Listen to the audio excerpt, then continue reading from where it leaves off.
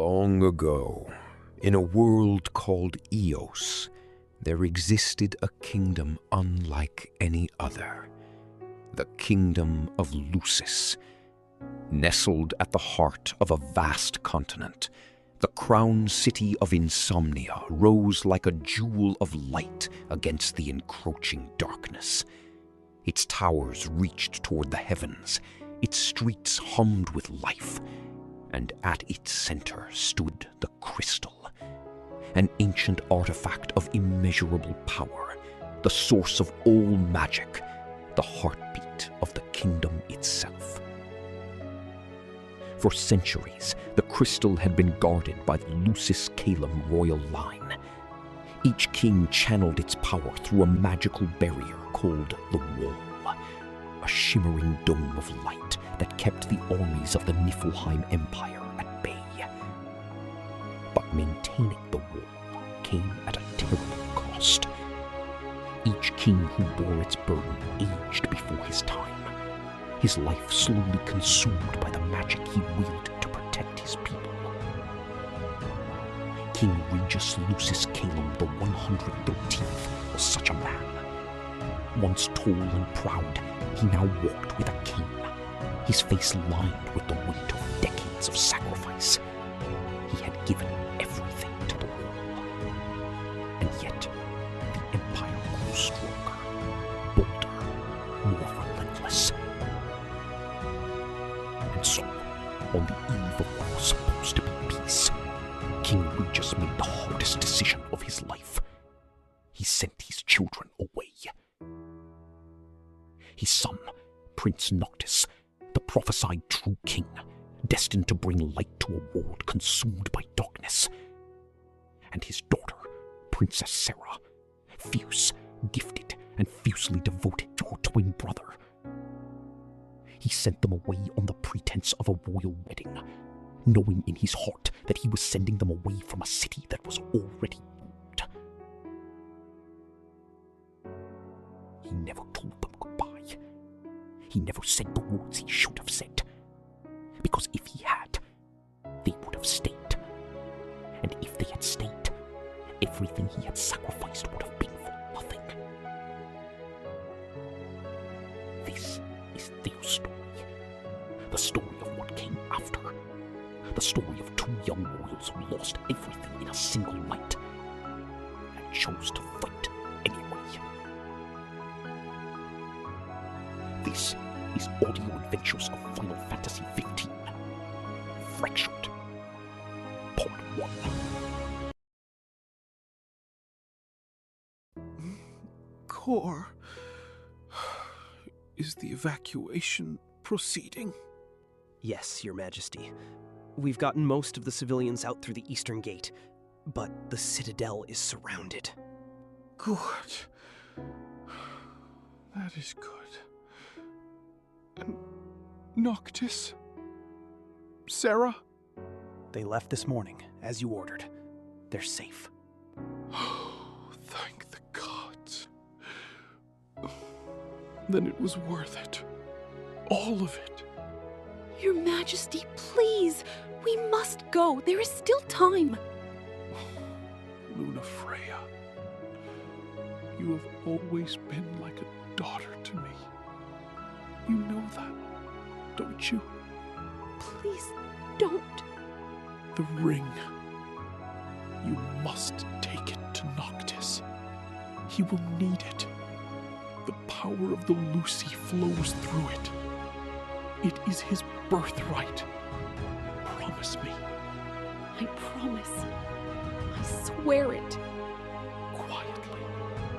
With love. Tell him that I am proud of him. That I have always been proud of him. And tell Sarah. Tell my daughter that her light was the brightest thing in my world. No, go! Both of you! His voice becomes commanding. Go! Your Majesty, that is an order, Cor. Get her out. Paul.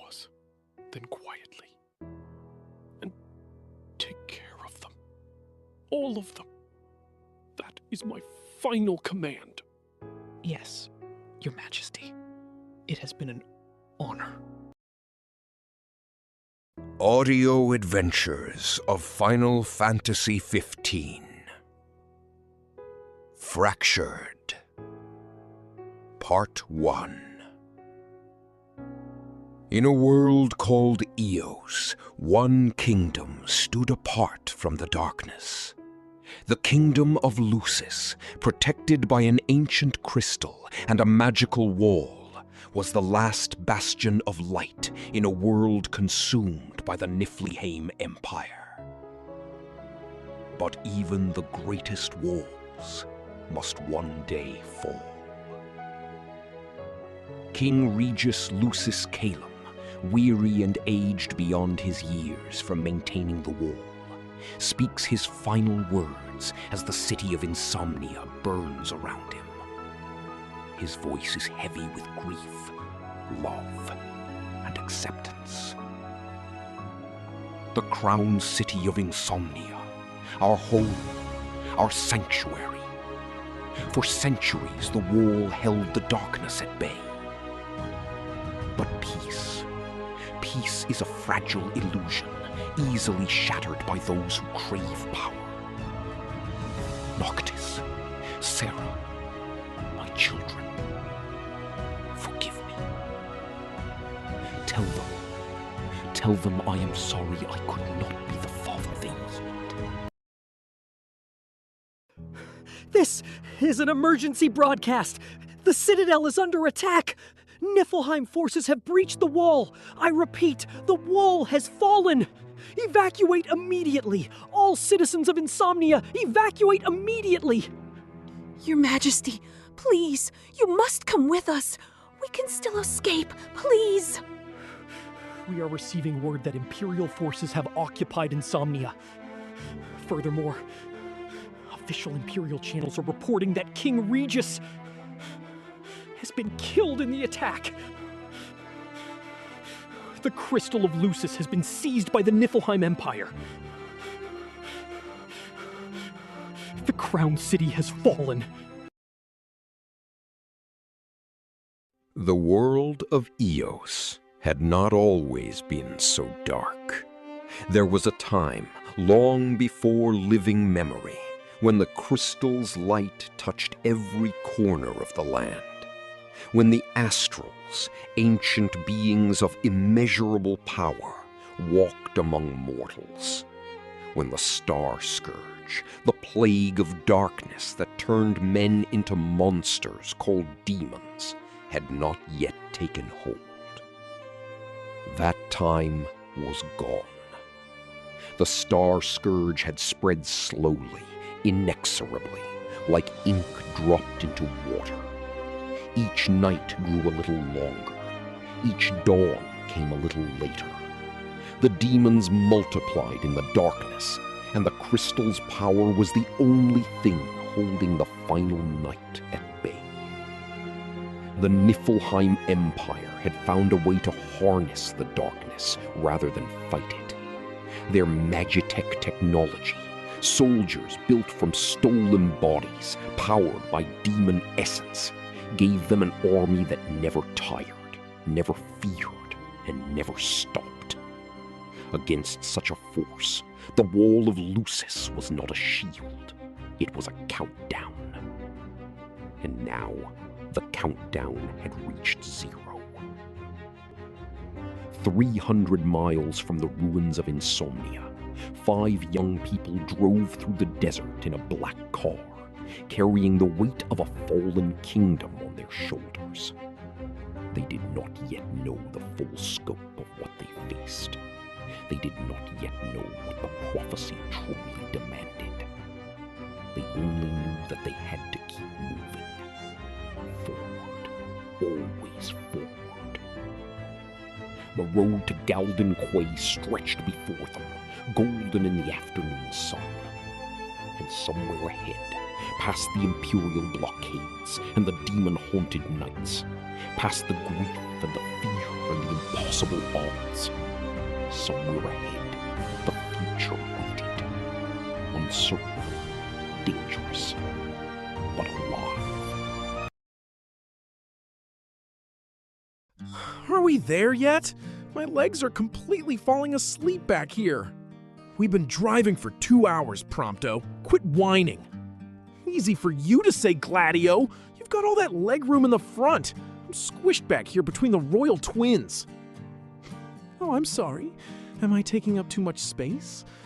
I could always use a little light magic to shrink you down a bit. Fit you right in the glove compartment. Haha, very funny, Sarah. Let's not resort to anything drastic just yet. Keep it down, will you? Some of us are trying to sleep. I suggest you wake up, Highness. We are approaching Hammerhead. The regalia is in need of maintenance before we continue to Galden Quay. Oh, fine. Wake me when we stop. Honestly, Noct, you'd sleep through an earthquake if Ignis didn't drag you out of bed. It's called conserving energy. You should try it sometime. Conserving energy for what? The wedding? You're supposed to be marrying the Oracle, not hibernating. I know. I'm ready. We know you are, but this isn't just about the wedding. It's about securing peace. Father is counting on us. It appears the engine is struggling with the desert heat. I shall pull over at the station ahead. Oh man! Solid ground! Finally! My legs! I can feel them again! Okay, I have a question. If you could be any kind of monster from the Lucian bestiary, what would you be? What kind of question is that? A good one? I'd be a behemoth. Huge, powerful, nobody messes with you. Ignis is also hunted by every capable hunter in the region and has an average lifespan of 12 years in the wild. Oh. What about you, Ignis? I would not wish to be a monster at all, Prompto. That's such an Ignis answer. Sarah? A carbuncle. Small, fast, and completely immune to magic. Very hard to catch. That's actually really smart. Noct? Adamantoise. Nothing can hurt it, and it just sleeps all day. Of course. What? It's a perfectly valid choice. It's the most Noctis choice possible. Gladio, you didn't answer. Iron Giant. Yeah, that tracks. We should reach Hammerhead within the hour. I suggest we use the time productively. Noctis, have you reviewed the itinerary for the wedding ceremony? Groaning. Ignis, we're on a road trip. Can we not? The ceremony is in 3 weeks. There are protocols to memorize, vows to prepare. Ignis, he knows the vows. He's been practicing them since he was 16. Sarah. What? It's true. I heard you reciting them in your room. Wait, really? Noct, that's adorable. I hate all of you. No, you don't. No, I don't. But I'm not admitting that out loud. Keep it down, will you? Some of us are trying to sleep. I suggest you wake up, Highness. We are approaching Hammerhead. The regalia is in need of maintenance before we continue to Galden Quay. Fine. Wake me when we stop. I shall review our route while we wait. The ferry schedule is quite strict, and we cannot afford to miss our departure window. Yeah, I know.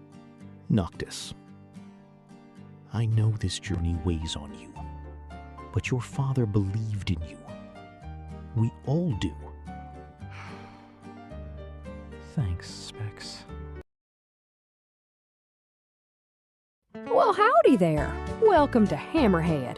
You folks look like you've been on the road a while. What can I do for you? Good afternoon. We require a full diagnostic on this vehicle, as well as an oil change and refueling. Well, I'll be. That's a genuine Lucian model, ain't it? The Regalia. Oh, she's a beauty. Pawpaw's gonna flip when he sees this. Hi!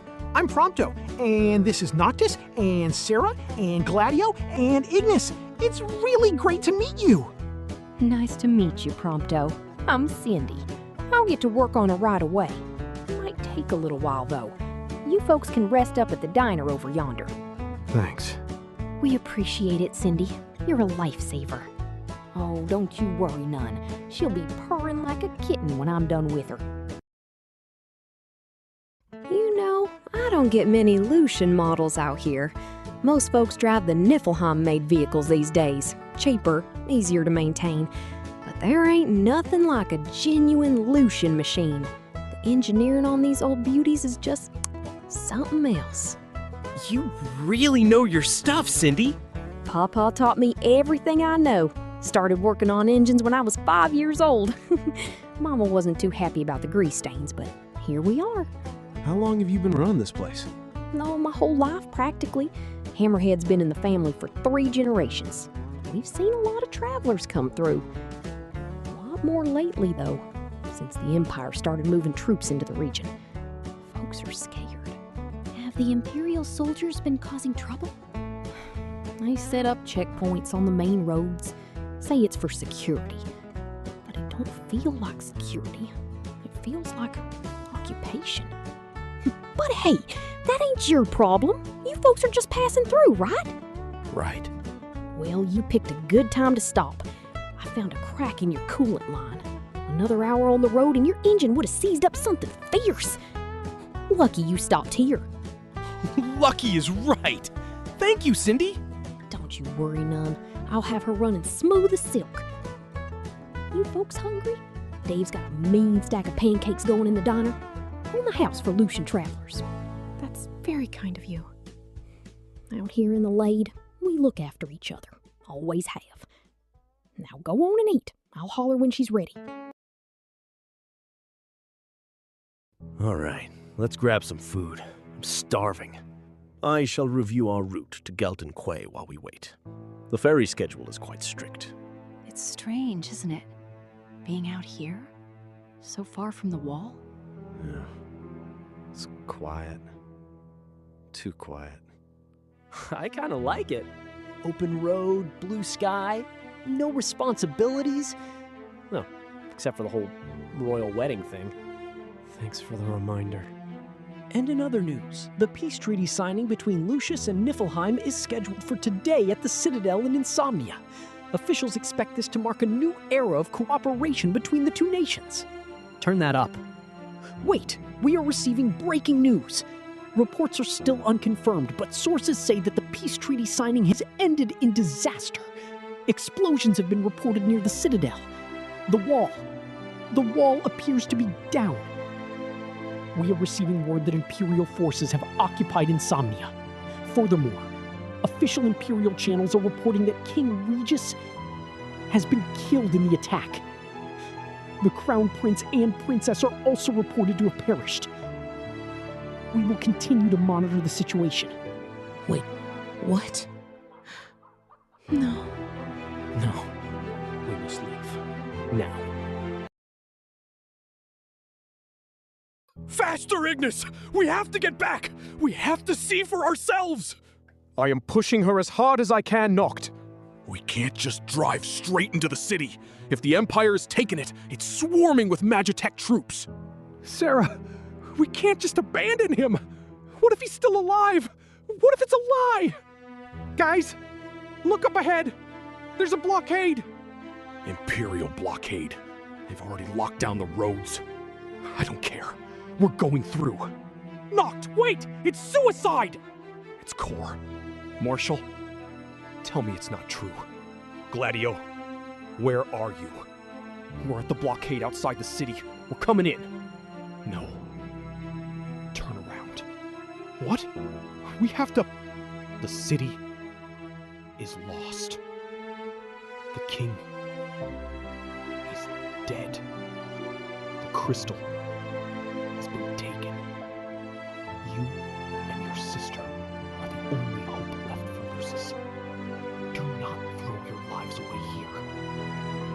Meet me at the Keekridge Trench.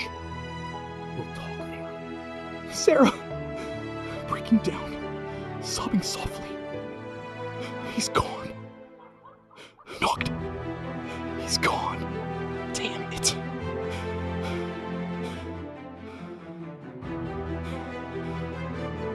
Damn it all.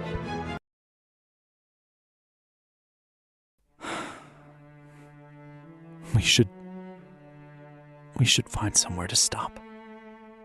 Away from the road. Agreed. There's a rest area 2 miles east. We'll regroup there.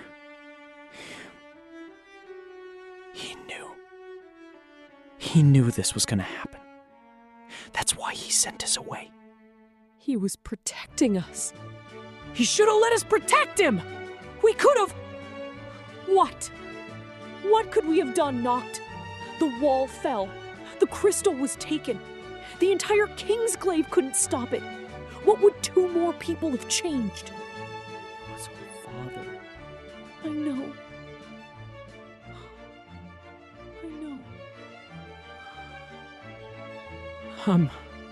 I'm really sorry, guys. About the king. He was always really kind to me. Even when I was just some kid from the city who somehow became Noct's best friend. He never made me feel like I didn't belong. He liked you, Prompto. He always said you were good for me. Yeah? Yeah. The king would not want us to stop here. He sent you both away for a reason. He believed in the prophecy. He believed in you, Noctis. In both of you. Ignis is right. Grief's a luxury we can't afford right now. We move, we find the tombs, we get stronger, and then we take back what was taken from us. Gladio's right. We don't stop. Not for anything. For him. For him.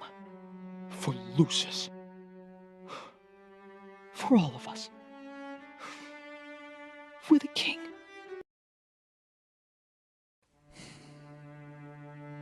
He knew this was gonna happen, and he still sent us away.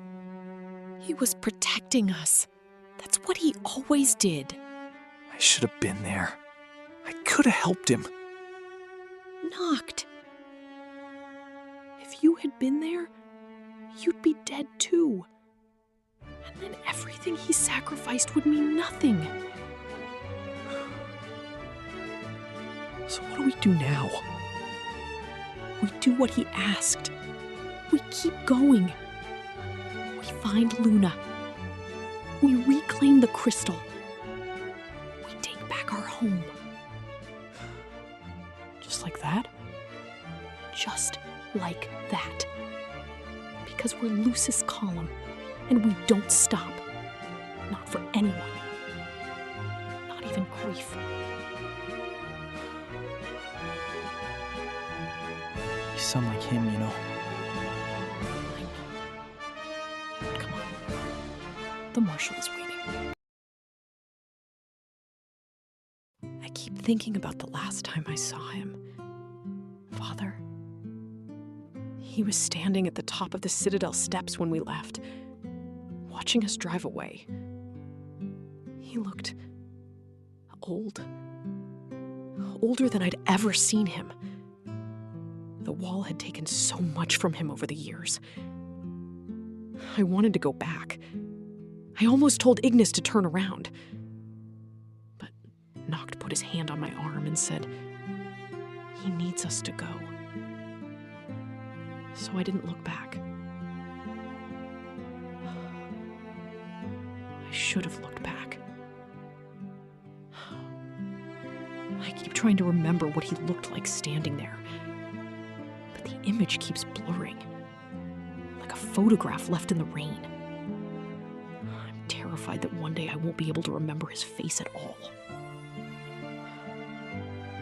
He used to call me his little light. Even when I was 15 and furious about some protocol or another, he'd put his hand on my head and say, Sarah, my little light. I hated it when I was young. I thought it was condescending. I would give anything to hear it one more time. But we don't get one more time. That's the thing about loss that nobody tells you. It's not the big moments that break you. It's the small ones. The ordinary moments you didn't know to treasure until they were gone. So I'm gonna do what he asked. I'm gonna protect Noct. I'm gonna help him become the king our father believed he could be. And somewhere along the way, maybe I'll figure out who I'm supposed to be in all of this. Because I'm not just the prince's sister. I'm not just a princess. I'm a Lucis Caelum. And we don't stop. Do you ever think about what it would have been like if we'd been born normal all the time? No crystal, no wall, no prophecy. Just 2 kids who could grow up without the weight of a kingdom on their shoulders. We'd probably be terrible at it, being normal. Probably. I used to be angry about it, when we were little. All those lessons, all those expectations, while other kids got to just play. I remember. You threw your history book at the tutor once? He deserved it. He was insufferable. Yeah, he was. Noct, whatever happens, I need you to promise me something.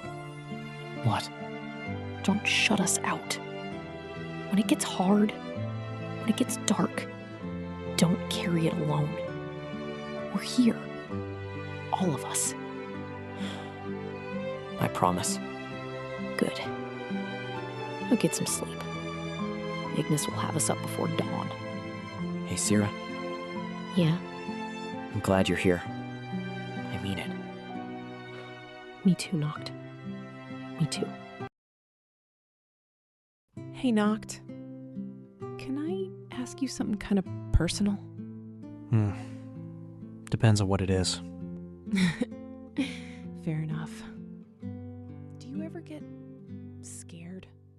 Like, really scared? All the time. Really? You never seem like it. That's kind of the point.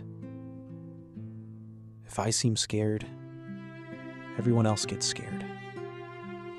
And then we're all scared together, and nobody's doing anything useful. That sounds really lonely. Yeah. Sometimes it is. You can tell me, right? Like, if you're scared or sad or whatever, you don't have to do the prince thing with me. We've known each other since we were kids. I know. I mean it. I know I'm not Gladio or Ignis. I'm not a shield or an advisor. I'm just me. But I'm here. Whatever you need. Pronto. You've always been exactly what I needed. You just don't know it. Don't say stuff like that. You're gonna make me cry. And Gladio will never let me live it down. Then don't cry. Too late. Thanks, Noct. Thanks for being my friend. My real friend. Not the prince's friend. Mine. Always, man. Always. Gladio, a word. What is it? I've been calculating our situation. The Empire has already deployed patrols in the Lyde region. They're not simply occupying Insomnia. They're spreading across all of Lucis, systematically. I noticed. What's your read? They're looking for Noctis, specifically. The radio broadcast claiming the Crown Prince was killed That was deliberate misinformation. They want the public to believe he's dead, but their troop movements suggest they know he isn't. Grimly. So we're being hunted. Precisely. Which means our timeline is compressed. Every day we spend on the road is another day the Empire has to close the net around us. What are you suggesting?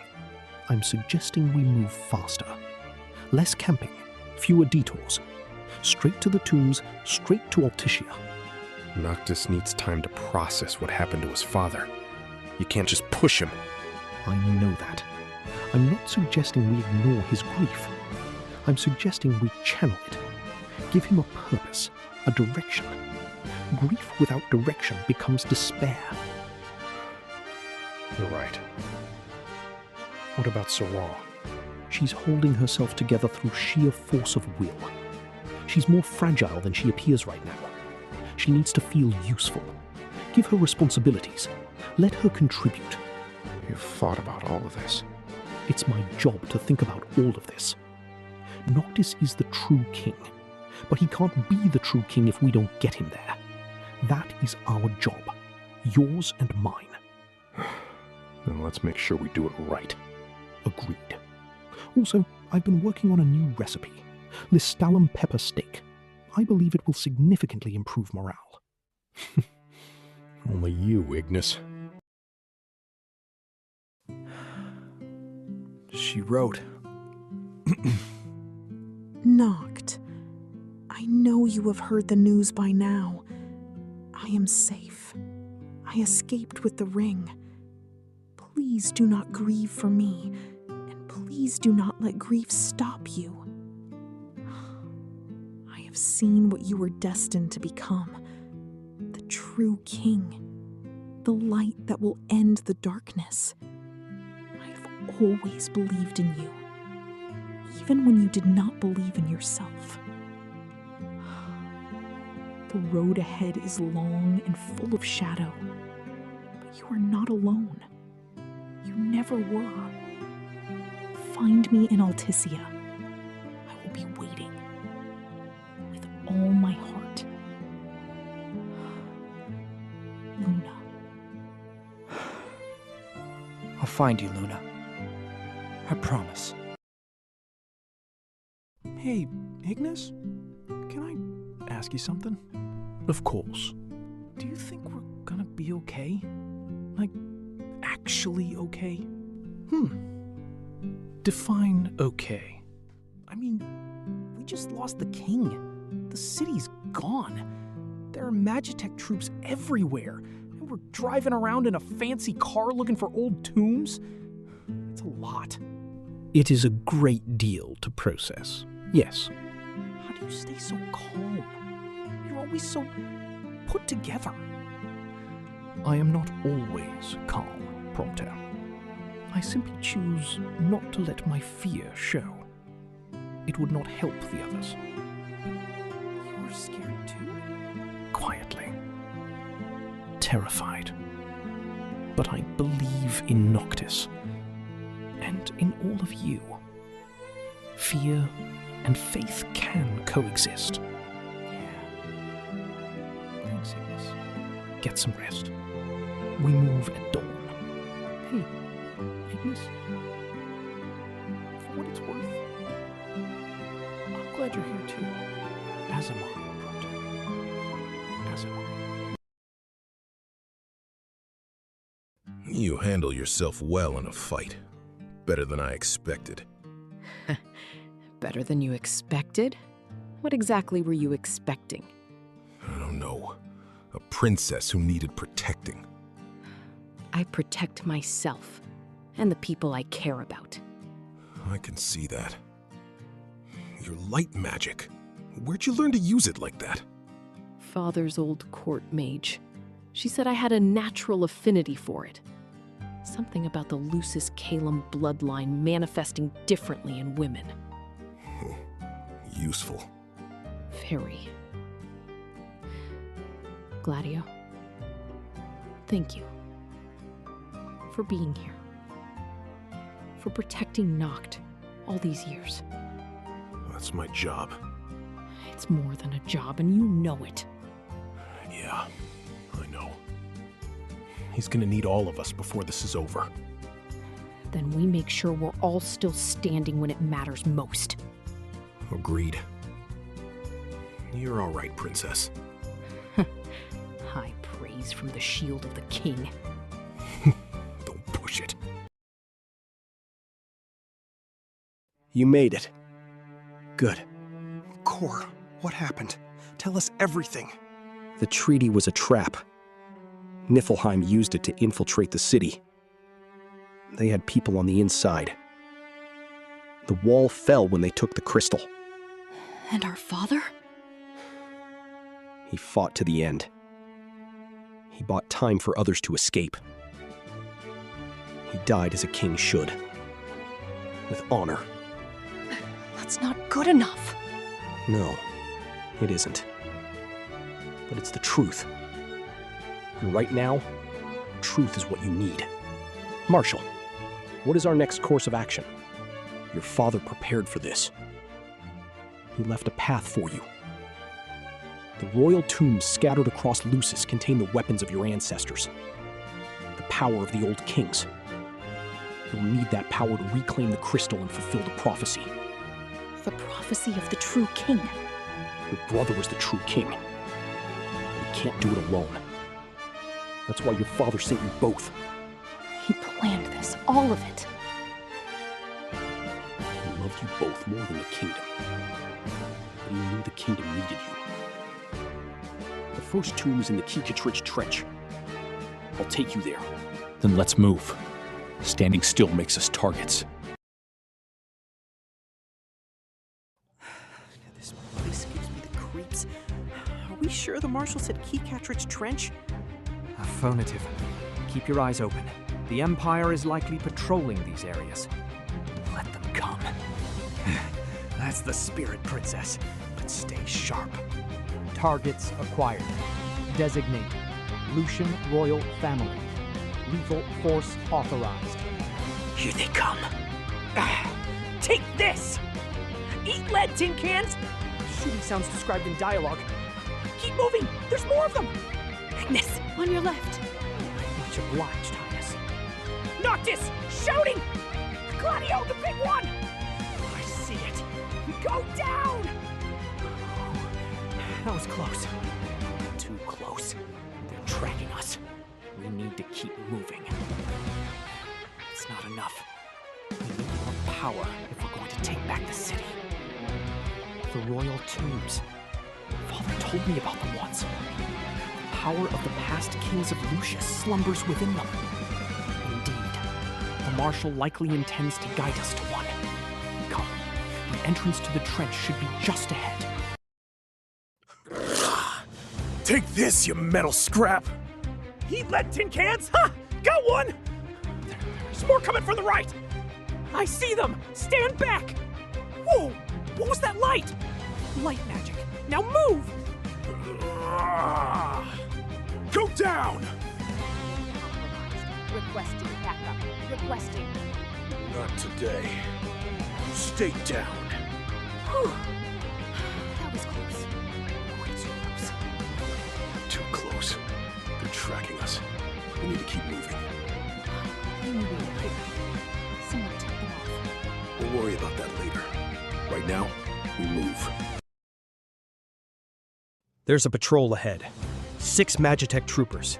Standard configuration. Noctis, I want you to see how you handle this. Your father told me you've been training. Show me it wasn't wasted. Got it. Ignis, you're on support. Gladio, left flank. Prompto, keep your distance and pick off any that break through. Sarah? I'll cover Noct.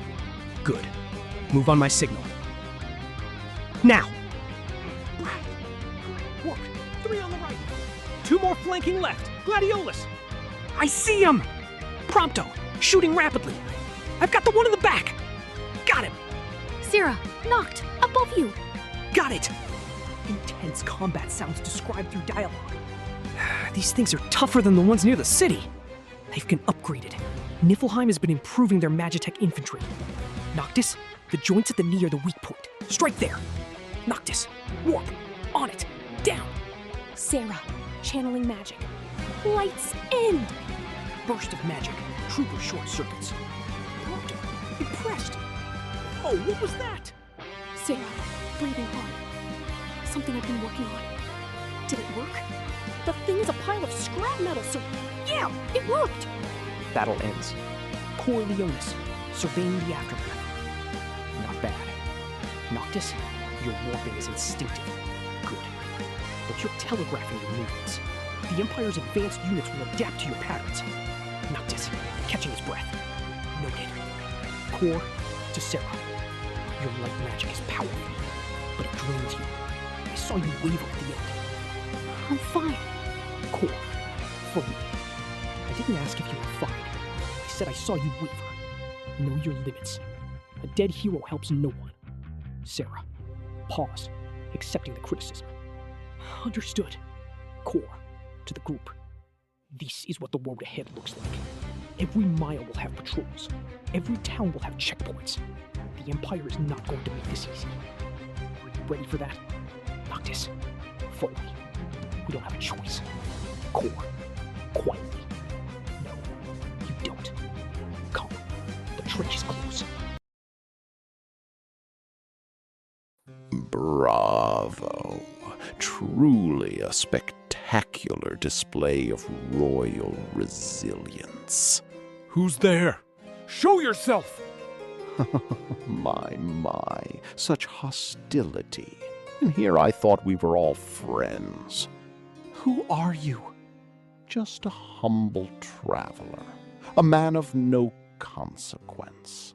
You may call me Arden. You wear the colors of the Empire. Astute observation, my bespectacled friend. But clothes do not make the man, do they? I come bearing a warning. We don't want your warnings, Imperial. Ah, the fiery Princess Sarah, so much like your father. It is a pity he had to die so violently. Say another word about him, and I'll end you right here. Completely unfazed, almost amused. Temper, your highness. If you strike me down, you'll never find what you're looking for. The tomb you seek is empty. The Empire has already plundered it. He's lying. Am I? Go and see for yourselves. But be warned, the shadows in this trench are deeper than they appear. Much deeper. Whoa! Where did he go? Magic. But not like any I have seen before. I don't like this, Noct. He was playing with us. Every word was calculated. We keep going. We have to know if he was telling the truth. You know, I have been watching your family for a very long time, Noctis. A very, very long time. What do you want? What do I want? What a delightfully simple question. I want many things. I want the world to be set right. I want old debts to be paid. I want to see the look on your face when you finally understand what you truly are.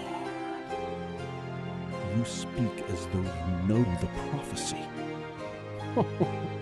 Amused. Know it? My dear advisor, I was there when it was written. Or rather, I was the reason it was written.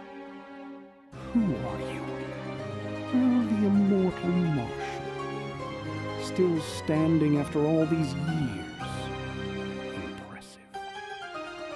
I am no one of consequence, as I said. Merely a traveler. A man who has seen too much and forgotten too little. You're lying. Everything you say is a performance. What do you actually want from us?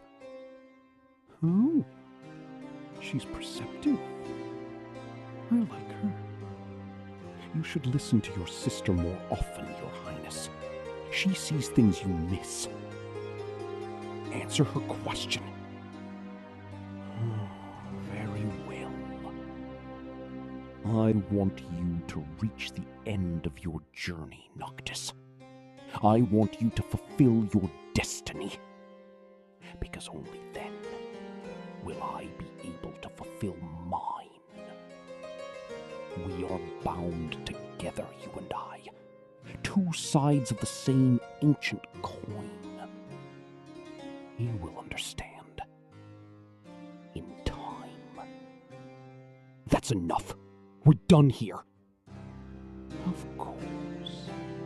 Oh, one more thing. His voice drops, becomes genuinely cold for just a moment. The crystal remembers everything, Noctis. Every king who came before you. Every sacrifice. Every lie. Ask it when you find it. Will it truly cost your ancestors to keep the darkness at bay? The answer might surprise you. He vanishes.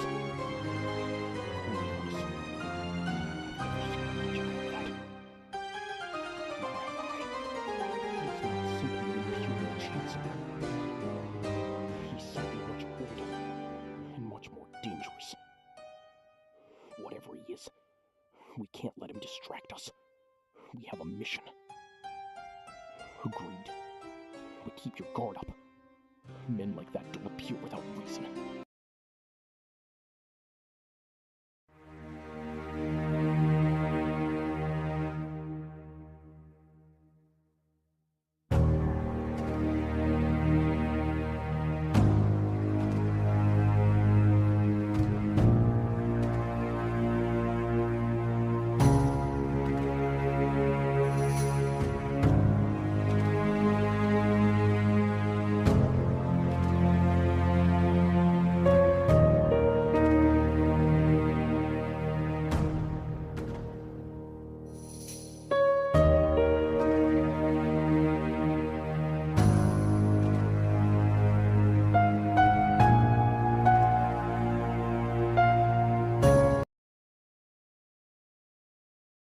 There!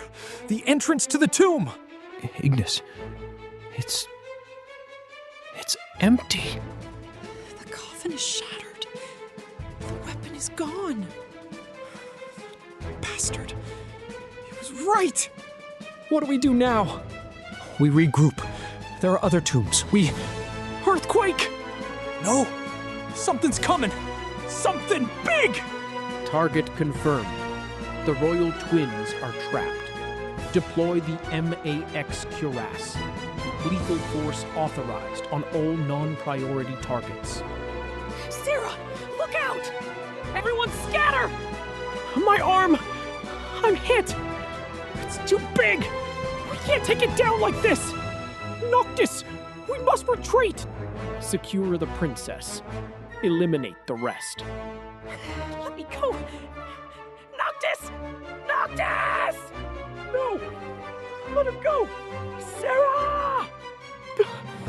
Sarah! And so, the true game begins. How delightful. To be continued in audio adventures of Final Fantasy XV. Fractured, Part 2. It's too big! We can't take it down like this! Everyone fall back! Prompto! Stay with me! Get behind that rock! Groaning in pain! I'm okay! I'm okay! Come on! Is that all you've got? Resistance futile. Deploying secondary units. Secure the princess. Eliminate the rest. Too many of them! Gladio! They've got Sarah! Knocked! Knocked! They're taking her!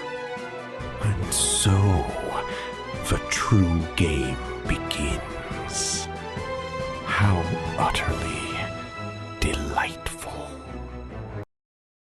The tomb has been desecrated. The weapon is gone. Arden was right.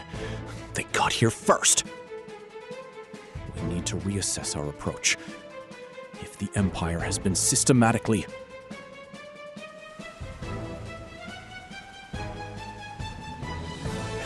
Ambush! Defensive positions, now! What is that? What is that? Royal targets confirmed. Deploying MAX Quiris. Authorization, Chancellor Izunia. Lethal force on all non-priority targets. Secure the princess alive. They knew we were coming. This was a trap! Everyone, move! Get to the walls! It's too big! Our weapons can't pierce that armor! Aim for the joints. The exhaust port's on the back. Urgent. Noctis, warp to the upper level. Straight from above. On it.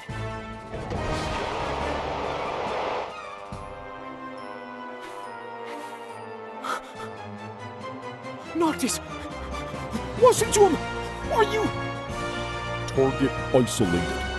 Secure the princess. Sira! Hold on! I won't... Take that! Suppression unit deployed.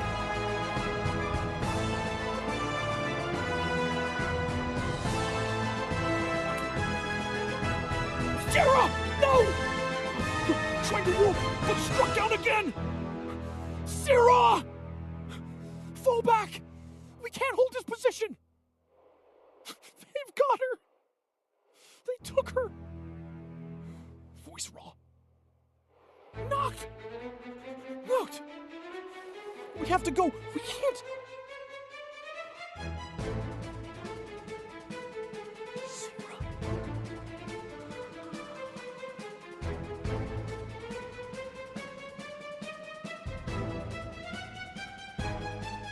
And so,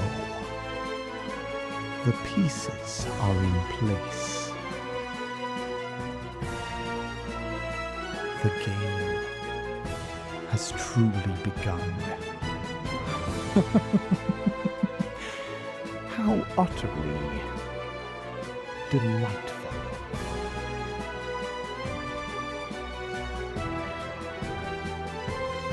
The kingdom of Lucius has fallen. The crystal has been stolen. And now, the princess has been taken. Prince Noctis Lucius Kylum, the prophesied true king, lies broken in the ruins of an empty tomb. His sister is gone. His father is dead. His home is ash. But the story... Audio Adventures of Final Fantasy XV. Fractured. Part 2 is coming.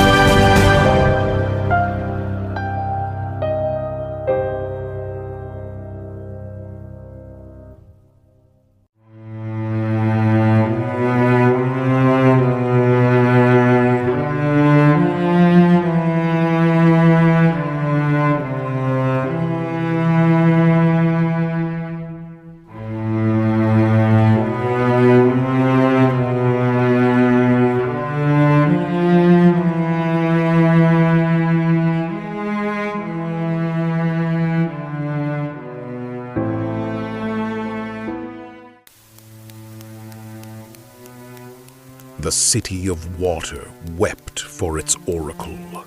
Altisia, once a jewel of Eos, now lies fractured beneath the fury of the Leviathan. Lunafreya Nox Floret is gone, her life stolen by the Chancellor of Niflheim, Arden Izunia. The ring of the Lucii now rests in the hands of Crown Prince Noctis. Beside him sits his twin sister, Seraphina, her heart heavy with the weight of their shattered world. The journey to reclaim their throne and end the Empire's tyrannical domination continues. But the path ahead is darker than the endless night that threatens to consume them all. The world of Eos had known darkness before. In ages past, the Star Scourge had crept across the land like a slow tide of shadow, turning men into demons and stealing the light from the sky. The Six, the Astrals, had watched from their celestial thrones as civilizations rose and fell. Titan, the Archaean, had held the earth steady. Rommel, the Fulgurian, had called down lightning to cleanse the tainted. Shiva, the Glacian, had breathed ice across the corrupted lands. And Leviathan, the Hydraean, had swallowed whole cities beneath the sea when the Star Scourge grew too bold. But none of it had been enough. The darkness always returned. And now, with Insomnia fallen, with the Oracle silenced, and with the crystal in the hands of the Empire, the darkness was rising faster than ever before. The nights grew longer, the demons grew bolder, and somewhere in the shadows of the Niflheim capital, an immortal man who had waited 2,000 years for his revenge was watching the pieces fall into place. The question was no longer whether the world would fall. The question was whether anyone would be left to save it.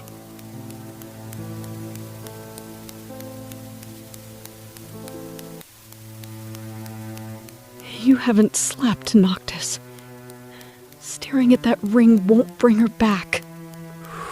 I know. But I can't close my eyes, Sarah. Every time I do, I see him. I see Arden's blade. I see her falling. Your Highnesses, the train is approaching the Cartanica station. We should prepare to disembark. Ignis, you shouldn't be up. Your eyes. My sight may be gone, Noct, but my duty remains. We have a long road ahead if we are to reach the royal tomb in the Gorovus Rift. Iggy's right. Sitting here mourning isn't gonna win back Insomnia. Niflheim is tightening its grip. We need to move. Give him a moment, Gladio. We just lost Luna. We just lost everything. Again. And we'll lose a lot more if we don't act. The Empire isn't waiting for us to finish grieving. Hey guys, come on. We're all exhausted. Let's just focus on the next step, right? Get off the train, find the tomb, get the royal arm. One step at a time. Prompto's right. We move forward. For Luna. For my father. And to make Arden pay.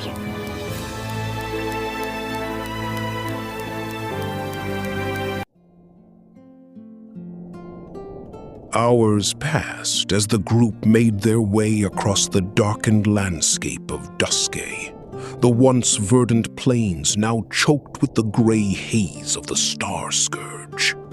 The Regalia was gone, lost in the chaos of their flight from Altisia. They traveled on foot, moving from shadow to shadow, avoiding Imperial patrols and the demons that prowled the eternal twilight. Ignis walked with his cane, his sightless eyes turned toward sounds that the others could not hear. The distant rumble of Magitech engines, the soft scrape of demon claws on stone. He had lost his sight saving Noctis and Altisia, and he had never once complained. Gladiolus walked at the rear, his massive sword across his back, his eyes scanning every shadow with the practiced vigilance of a man who had been trained since birth to die for his king. Prompto moved beside Noctis, his camera slung over his shoulder, though he had not taken a single photograph since Luna's death. And Serafina walked beside her brother, her hand occasionally brushing his arm, a silent reminder that she was there, that he was not alone. They did not speak of Luna, not yet. Some grief was too large for words, but they carried her with them, in the weight of their steps, and the set of their jaws, and the fire that burned in their eyes when they looked toward the north, and the empire that had taken everything from them. Shapley, you should eat something, Noctis. Ignis made rice balls. No, not hungry.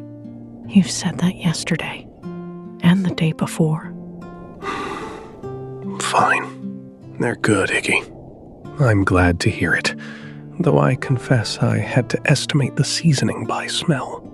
They're amazing, Iggy. Seriously, how do you do that? Practice, and a great deal of stubbornness. That's Ignis in a nutshell. Serafina, do you remember what Dad used to say when things got really bad? A king does not weep for what he cannot change. He acts for what he can. He said it to me too, the night before we left Insomnia. Like he knew. He did know. He knew everything. He just couldn't tell us. Softly, I keep thinking about what we could have done differently. If we'd been faster. If we'd found Luna sooner. Firmly, but gently. Don't. That road leads nowhere. Luna made her choice. She gave me the ring. She gave us a chance. We honor that by using it. She was incredible. I only talked to her for a little while, but she wasn't something else. She was. And she'd be pretty annoyed if she saw us sitting here moping instead of moving. She really would. All right. We rest for 2 more hours.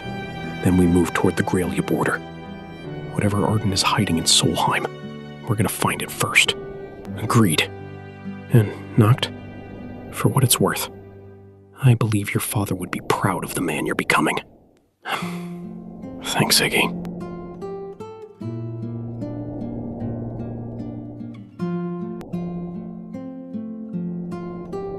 Prompto, you're not sleeping either.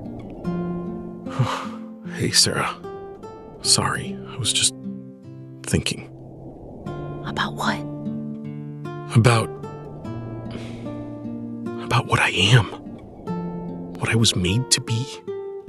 You mean your origins? Niflheim. You know? Noctis told me. He tells me everything.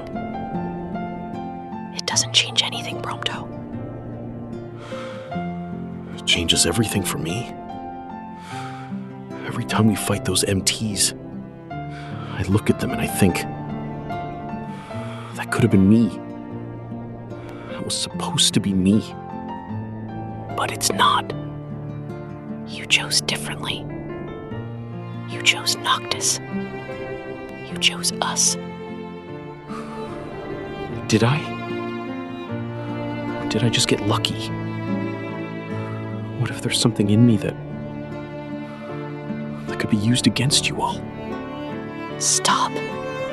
Listen to me. I've studied the Niflheim Magitech program. The MT soldiers are empty. No soul, no will. You have both. Whatever they put in you, it didn't take. Because you're Prompto. You're annoying and you take too many photos and you make terrible jokes at the worst possible moments. And you are one of the bravest people I have ever met. That might be the nicest thing anyone's ever said to me. let it go to your head. Too late. Thanks, Sarah. Really. Get some sleep. We need you sharp tomorrow. Yeah, okay. Hey, Sarah. For what it's worth, I'm really glad Noctis has you. We all are.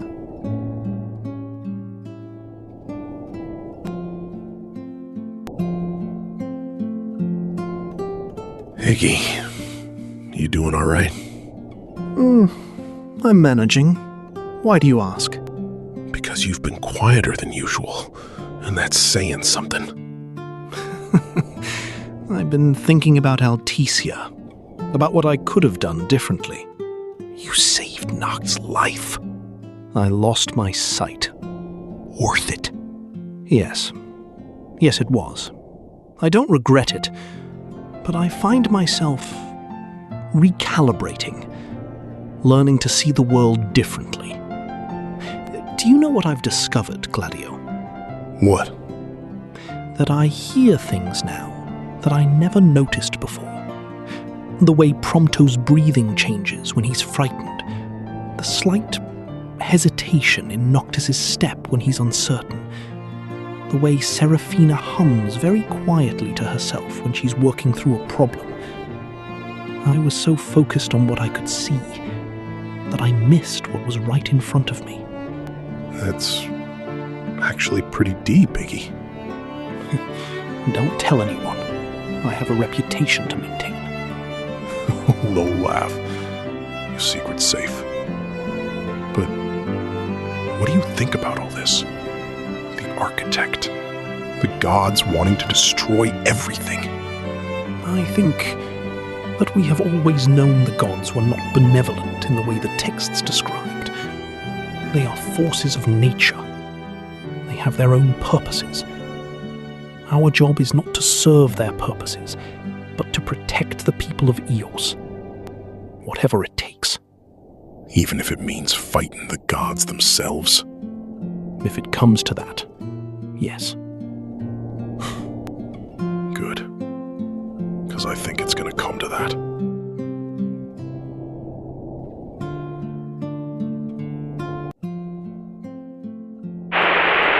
The air feels heavy here. The Star Scourge is spreading faster. The nights are getting longer. Indeed. The demons will be more numerous. We must remain vigilant. Man, this place gives me the creeps. It's like a ghost town. Keep your weapon ready, Prompto. This is Imperial territory. Testing. Is this thing on? Hello, princelings and princess. Aranea? How did you get this frequency? Trade secret, kid. Listen, you need to change your route. The Empire knows you're heading for the Gorovos Rift. They've set up a blockade. Heavy Magitech armor. Why are you helping us? You're a Niflheim mercenary. Let's just say I'm not a fan of what the Chancellor's doing lately. The man is unhinged. And Verstale? The old man is cooking up something nasty in a hidden facility near the Grelea border. Something worse than standard MTs. Worse than Magitech troopers? What is it? I don't know the details, but I intercepted some chatter about Project Chimera. Demons merged with MT tech. It's sick. If you want to stop Niflheim, you might want to look into that facility before they deploy those things. A valid strategic target. However, our primary objective must be the Royal Arms. No, Ignis. If Arden gets his hands on an army of demon hybrids, the Royal Arms won't be enough. We need to cut off his supply. I agree with Sarah. We hit the facility, disrupt their operations, then go for the tomb. All right. Aranea, send us the coordinates. We're going hunting.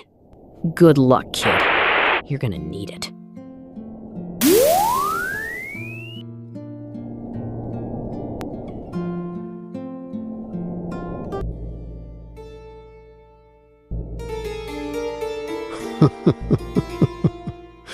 The sweet sound of desperation.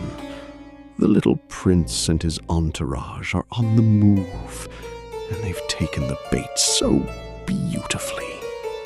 Chancellor Izunia, Project Chimera is ready for field testing.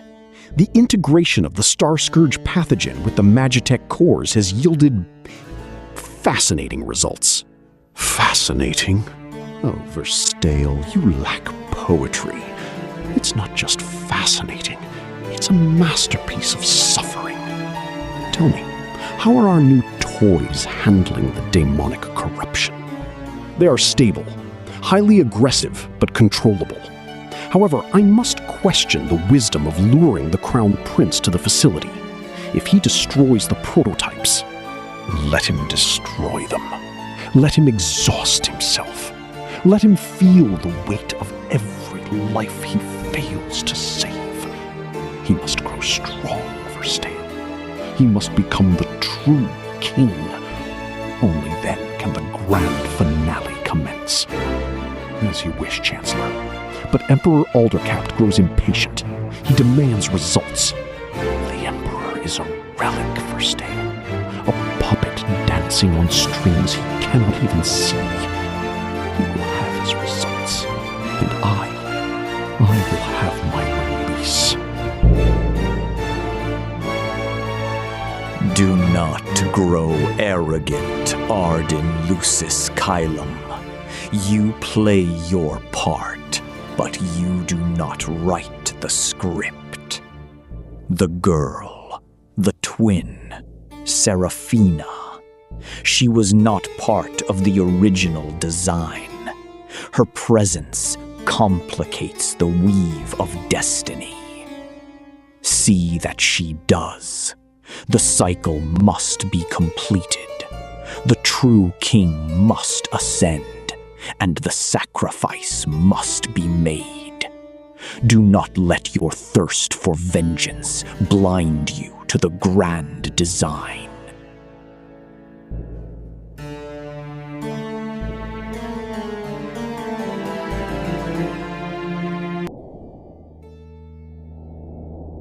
The Graelia border was a wasteland. The Niflheim Empire had stripped the land bare in its relentless expansion. Forests felled, rivers diverted, the earth itself scarred by the passage of Magitech machinery. Imperial watchtowers dotted the horizon, their searchlights cutting pale beams through the perpetual twilight. Demons prowled the shadows between the towers, kept at bay by the Empire's Magitech barriers. Barriers that were, Seraphina noted grimly, beginning to fail. The Star Scourge was spreading even here, even in the heart of the Empire that had helped unleash it. The hidden facility was exactly where Arania had said it would be.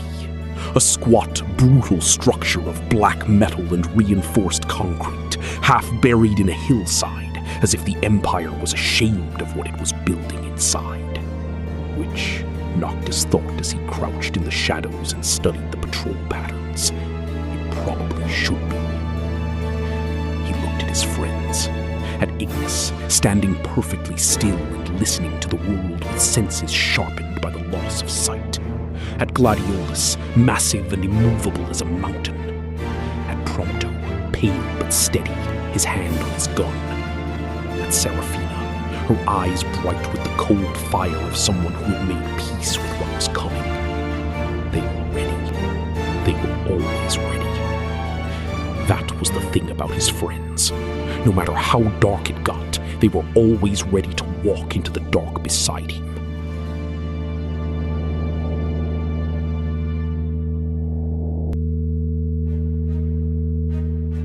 There it is, at the facility. It's heavily guarded. I can hear the patrol patterns. 2 MT squads at the main entrance. A Magitech armor unit patrolling the perimeter. We take out the armor first.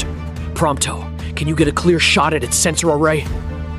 Yeah, I got this. Just give me the word. On my mark. Ready? Mark! Take them down! Clear! Good shot, Prompto. Nice magic, Sarah. Thanks. Let's get inside before they send reinforcements. By the 6. What is this place? ozone, rotting flesh, the Star Scourge. Guys, look at these vats! Those aren't just MTs. Ranio was right. They're merging demons with Magitech armor. We need to destroy this place. All of it. Set charges on the main power core. Verstale. Come out and face us. I think not. I am far too valuable to the Empire to risk my life in a petty skirmish. But I cannot let you leave. You see, the Chimera project requires a field test. And who better to test them against than the Crown Prince himself? They're breaking out! Defensive positions! Protect Iggy! There's too many of them! They're too fast! My bullets are barely denting their armor! We need to hit their cores. Ignis, where are their power sources? Listen for the hum! The Magitech cores resonate at a specific frequency. Aim for the center of their chests! Easier said than done. Gladio! Get away from him!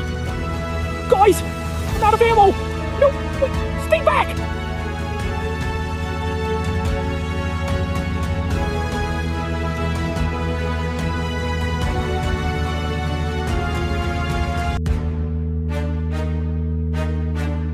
There's too many of them! Fall back to the corridor! Got 3 on me! Prompto, flank left! I'm trying! They're not going down! What are these things? Daemon cores fused with Magitech plating. We need to hit the junction points, the seams between the organic and mechanical components. Ignis is correct. The structural weakness will be at the integration points. Listen for the change in pitch when the Magitech core cycles. Got one! Sarah, your left! I see it! Adapting. They're learning our attack patterns. That's not possible! They're machines! They're not just machines anymore!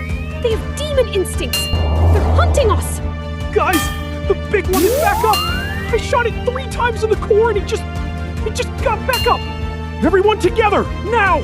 Ignis, stay in the center! I'm quite capable of defending myself, Noct, though I appreciate the sentiment. Come on then! Is that all you've got? Noctis, the ceiling! The structural supports! We'll bring them down in the main group! We'll be buried too! Not if you warp us out first! Noctis, trust me! Then shouting. Everyone grab onto Sarah, now! What? What's happening? I got the coordinates. Noctis, on my mark! Ready! Mark! Ready. Mark! Armature! That actually worked. Remarkably effective. Perhaps next time we'll slightly longer. Noctis, how did you know that would work? I didn't. It seemed like the best option. You two are gonna be the death of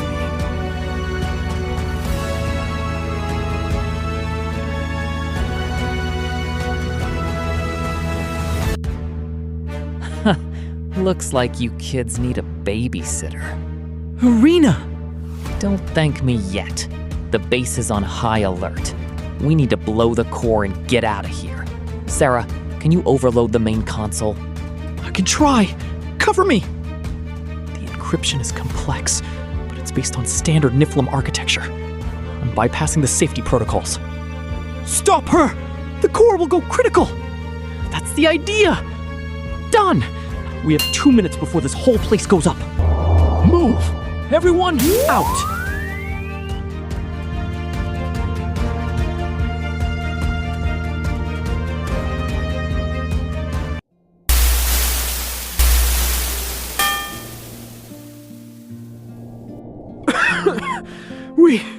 We made it. Barely. That buys us some time, but Verstal has other labs. Thank you, Aurania. Don't mention it. Literally. If the Empire finds out I helped you, I'm dead. I've got my own leads to follow. Watch your backs. Before I overloaded the console, I downloaded some encrypted files. It mentions a location. Solheim. Solheim? The ancient civilization that fell millennia ago? Yes. The files suggest Arden is searching for something there. Something related to the Star Scourge. Then that's where we go next.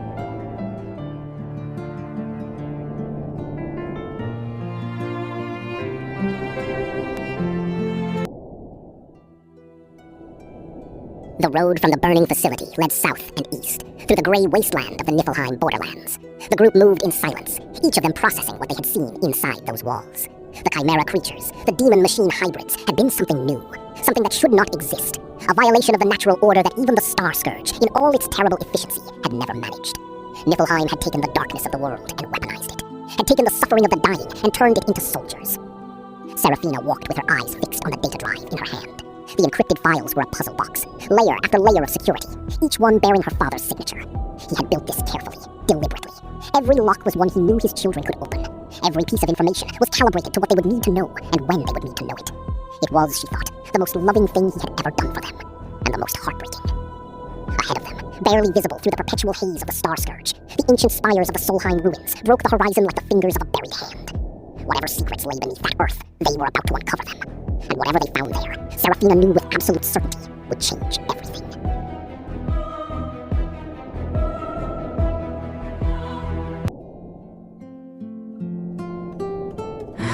The data drive.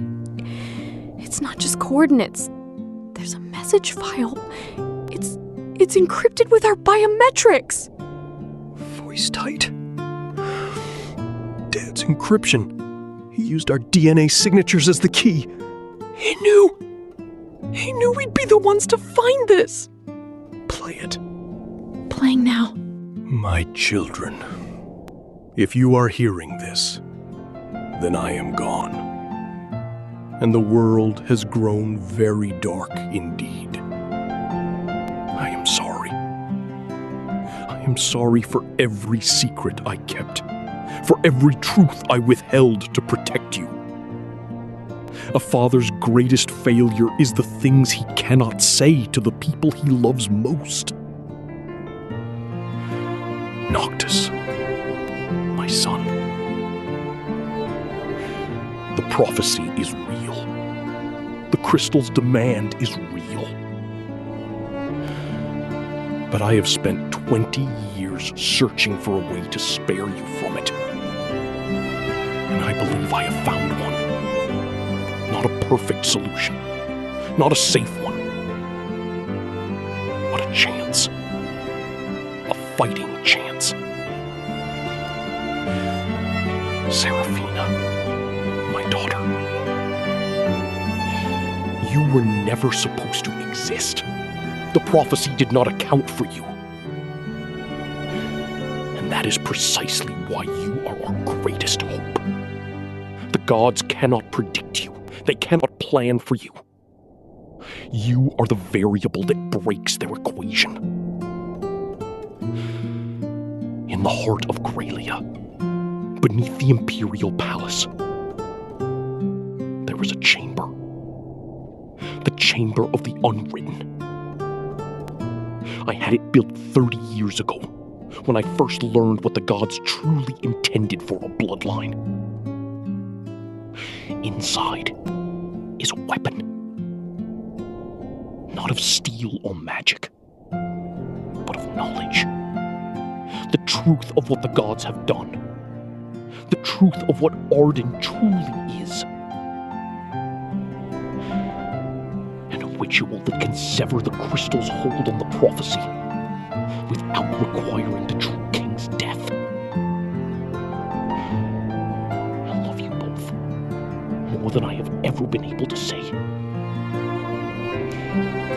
Be brave, be kind, and take care of each other.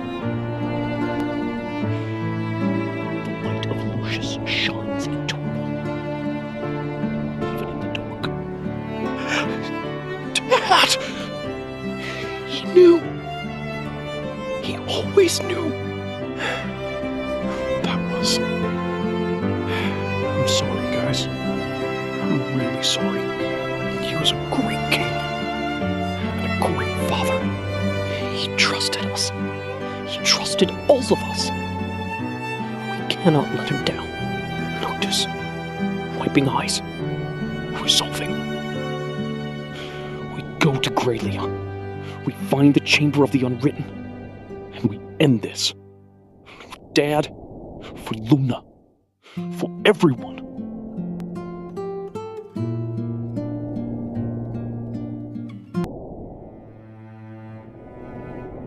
King Regis had always been a man of few words and many plans. In his 20 years on the throne of Insomnia, he had faced the Niflheim Empire's slow encroachment with the patience of a man who knew that the final battle was not yet upon him. He had built walls, not just the magical wall that protected the city, but walls of secrecy, of misdirection, of carefully laid contingencies. He had known about the architect. He had known about the god's true plan, and he had spent 30 years building a way out, not for himself, but for his children. Noctis stood in the darkness outside the ruins of Solheim and looked up at the sky. The stars were dimmer than they had been a year ago. The Star Scourge was accelerating. The knights were winning. But for the first time since Insomnia had fallen, he felt something that he had almost forgotten the name of. He felt hope. Not the desperate, clinging hope of a man with no options. The fierce, clear-eyed hope of a man who had just been handed a weapon and a purpose. The road to Grallia would be the most dangerous journey any of them had ever attempted. The imperial capital was a fortress. The Emperor's palace was a maze of traps and soldiers and Magitech horrors. And somewhere in its depths, the architect was waiting. But King Regis had believed they could do it. And that, Noctis decided, was enough.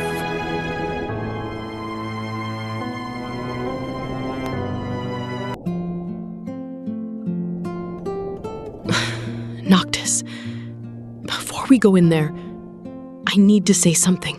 Sarah, we don't have time. Make time, please. Okay. What is it? I know what the prophecy says. I know what Bahamut wants. I know that the true king is supposed to sacrifice himself to purge the Star Scourge. Sarah. I'm not going to let that happen. It's not your choice to make. Yes, it is. You're my brother, my twin. We came into this world together, and I am not going to let you leave it alone. Do you remember when we were kids? After Mom died, you used to have nightmares. And you'd come to my room, and we'd sit by the window and watch the crystal light up the city. I remember. You told me you were scared of the dark. And I told you that as long as we were together, there was no such thing as darkness. I meant it then. I mean it now. The world needs saving, Sarah. If the only way to do that is... Then we find another way. Dad left us a weapon. Something that doesn't require you to die. We find it, we use it, and we both come home. You always were the stubborn one. You say that like it's a bad thing. It's the best thing. Okay. We find another way. Together. Together.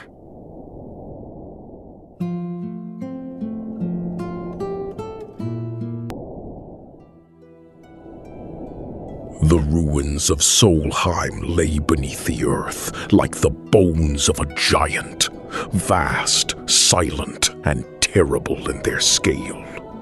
The ancient civilization had been the most advanced in the history of Eos, its people wielding technologies that even the Niflheim Empire could only dream of replicating.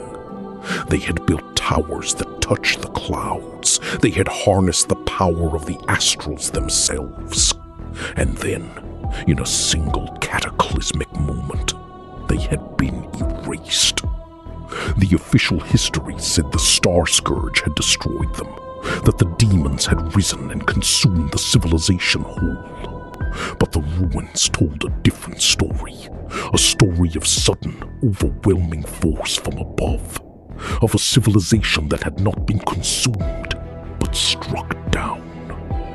Seraphina moved carefully through the ancient corridors, her light casting long shadows across walls covered in carvings she could not fully read. But some of the symbols she recognized from her studies of the Oracle's texts, from the ancient language of the Lucy.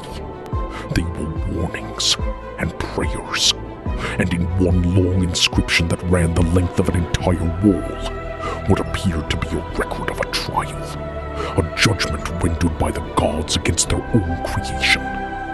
She photographed everything she could. They would need to understand what had happened here, because whatever had destroyed Solheim was still out there, and it was watching them.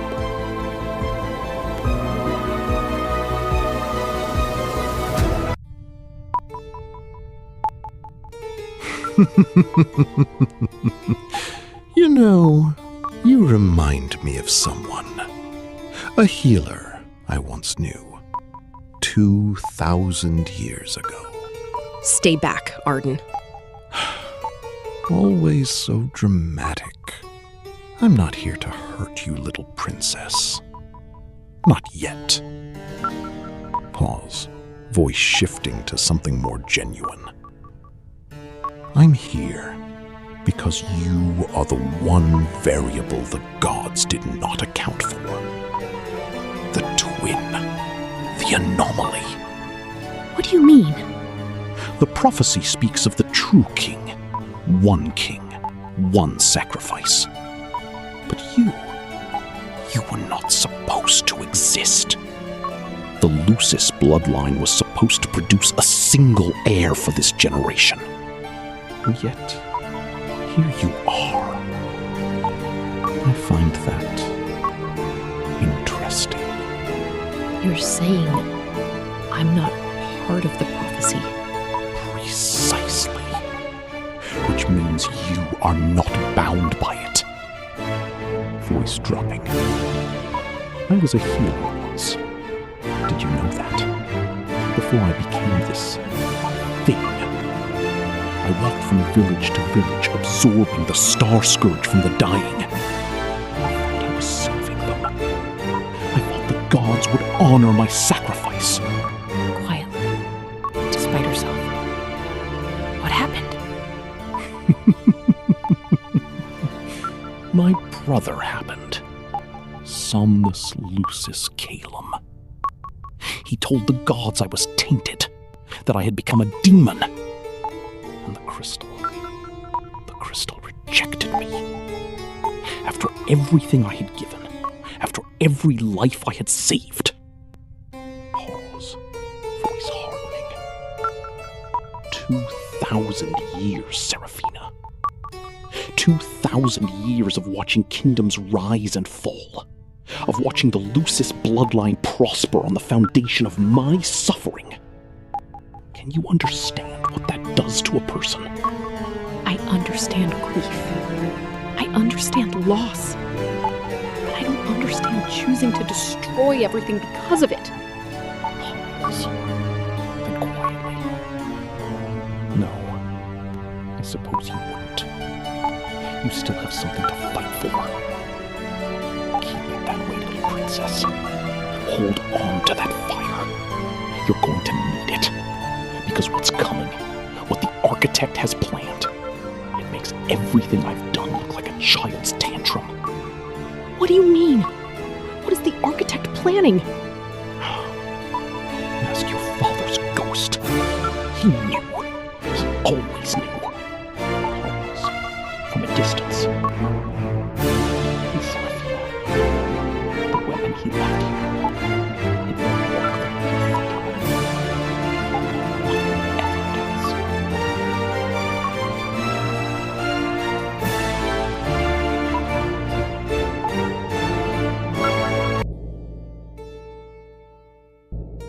2,000 years. 2,000 years I have walked this world, and still they do not understand. They look at me and they see a monster, a villain, the accursed. They do not see the healer who walked from village to village, taking the darkness into his own body so that others might live.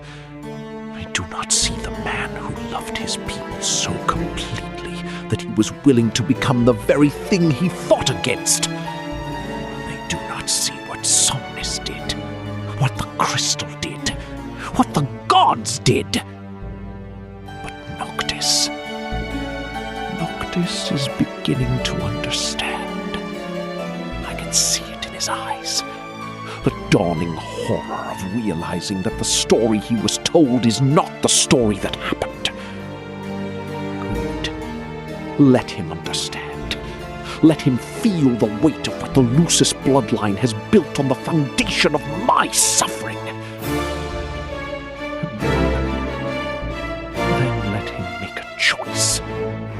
The choice I never had. I wonder sometimes if things are different. If Somnus had been different. If the crystal had chosen me as it should have. It didn't. And so here we are, at the end of all things. And I will have my answer, one way or another.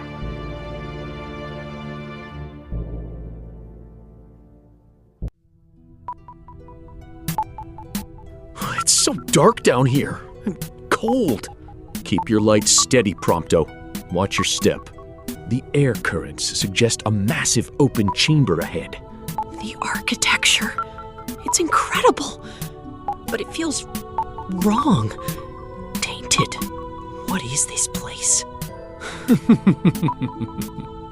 Welcome, Your Highness. Welcome to the graveyard of the gods' mistakes. Arden! Always so hostile. Can we not have a civilized conversation in the ruins of a dead empire? There is nothing civilized about you, Chancellor. Ah, the fiery twin. Seraphina. The anomaly. You know, you remind me of someone. Someone from a very, very long time ago. What do you want, Arden? Why are you here? To show you the truth, Noctis. To show you the legacy you are so desperate to protect. Look around you. Solheim didn't just fall. It was destroyed by the Astrals. Blasphemy! The Six protect Eos! Protect. They manage. They prune. When Solheim grew too advanced, too arrogant, the gods struck them down. And when the Star Scourge appeared, they demanded a sacrifice. My ancestors fought the Star Scourge! Your ancestors stole the throne! Somnus Lucis Caelum betrayed his own blood! I healed the people! I took the darkness into myself! And for my sacrifice I was cast out, demonized, erased from history! You are Arden Lucis Caelum? Regain composure, with a dark smile. Very good, little princess.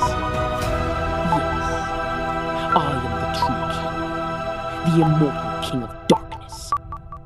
And I have waited 2,000 years for this moment. To kill me? To break you. To force you to accept the crystal's power. To become the true king, so that when I destroy you, I destroy the bloodline, the crystal, and the god's grand design all at once. We won't let that happen.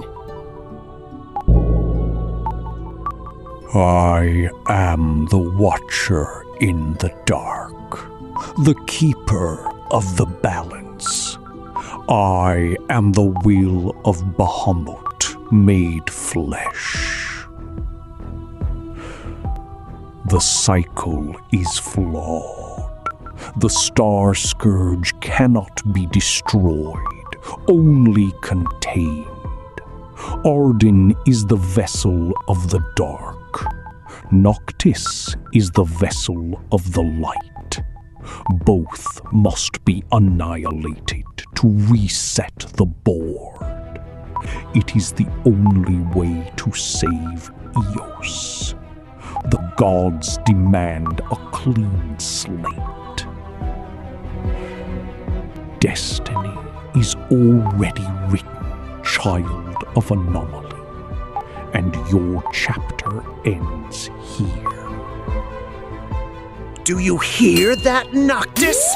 Your precious gods want you dead just as much as I do! We are nothing but pawns in their cosmic game! No! We make our own destiny! You want to kill us both? We won't be your sacrifices! The roof is caving in! We must retreat! Run, little prince! Run and grow strong! I'm waiting in the dark!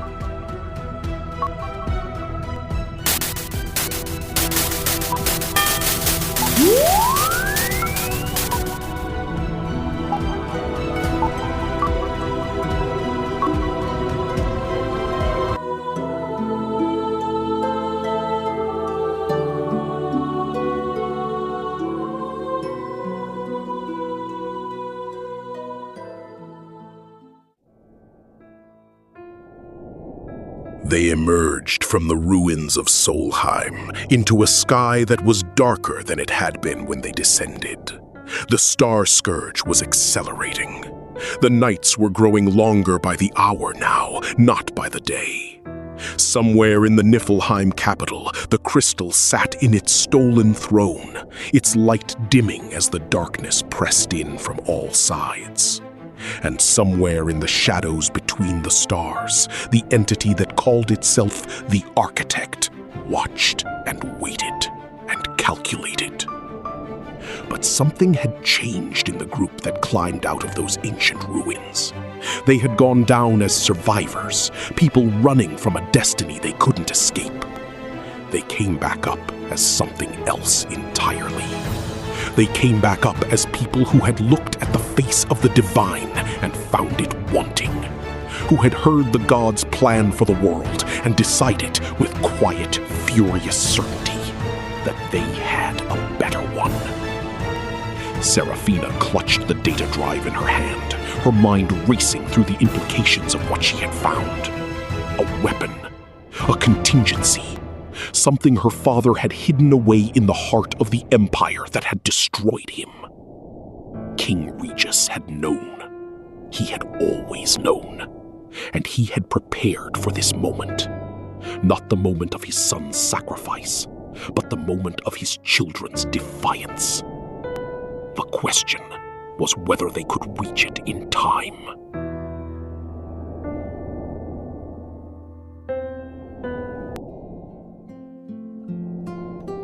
Let us be methodical about this. Grillia is the most heavily fortified city on Eos. The Imperial Palace alone has 17 layers of Magitech security. I've been studying the schematics from the facility files. The Chamber of the Unwritten is beneath the palace's eastern wing. There's a maintenance tunnel system that runs under the entire complex. It was built for the original construction and never properly sealed. How do you know it's not guarded? Because it's not on any official map. Dad had it built using contractors who were paid to forget what they built. The Empire doesn't know it exists. So we sneak in through the tunnels? It's the best option. The main entrances will be suicide. But the tunnel access point is 2 kilometers outside the city walls, near the old industrial district. What about the Emperor? Aldercapt? The Emperor is a secondary concern. Our primary objective is the chamber. If we can reach it, activate the ritual, and sever the crystal's hold on the prophecy... Then what? The Star Scourge is still spreading. The demons are still out there. The ritual doesn't just free Noctis from the prophecy. According to Dad's notes, it also creates a new binding. One that ties the crystal's purging power to all 6 royal arms simultaneously. Not just to the true king's sacrifice. It distributes the cost across the entire legacy of the Lucis bloodline. Meaning, I don't have to die alone. Meaning you don't have to die at all. The 6 arms absorb the cost. The crystal purges the Star Scourge. And the world gets to keep its king. That's incredible. Assuming it works. Assuming it works. There's one more thing. Arden said the weapon won't work the way we think. I don't know what he meant by that. We need to be prepared for complications. When are there never complications? We move at dawn. Get some rest. All of you. Tomorrow we take the fight to the Empire.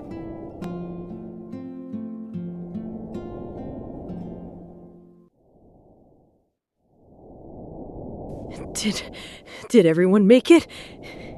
Yeah, we're all here. The gods. Bahamut. They want to destroy everything. Arden was right.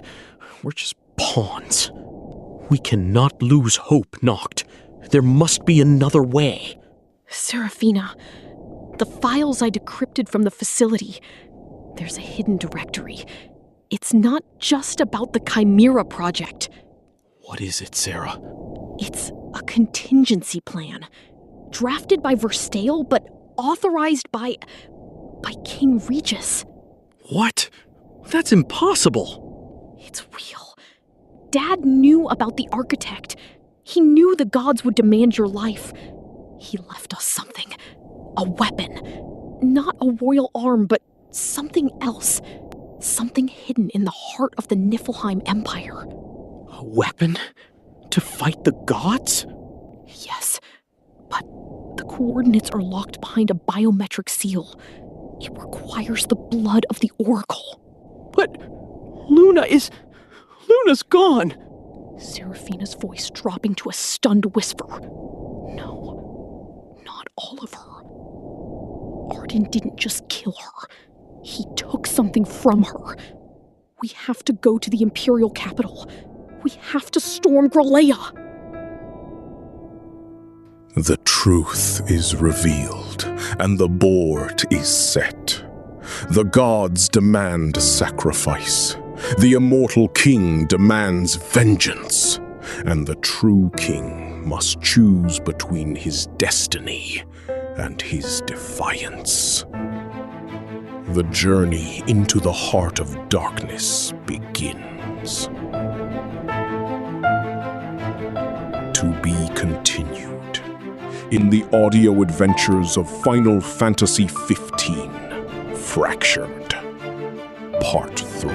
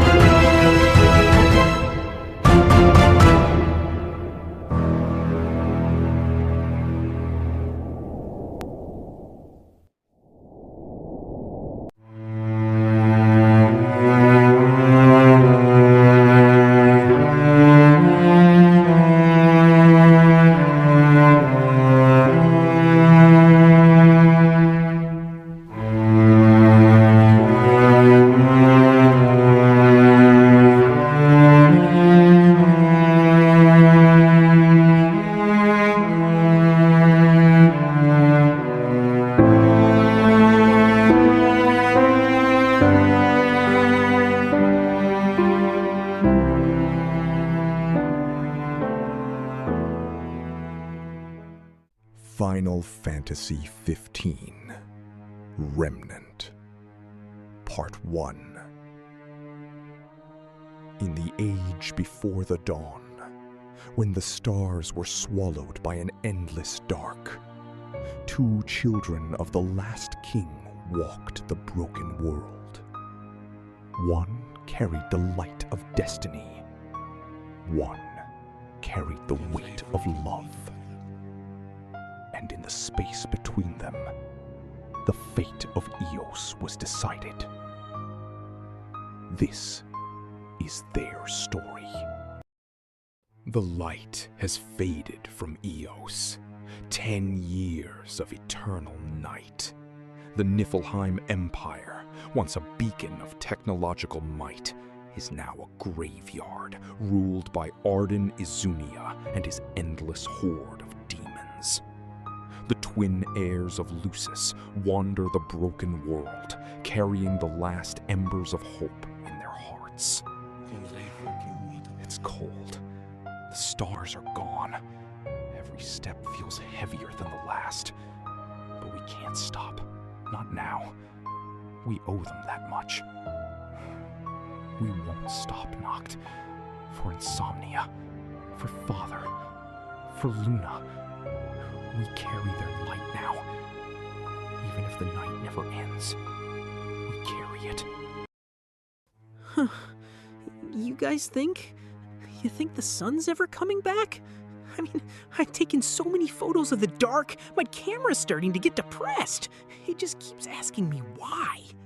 Keep your focus, Prompto. The sun comes back when we kill the bastard who took it. Every second you spend worrying is a second wasted. Gladio is right.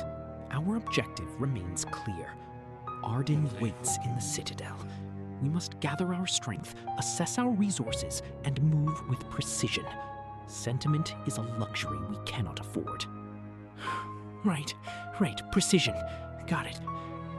Still gonna miss the sunrise, though.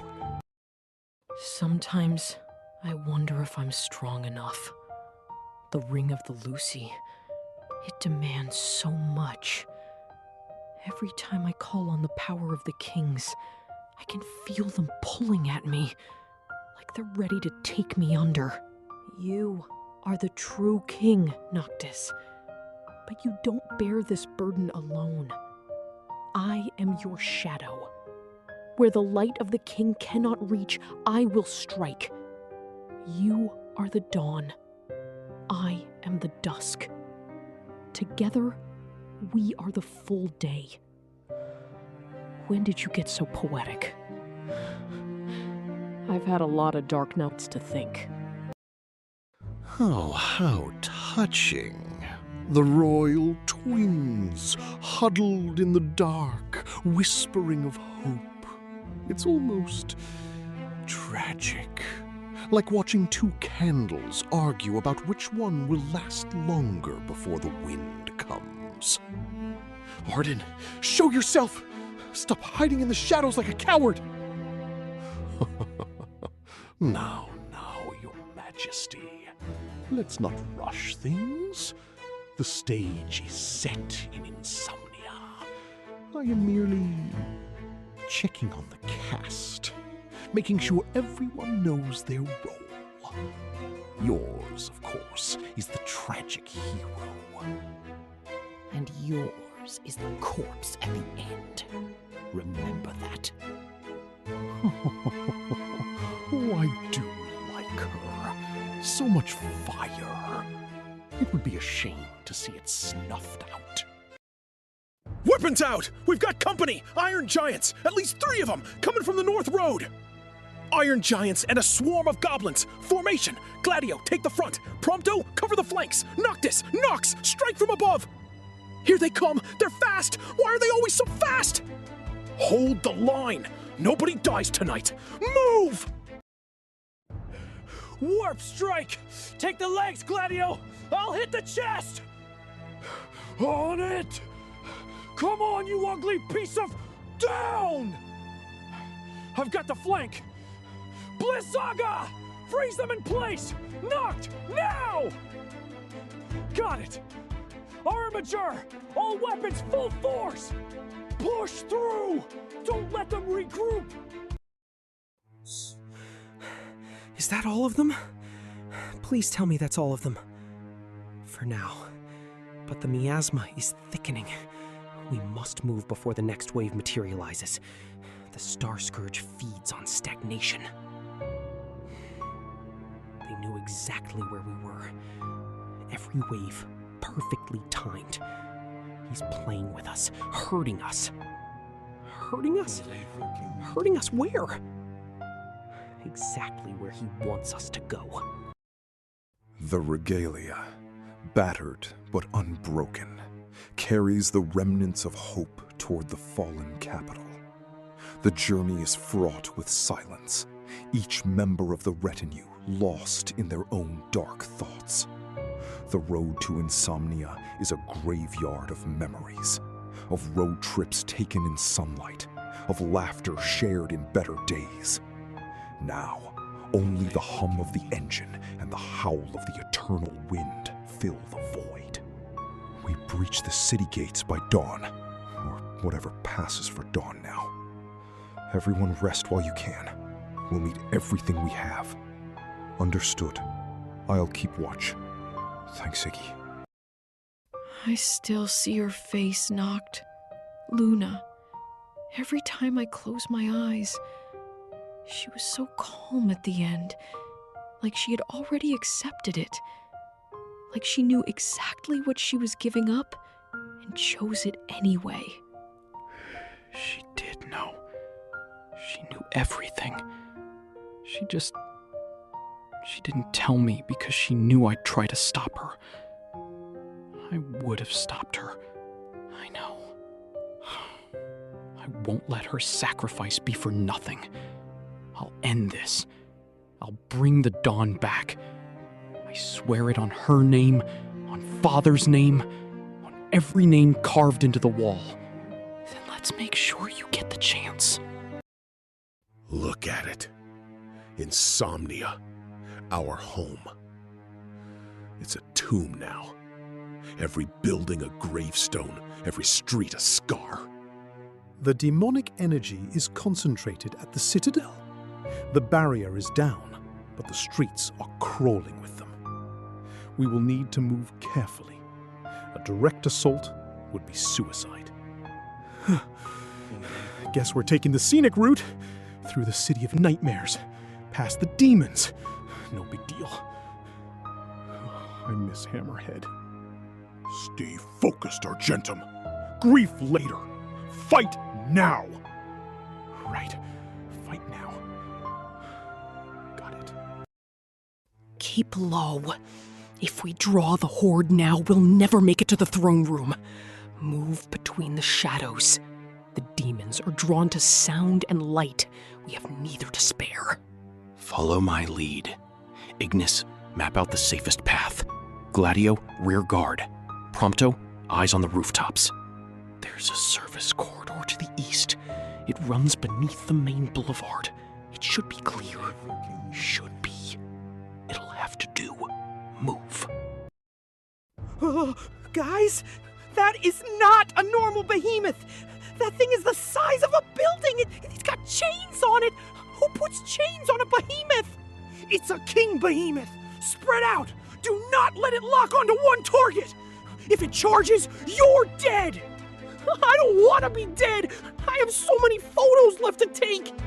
Ignis, focus. Aim for the eyes. Gladio, the underbelly. I see it. Noctis, Nox, we need a distraction now. Noxus, go! I'll hold it off. Get to the Citadel! No! I'm not leaving you! We fight together, that's always been the deal! You are the king! Your fight is with Arden! If you die here, everything Father died for, everything Luna died for, it dies with you! Go! Nox! I said, go! I'll be right behind you! I promise! Now move! Ignis! Noct! We have to move! The barrier won't hold forever! She's buying us time! Don't waste it! Nox, Survive! You hear me? You survive and you come back to us! I always do. I always do, Noct. Come on! Now! The Citadel! Nox, don't you dare die on me. While Noctis and the retinue press forward to the Citadel, Nox stands alone in the ruins of Insomnia's Grand Boulevard. The King Behemoth towers above her, its roar shaking the very stones beneath her feet. She is one woman against a mountain of muscle and dark energy. And yet, she does not run. Just you and me, beast. Let's see if Arden's pets bleed. I'm going to make this quick. I have a king to protect. She raises her blade. The darkness answers. And the dance begins. Stay down. Stay down. Bravo. Truly a performance worthy of the Lucian bloodline. The grace, the ferocity, the sheer magnificent stubbornness. Your father would have been so proud. Or perhaps horrified. It's hard to say with Regis. Arden. Come to finish me yourself? Or were you just here to gloat? Oh, perish the thought. I have no interest in killing you, little shadow. In fact, I have a proposition. Your brother walks to his death, you know. The crystal demands a sacrifice. The true king must die to banish the dark. The power of the kings, the light of the crystal, it will consume him utterly. You know this, don't you? Deep in that clever mind of yours, you've always known. You're lying. The crystal will give him the power to defeat you. That's what the prophecy says. That's what the Astrals promised. The Astrals promised a dawn. They never promised the king would live to see it. There is a difference, little shadow. A very important difference. The power to defeat me, yes, but at the cost of his own life. Bahamut's grand design. The King of Kings must purge the star, absorb every last demon, every last trace of the Star Scourge into himself, and then die, fade away into the void. That is the price. That has always been the price. The gods simply neglected to mention it. No. Oh, that can't be. He would have told me. Ignis would have found it. Someone would have... Would they? Or did they all know and choose to carry the secret rather than break your heart? Think, Nox. Think about every look Ignis has given your brother. Every moment of silence from the crystal. Ask yourself, why would the gods need a living king? Join me, Nox. Stand by my side. Together, we can break the cycle of the gods. We can rewrite the ending. We can save your brother from his pathetic, predetermined destiny. I do not want Noctis dead. I want him to live. I want him to watch as everything the crystal promised him crumbles to dust. That is a far more satisfying revenge. Save him? By joining the monster who killed our father? Who killed Luna? Who turned our home into a graveyard? By joining the only being being on Eos who knows how to break a god's design. I am not asking you to love me, little shadow. I am asking you to use me, as I intend to use you. What exactly are you proposing? Unaware of his sister's fateful encounter below, Noctis ascends the citadel. The elevator groans under the weight of dark energy. The walls pulse with the Star Scourge. The throne room awaits at the top. The final battle, or so he believes, is imminent.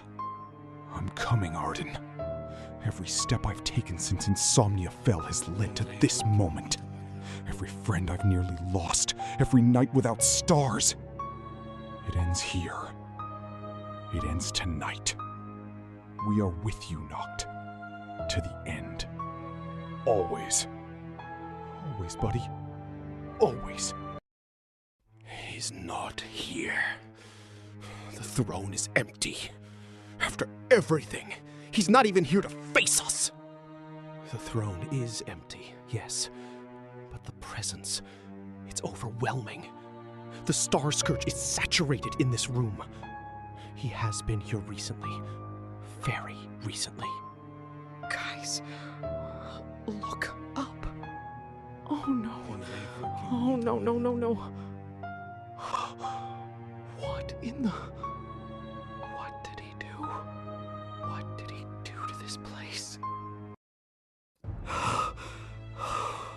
Father. Luna. Nyx. What did he do to them? What did he do to them?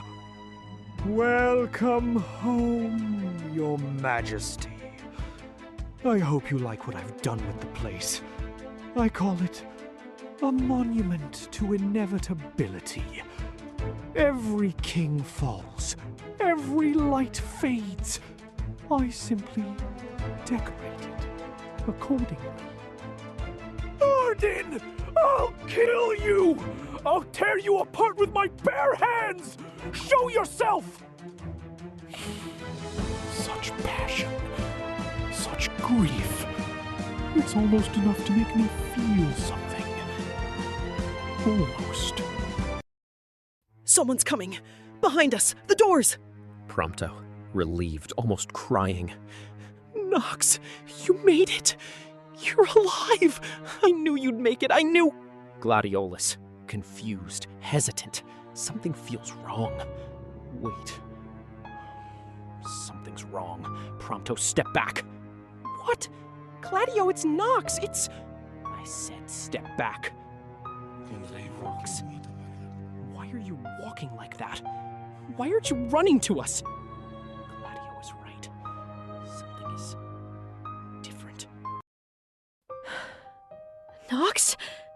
You're okay. Thank the gods. Come on, we have to find Arden. He's somewhere in the Citadel. Stop, Noctis. What? Nox, what are you doing? Why are you... I said stop. Don't take another step toward the throne. Nox, what is going on?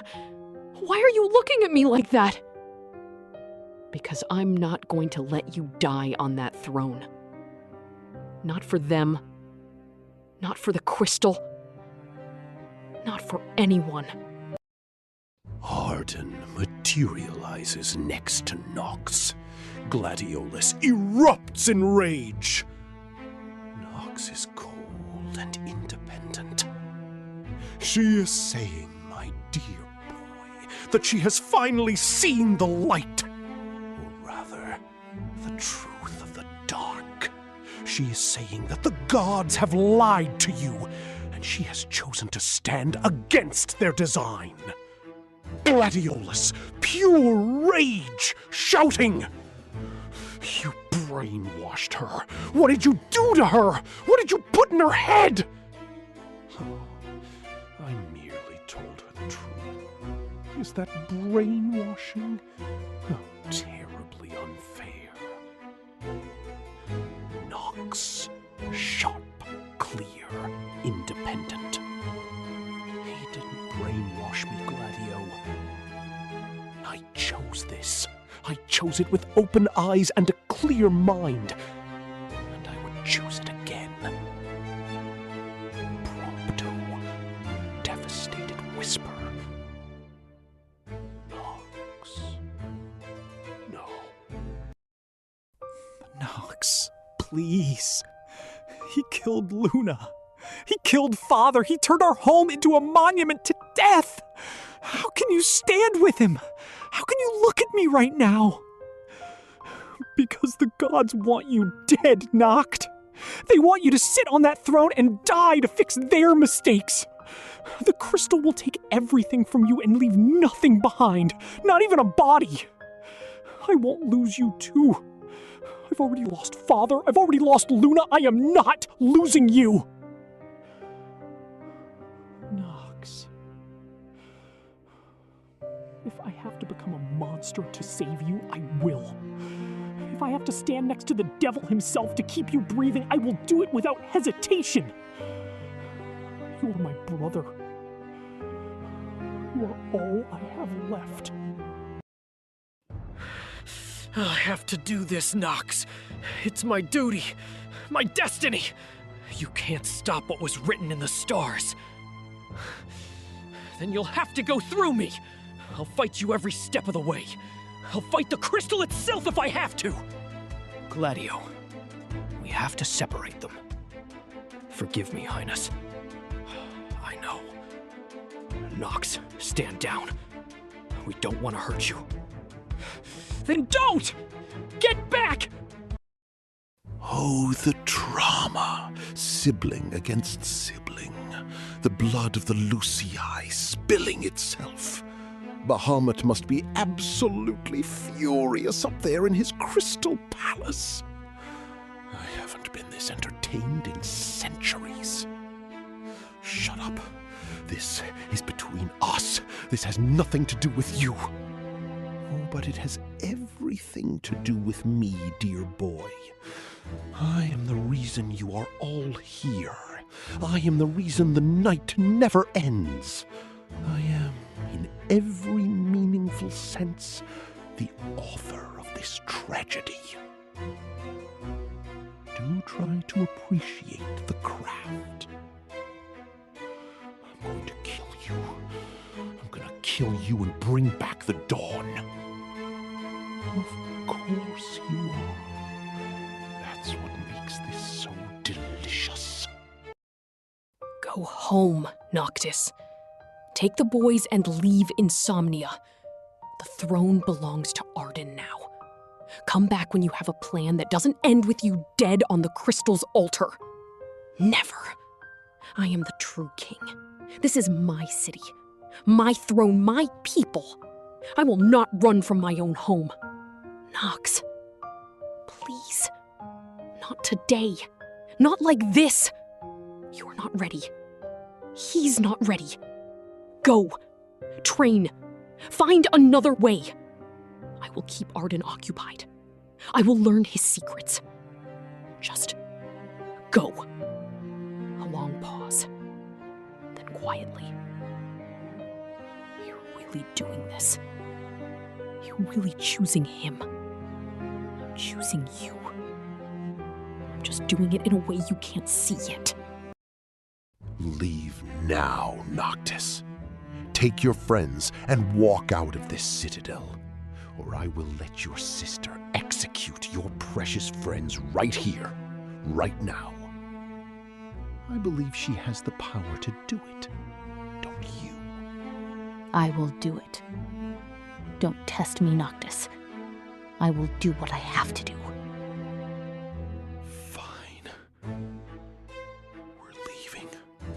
Noct! We can't just... I said we're leaving! I won't lose them. I won't lose her. Not today. Not today. Broken and betrayed, The true king retreats from his own throne. The elevator descends in silence. No one speaks. Prompto stares at the floor.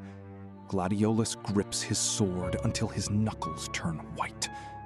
Ignis stands perfectly still, his expression unreadable. And Noctis watches the throne room disappear above him, his sister standing in it like a dark statue, and he does not look away until the doors close between them.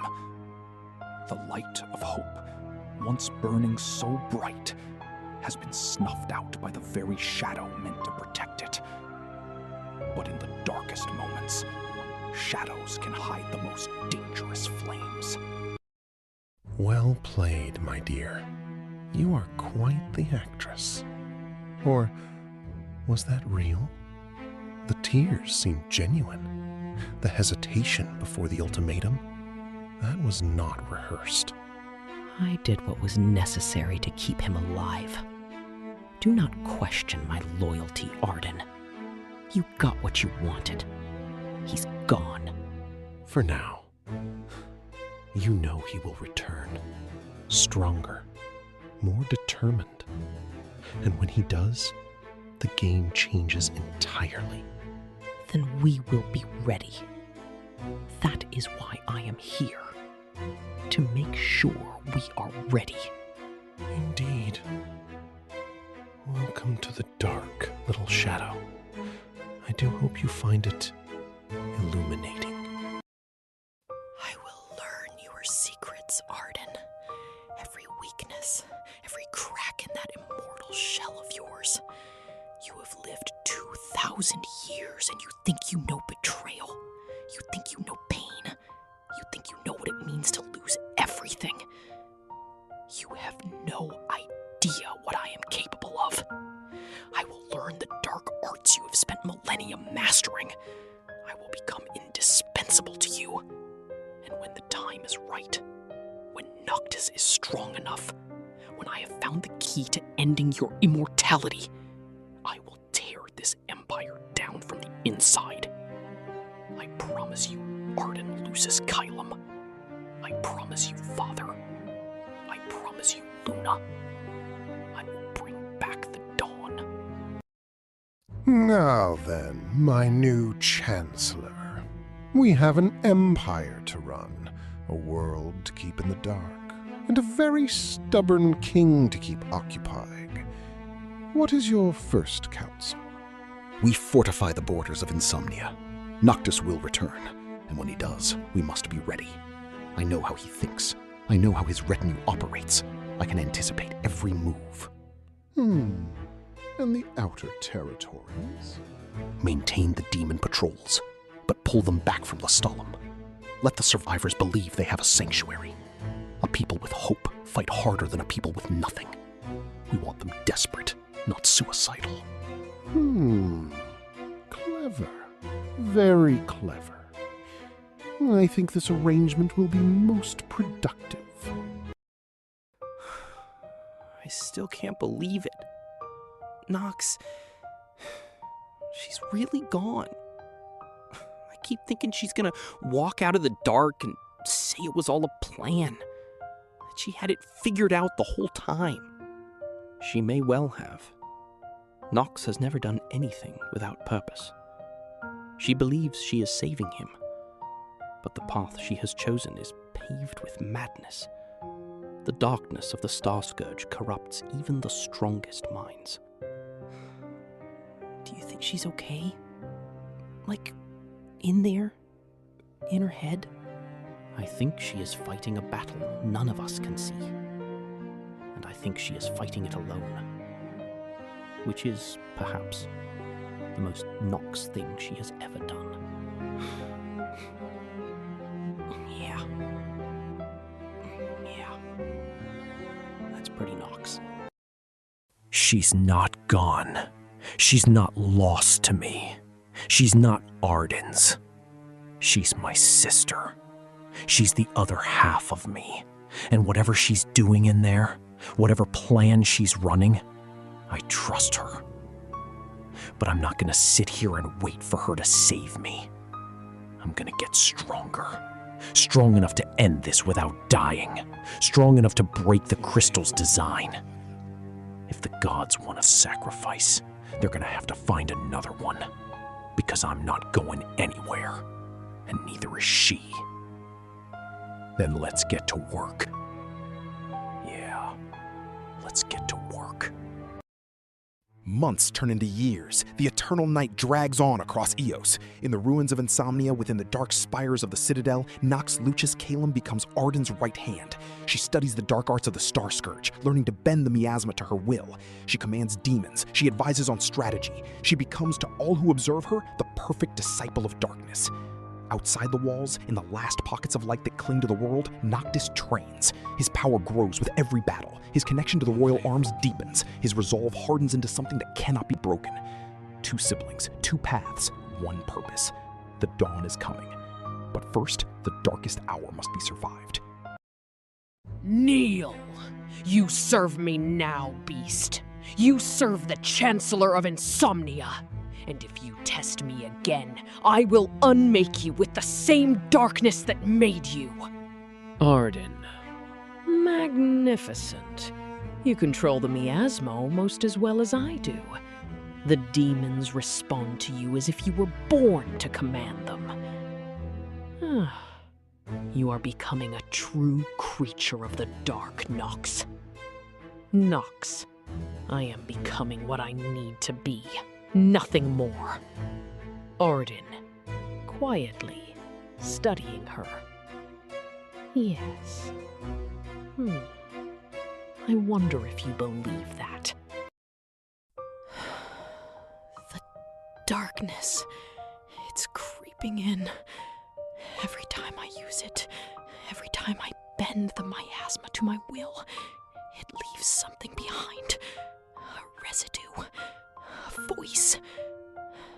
I can hear them. The demons I've commanded. Their thoughts.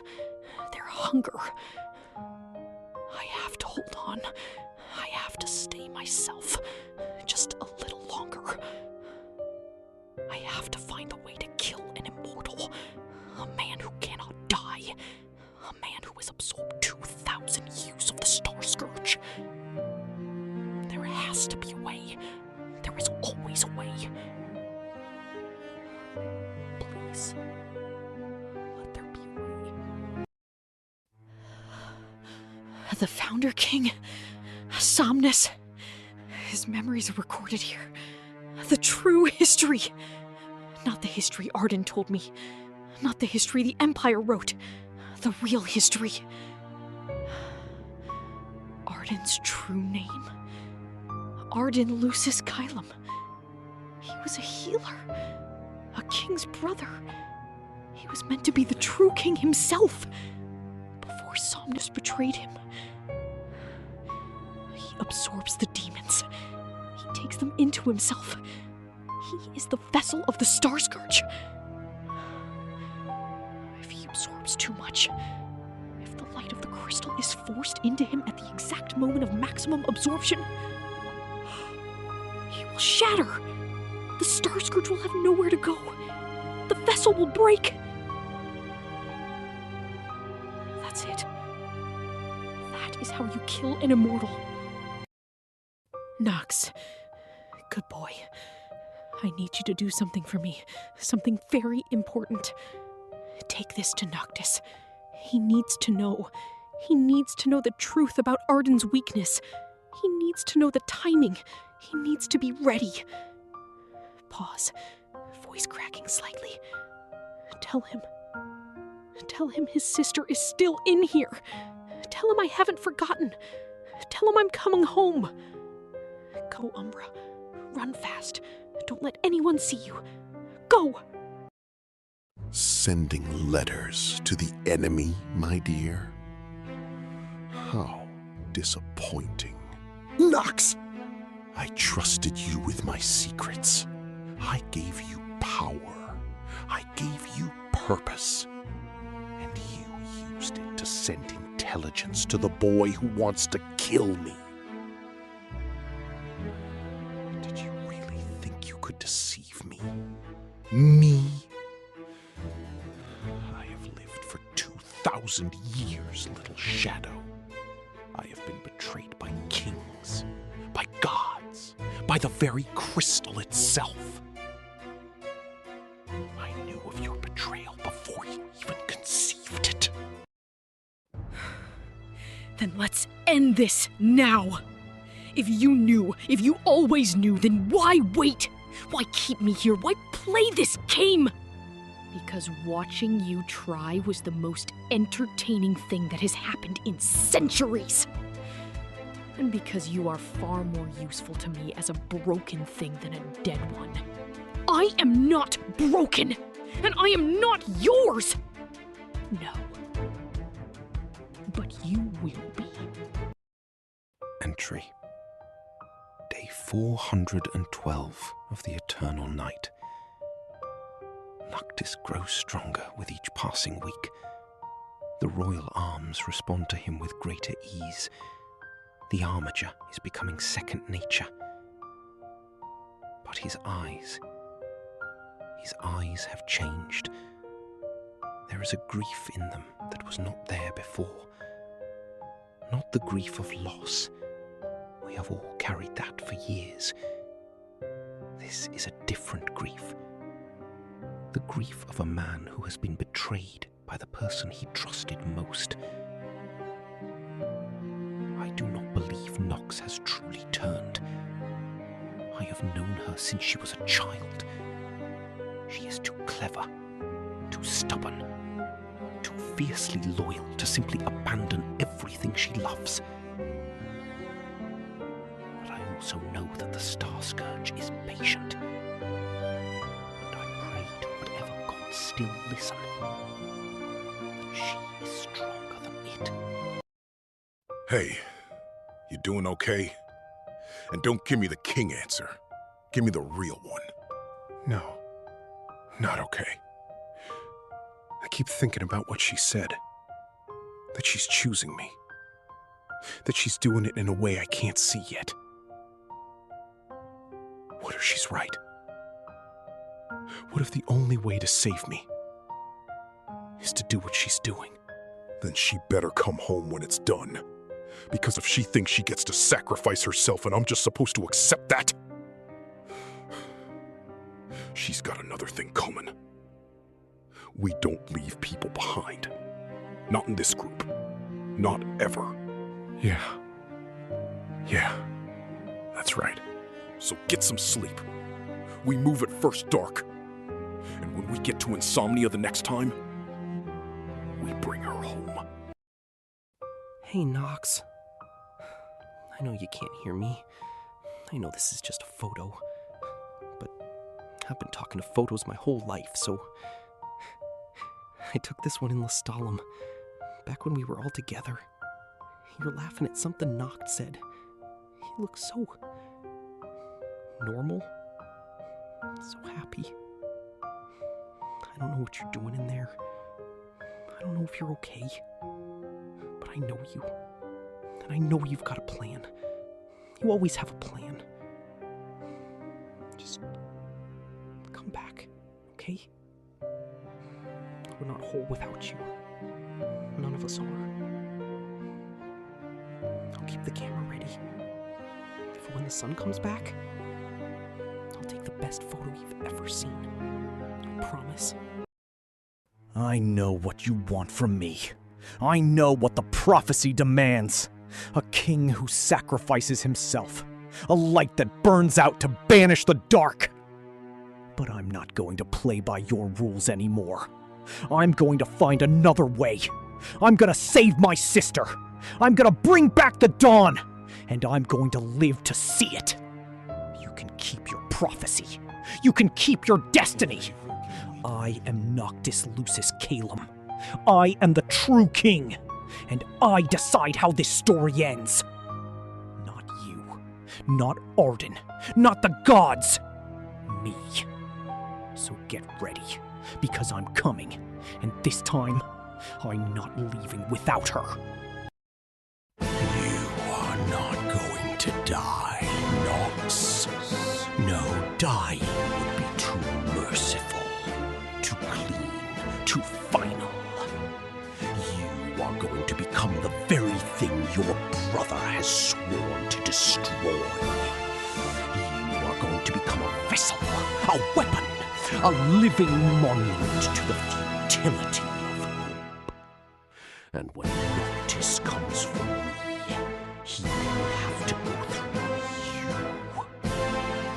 you. Isn't that poetic? Noct! Noct! The shadow falls.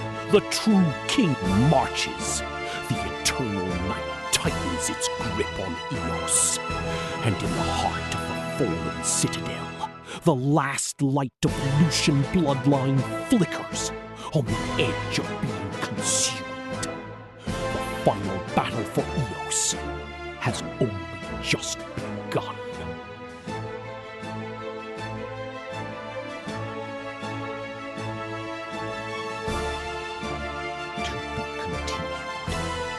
Final Fantasy XV Remnant Part 2. And so the pieces are set. The true king, forged in grief and loss, marches toward his destiny, but refuses to be its prisoner. His retinue, unbroken by years of darkness, stands at his back.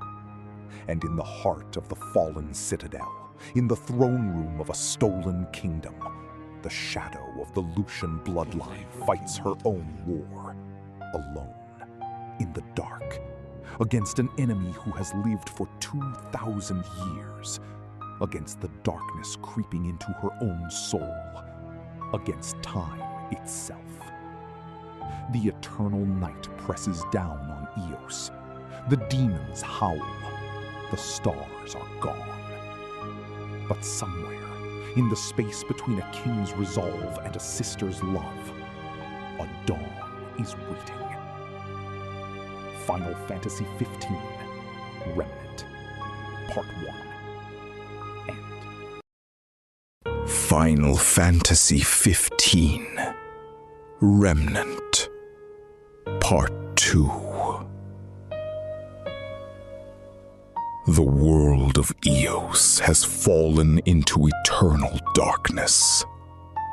The kingdom of Insomnia, once the last beacon of light, now lies in ruins beneath the iron grip of Arden Izunia, the immortal chancellor who bent the Niflheim Empire to his will and unleashed the Star Scourge across every corner of the land.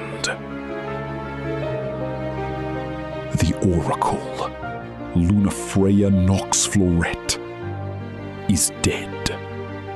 Her light extinguished. And with it, the hope of millions. But two survivors press on through the endless night. Prince Noctis Lucius Calum, the chosen king, and his twin sister, bound by blood, by grief, and by an unbreakable vow of vengeance. This is their story. This is the story of the Remnant. Another endless night. Arden's horde never stops. How many demons did we put down today? 17. Maybe 18. I lost count after the flans near the old Lestalem Road. We need to push east. There are survivors near Kothis. We can't leave them.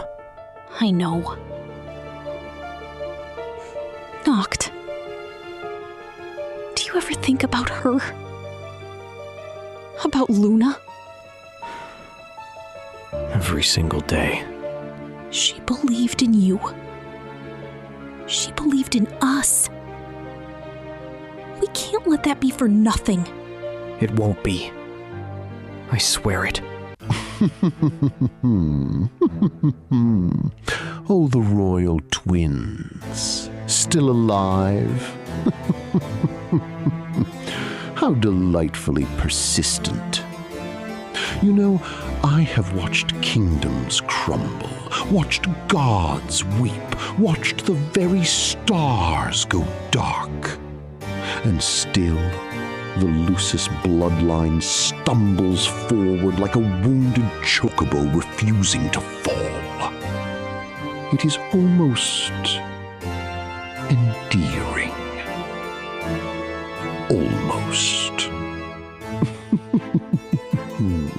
Run along, little prince. Run along, little oracle's shadow. The night is mine. Eos is mine. And soon, very soon, so shall you be. Chapter 2: The Ruins of Insomnia. The twins returned to the fallen capital. The Great Wall was shattered, the crystal gone. Noctis stood at the edge of the crater where the citadel once stood, his jaw tight, his fists clenched. The sister placed her hand on his shoulder. No words were needed. Chapter 3: The Demon Tide. Arden's horde moved like a living storm across the plains of Lyde. Hundreds of Flans, Curls, and Iron Giants marched under the eternal night sky. The twins fought back to back, their royal arms blazing with the light of the crystal's last echoes. Chapter 4: Survivors of Lestallum. In the last city of light, the survivors huddled around the power plant. The meteor's warmth kept the demons at bay, but barely. Noctis and his sister arrived to find the city's walls crumbling under nightly attacks. Chapter 5: The Oracle's Tomb. They found Lunafreya's resting place in the ruins of Altissia. The sister wept openly. Noctis knelt in silence for a long time. When he rose, his eyes were harder than stone. Chapter 6: The Niflheim Remnants. Not all of the Empire's soldiers served Arden willingly. A small band of Niflheim soldiers, led by a young commander named Arania's protege, Sarah, offered an uneasy alliance. Chapter 7: The Pact of Necessity. Noctis accepted Sarah's help. The sister was skeptical. Trust in the age of eternal night was a luxury few could afford. Chapter 8: The Duskaean Wastes. The group pushed into the heart of Duscae, where the Star Scourge was thickest. Demons of a new breed, twisted, massive, almost intelligent, stalked them through the ruins of Hammerhead. Chapter 9: The King's Burden. Noctis began to feel the weight of the crystal's call. The power of the kings flowed through him, but so did the darkness. The sister noticed the shadows gathering at the edges of his eyes. Chapter 10: The First Betrayal.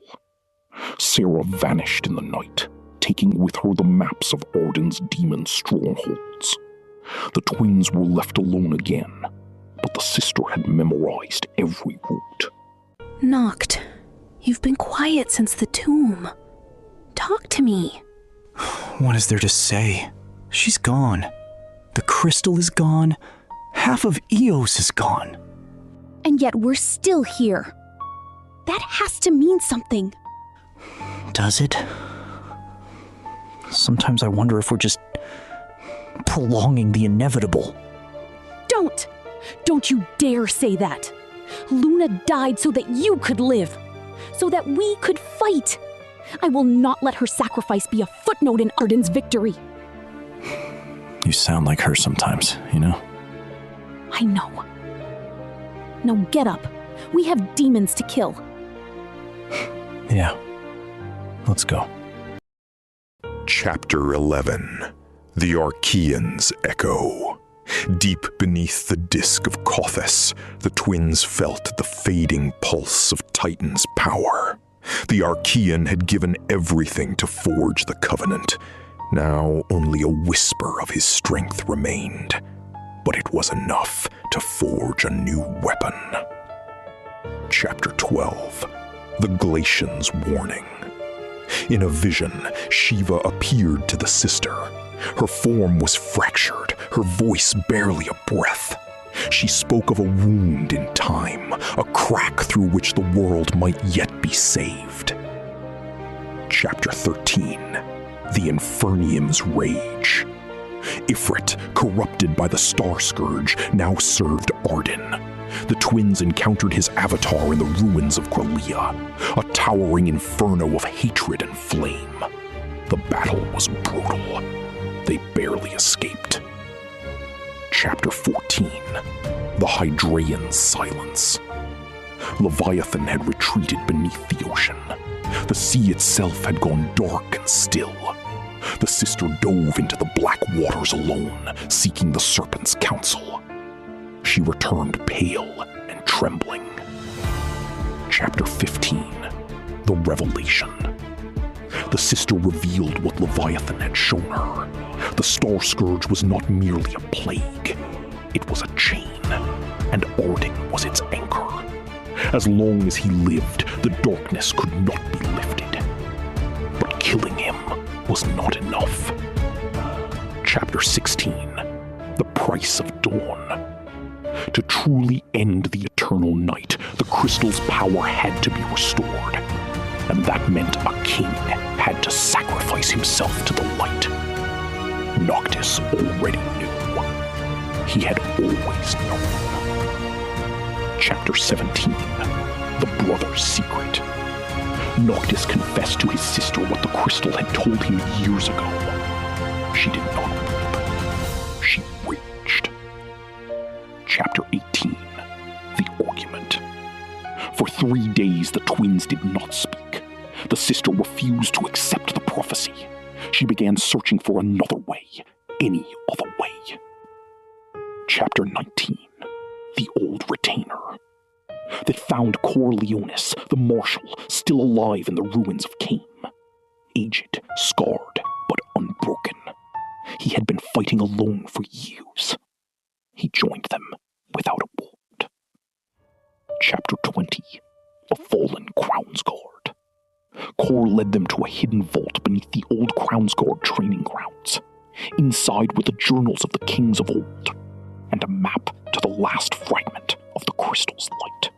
You knew this whole time, and you said nothing! What was I supposed to say? That the crystal chose me to die? That every step of this journey was leading to my end? Yes! That is exactly what you were supposed to say! I am your sister, Noctis, your twin! You don't get to carry that alone! I didn't want you to stop living just to grieve for me before I was even gone. You are so impossibly stubborn. Family trait. I hate you. I know. I love you too. I am going to find another way. I don't care what the crystal says. I don't care what the prophecy says. I will find another way. I know you will try. I won't just try, Noct. I will succeed. You found the old marshal, did you? Cor the Immortal. How fitting that the last remnants of a dead kingdom cling to each other like shipwrecked survivors on a sinking plank. I have watched this world for 2,000 years, little prince. I have seen hope rise and fall like the tide. And every time, every single time, the darkness wins. Not because it is stronger, but because hope is exhausting. And eventually, Even the most devoted heart grows tired. Your sister is clever. I will grant her that. She is searching for another way. Let her search. The answer she finds will only lead her to me. Chapter 21. The Crystal Shard. The map led them to a hidden chamber beneath the ruins of Tenebrae. There, suspended in a pillar of fading light, was a fragment of the crystal, small as a fist, but blazing with the power of the Lucy. Chapter 22. The Oracle's Gift. The shard responded to the sister's touch. She was not the chosen king, but she carried the Oracle's bloodline through their mother. The crystal recognized her. It spoke to her. Chapter 23. The Vision of the Gods. In a trance, the sister stood before the six. Bahamut, the Draconian, towered above her like a storm made flesh. He spoke of the wound in time. He spoke of the choice that lay ahead. Chapter 24. The Siege of Tenebrae. Arden's forces descended on the ruins. The twins and Kor fought through wave after wave of demons. The crystal shard pulsed with each demon they destroyed, growing brighter. Chapter 25. The Fallen Astral. Ifrit appeared, the corrupted god of fire, his eyes hollow with the Star Scourge. The battle shook the earth.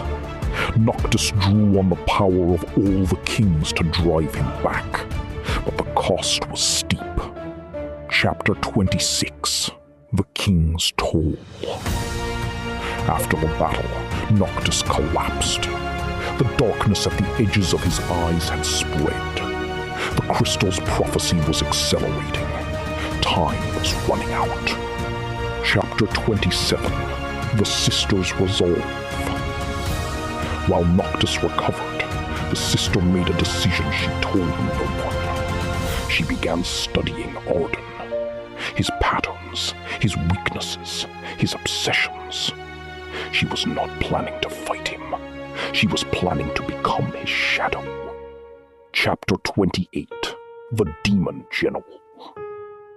A new enemy emerged, a demon of immense power and intelligence, calling itself the remnant of Ifrit's wrath. It commanded Arden's horde with terrifying precision. Chapter 29. The Battle of Malmalon Thicket. The twins and Kor faced the demon general in the ancient forest. The battle lasted 3 days. On the 3rd day, Noctis unleashed the full power of the crystal shard, and the forest burned with a light that had not been seen in years. Chapter 30.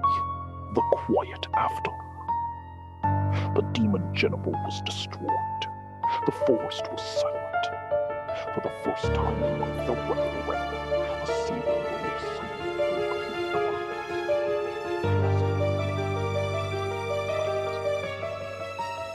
the Did you see it? The sunlight. Yeah, I saw it. It was real. That was real sunlight, Noct. We did that. The crystal shard. It responded to the demon's destruction. If we can destroy enough of them, then we can push back the darkness, piece by piece. It's not enough. Not without dealing with Arden directly. I know. Noct, I need you to trust me. Whatever happens next, trust me. What are you planning? Just trust me. Can you do that? Always. You know that. Good. Because what I'm about to do is going to look very, very wrong. Chapter 31. The long road to Grelea. The trio set their sights on Grelea, the heart of the Niflheim Empire, now Arden's throne. The journey would take them through the most demon-infested territory on Eos. Chapter 32. The Phantom Train. In the ruins of the rail network, they commandeered a damaged Magitech train. The sister repaired it with startling mechanical skill. Kor raised an eyebrow. She shrugged and said she had been watching Cindy for years. Chapter 33. The Voices of the Dead. As they crossed the Niflheim border, the crystal shard began to pulse with images. The faces of the fallen kings, of Regis, of Lunafreya. They were not visions. They were warnings. Chapter 34. The Trap. Arden had been watching. He allowed them to reach the outskirts of Grelea. Then he sprung his trap.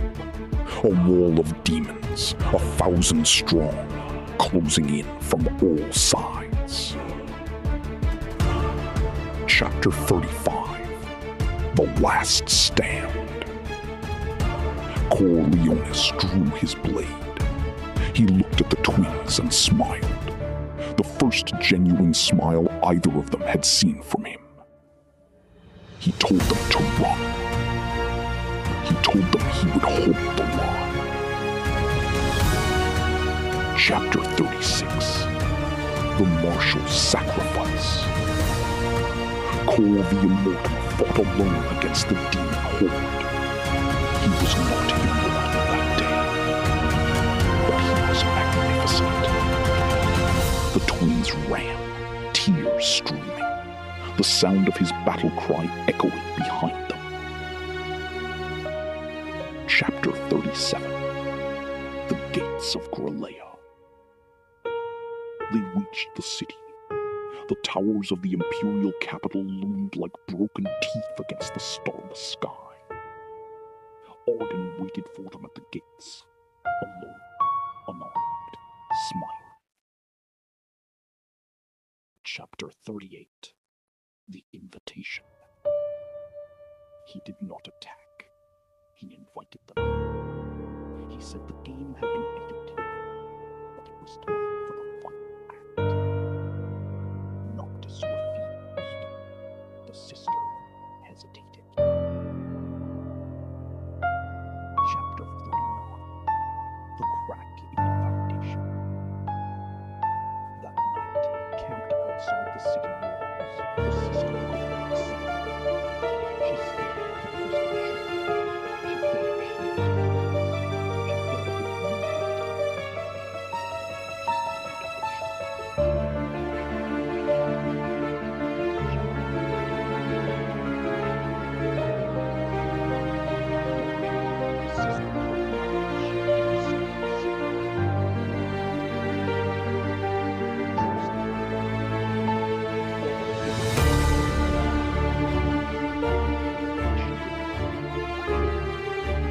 Kor. He didn't have to do that. He chose to. He chose us. I'm gonna end this. I swear on his name, on Luna's name, on Father's name. I am going to end this. We both are. Why did you hesitate when Arden spoke to us at the gate? Because I was thinking. About what? About how you fight a man who cannot be killed by force alone. About what it would take to get close enough to him to strike where it actually matters. What are you saying? I'm saying, sometimes the only way to defeat an enemy is to make him believe you are his ally. No, absolutely not. Noct, trust me. Remember what I said. Trust me. I hate this plan. I know. But it's the only one we have. Chapter 41. The Devil's Court. The sister stood before Arden Izunia in the throne room of Gralia. The ancient chandelier of demon crystal cast a sickly purple light across the marble floor. She met his eyes and did not flinch. Chapter 42. The Offer. She told him she was done fighting a war she could not win. She told him the prophecy was a lie, that Noctis was already consumed by the crystal's darkness, and that she wanted to survive. Arden listened. He was amused. He was intrigued. Chapter 43. The Mask. He accepted her. He gave her a place at his side, not out of trust, but out of curiosity. He wanted to see how long the performance would last. She intended to perform for as long as it took. Chapter 44. The Inside View. From within Arden's court, the sister learned things no spy could have discovered. The structure of the demon horde, the anchor points of the Star Scourge, the one place where the wound in time was thinnest. Chapter 45. The Noctis Vigil. Outside the city, Noctis waited. He did not attack. He did not call out. He trusted her. Every night, he held the crystal shard and watched it pulse. A heartbeat. Her heartbeat. Still alive. Still fighting. Chapter 46. The Cracks in the Mask. Arden began to suspect. He tested her with small cruelties, ordering her to execute prisoners, to destroy relics of the Old Kingdom. She passed each test. Each one cost her a piece of herself. Chapter 47. The Final Test. He brought Noctis before her in chains. He handed her a blade. He told her to prove her loyalty. The room was silent. The demons watched. Arden smiled his terrible smile. Chapter 48. The Breaking of the Mask. She took the blade. She looked at Noctis. He looked at her. In his eyes, she saw not fear, but trust. Complete, absolute trust. She turned the blade in her hand, and she drove it not into her blood.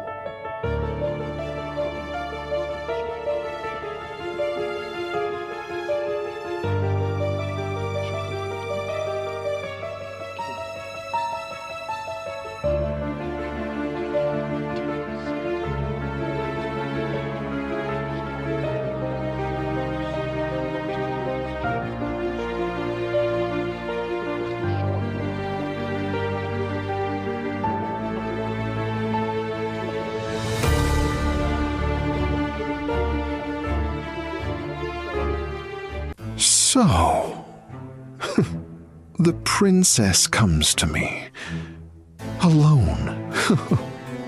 I must say, I did not expect this particular development. I've been thinking, clearly and honestly, for the first time in a long time. And what conclusions did your honest thinking produce? That this war is over. That the prophecy is real. That my brother is already lost to the crystal's call. And that I have no interest in dying for a cause that has already failed. Pause, studying her. You are either the most courageous woman I have ever met, or the most foolish. Evenly. Maybe both. Slowly. And what is it you want from me in exchange for this loyalty? Survival. A place in whatever world comes after. And the chance to be on the winning side for once. Delicious. Absolutely delicious. Very well, little shadow. Welcome to the court of eternal night. And do try not to bore me. And so we arrive at the final act of our little drama. I have watched you, my dear Shadow. I have watched you pass every test I set before you. The prisoners, the relics, the lies you told your brother's allies. You have been impressive. But impressive is not enough. Loyalty must be proven in blood. And so I give you this blade, and I give you him. Prove it. Prove that you have truly chosen the winning side. Or prove that this has all been a very elaborate and very fatal performance. What are you doing? We need to run now! No, I need to reach the chamber. The wound in time. It's here, Noct. It's right here. What are you talking about? Arden is right behind us. Noctis, I love you. You are my brother, my twin, my other half. And I am so sorry for every second of pain I am about to cause you. What? What are you? The gods showed me a way. A real way. Not to win this war. To undo it. To go back. Before Insomnia fell, before Luna died, before any of this happened. Stunned silence. That's not possible! Bahamut said it is. The crystal shard is the key. And I am the lock. I have to go back, Noct. And when I do, you won't remember any of this. None of it.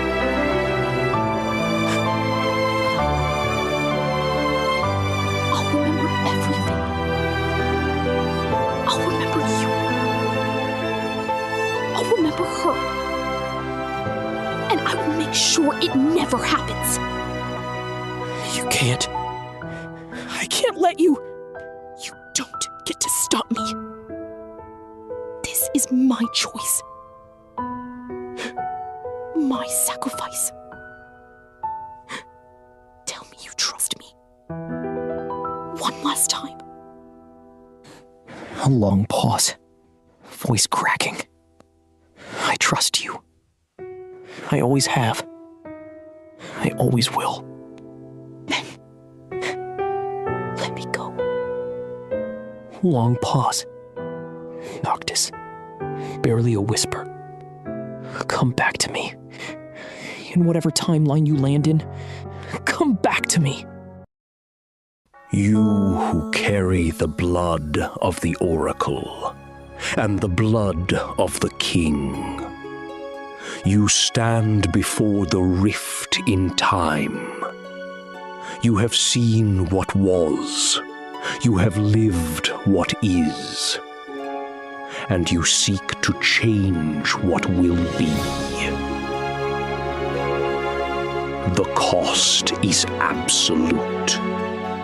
To travel the rift, you must surrender the memory of who you are to those you leave behind. They will not know you.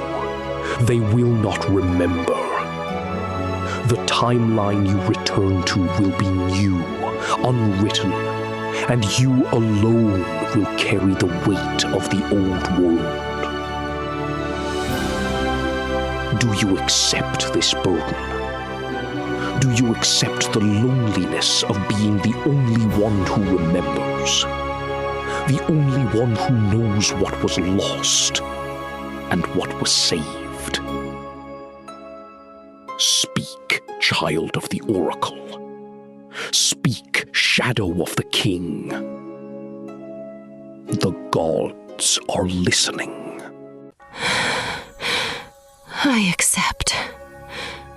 I accept every part of it. The loneliness, the silence, the weight of knowing what everyone else has forgotten. I accept it all. I have watched my brother carry the burden of a dying world on his shoulders since the day we were born. I have watched the woman he loved die in his arms. I have watched a kingdom burn. I have watched good people sacrifice everything for a prophecy that only ever promised more loss. No more.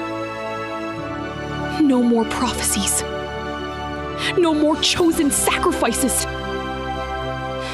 No more eternal night. I am going back. I am going back to before any of it happened. And I swear, on the blood of every king, on the light of every oracle, on the memory of every soul lost to this darkness, I will make it right. Send me back. Send me back, and I will save them all. Well.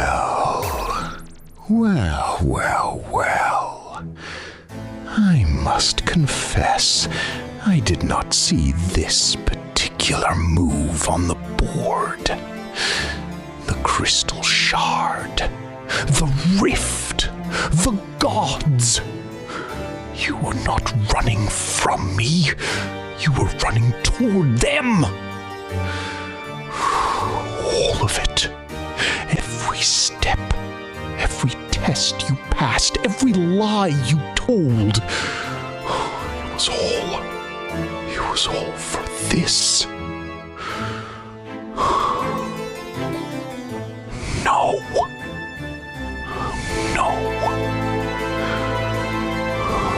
You do not get to do this. You do not get to simply rewrite the board.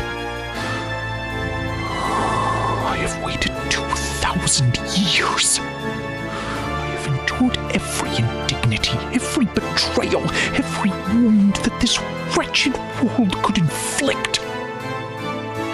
And you, a ghoul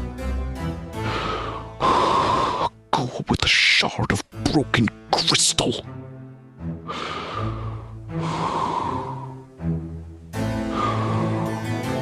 You won. You actually won.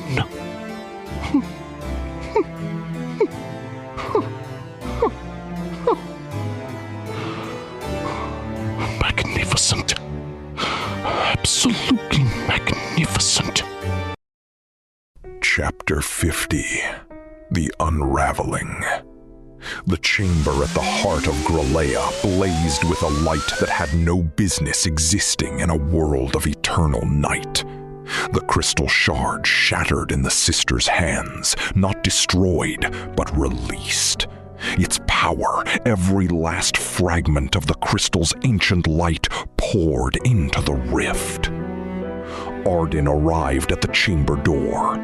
For the first time in 2,000 years, the immortal Chancellor looked afraid.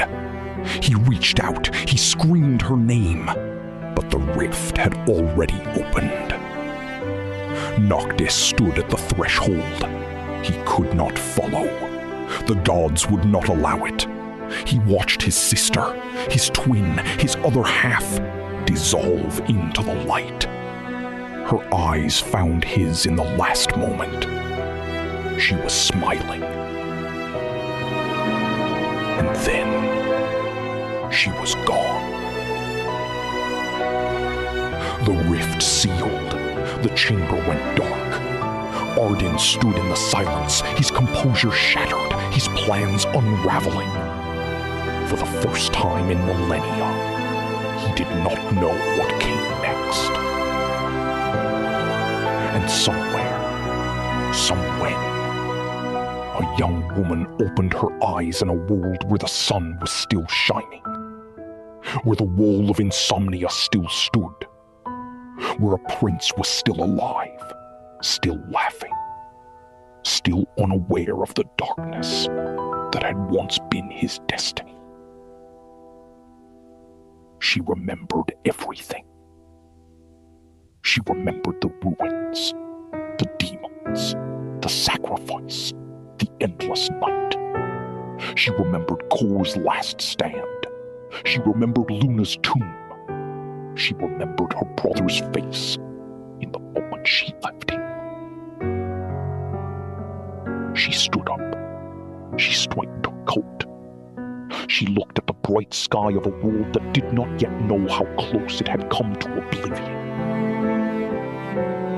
And she walked forward, because there was work to do. Because this time, she would not let them fall. To be continued. Stay close. I'm right behind you. The sky, it hasn't changed. Not a star, not even a sliver. It won't. Not while he sits the throne he stole. And we take it back. Heads up. On your left. Got it. Come on then. Behind you. I feel it. Am I safe? Don't make me do it twice. Wouldn't dream of it. Big one. Keep moving. They just keep coming. He breeds them from the rot. The whole world's his menagerie. And we burn the menagerie down. Astrals, guide me. Child of Citadel, the night swallows. We strain to reach.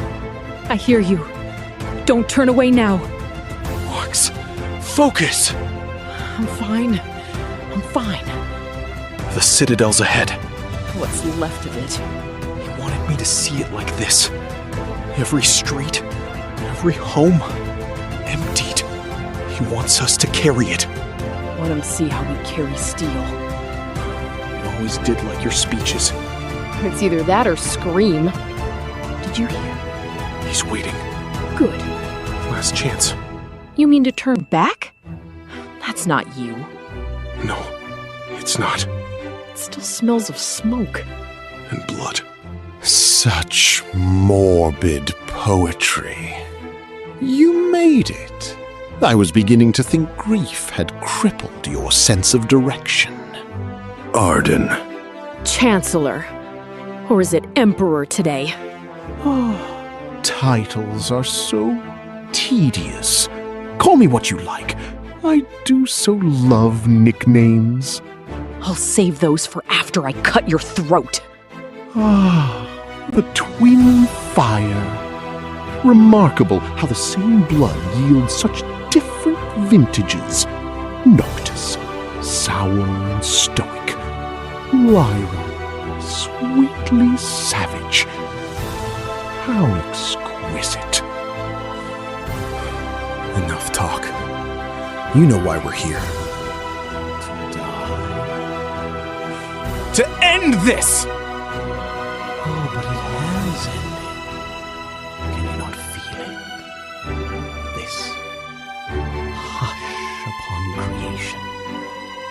I've draped the world in my favorite shade. You call this peace? I call it punishment. For sins committed long before your darling little hearts beat their first. But do indulge me. How goes the hunt in the ruins? Are the demons playing fair? They're running. They know we're coming. Dogs always yelp louder before a storm. And yet, do you not tire? 10 years, and you still stand. How inconvenient.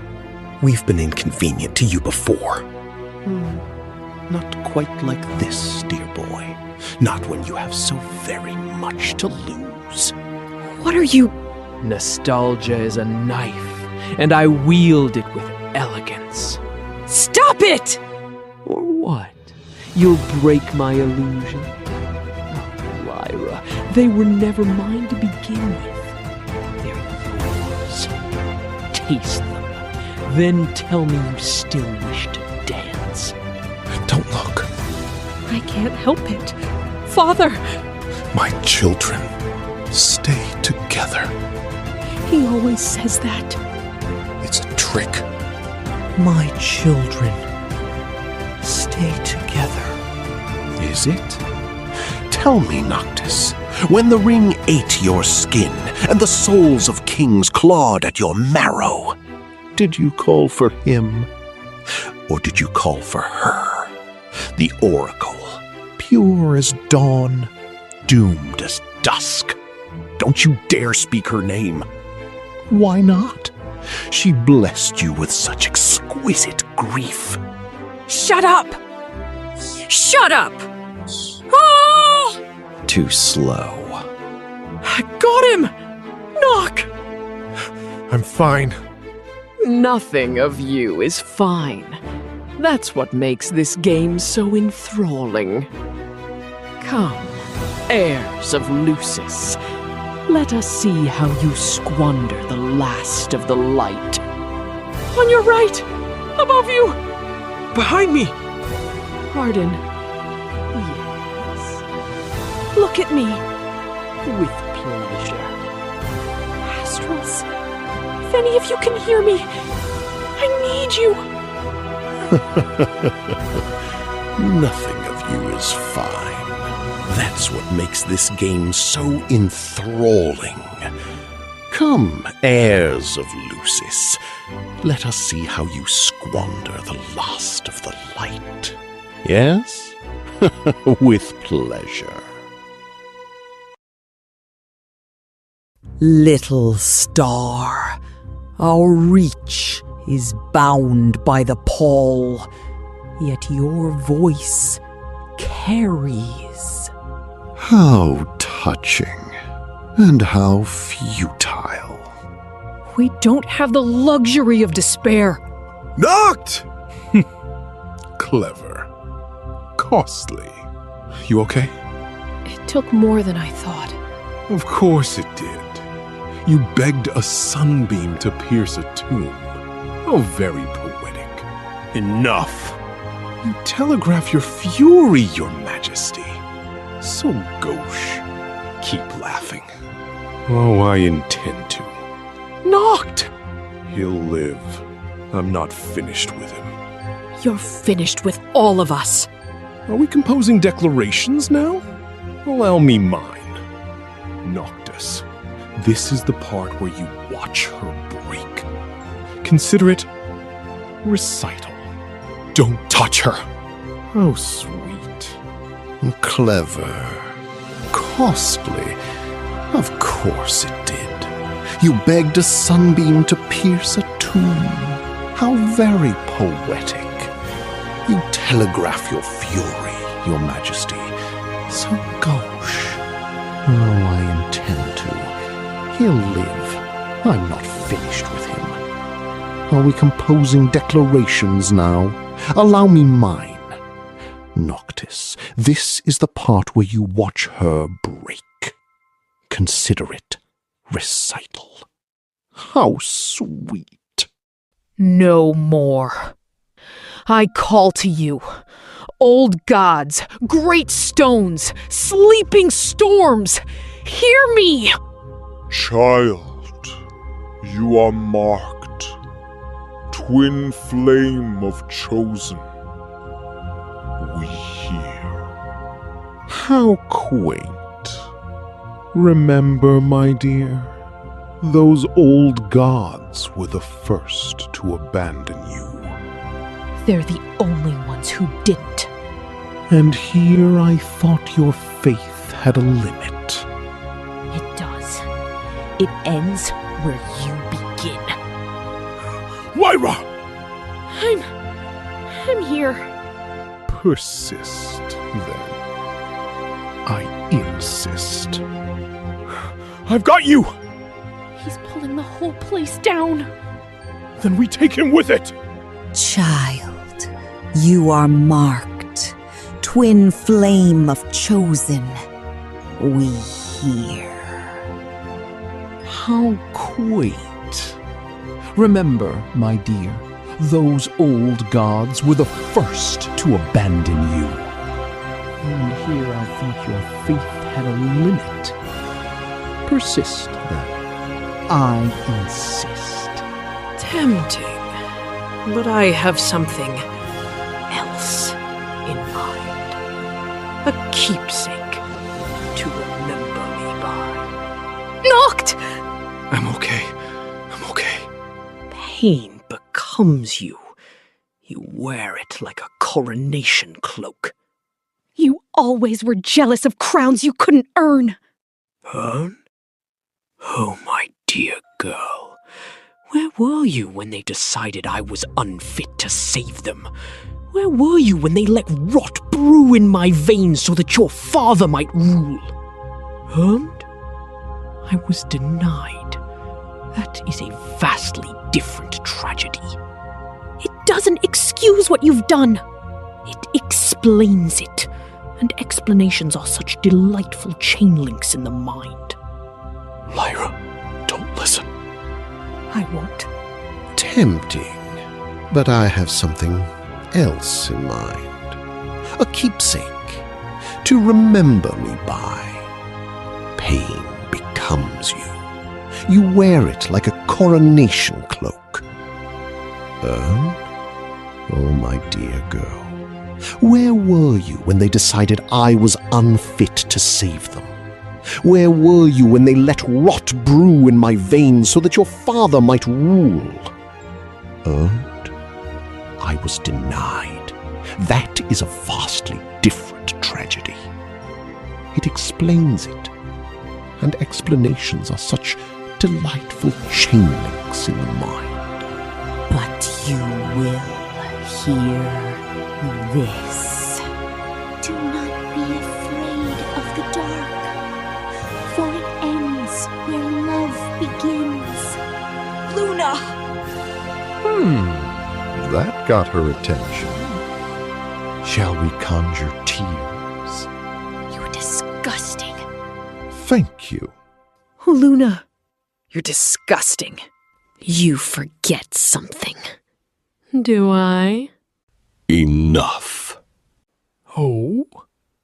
They answered. Nox, the peanut gallery awakens.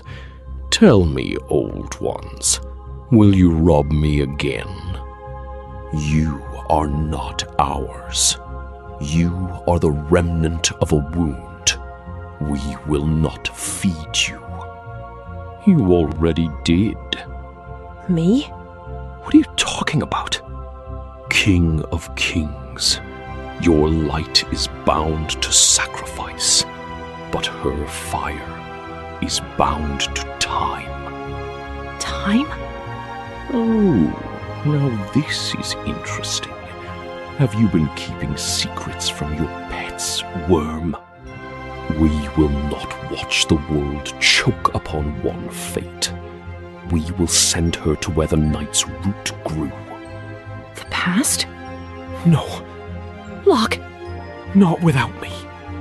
One may go. One must remain. The hinge does not bear two doors at once. Delicious. You intend to cheat the tape. At last, a game I can admire. Don't you dare admire me. I admire the theatricality. I will appreciate my contributions. Enough. Oh, The peanut gallery awakens.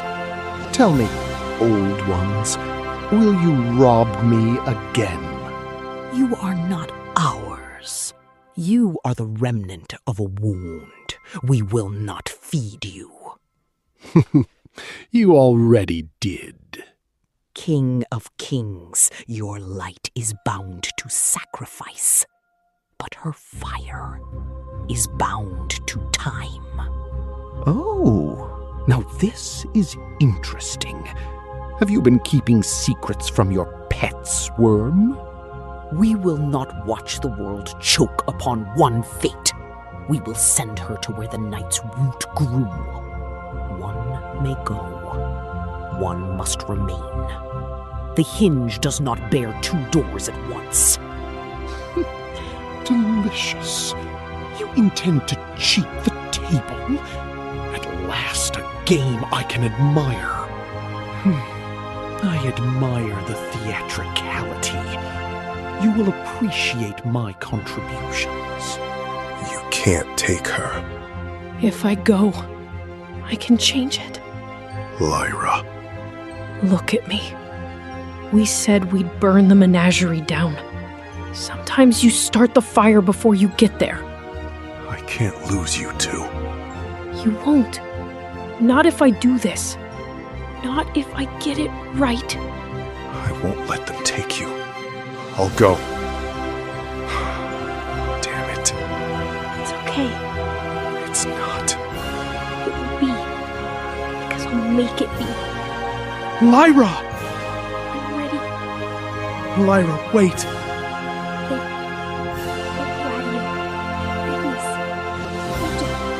Tell them to hold on. Tell Cor to save a seat at the bar. Tell Father. He knows. And Luna. She already forgave us. Both of us. I'll bring her back to you. I'll bring all of it back. You don't have to promise me that. I'm promising myself. See you soon, brother. Lyra!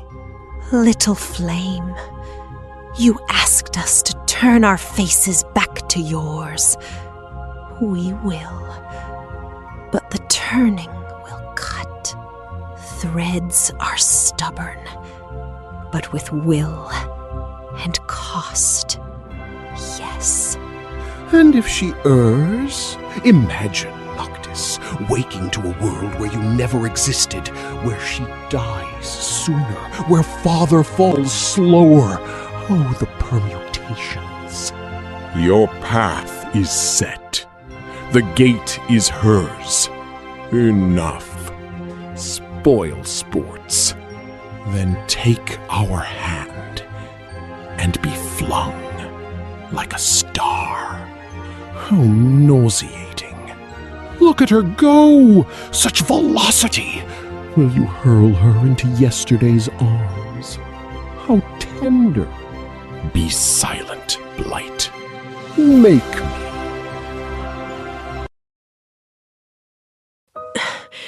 The light. It hurts. Where? The wall. The wall is... It's there. It's there. It's whole. I can hear the city. I can hear people. It's real. Oh, gods, it's real. I'm here. I'm actually... How long do I have? How long before... I need to find Father. I need to find Noctis. Now. Lyra. Father. We were worried. Your attendant said you'd gone to the gardens, and then... By the 6, you are shaking. Sit. Sit, my child. There's no time. I need to speak. Now. Before the treaty. What happened? I heard... Knocked. Lyra, you look like you haven't slept in a week. Is this about making me jog the stairs again? I thought I'd never see you like this again. Whole. Unscarred. Listen to me. This treaty, it's a trap. In 3 days, under the guise of peace, Niflheim will breach the wall. The Kingsglaive will be turned against us. The Chancellor, Arden Izunia, he'll orchestrate it. Father, he'll... I won't let it happen again. Lyra, these are heavy words. How do you... Hold on. Arden? The joke in the weird hat? What? You met him, what, once? He wears the mask of a friend, Nock.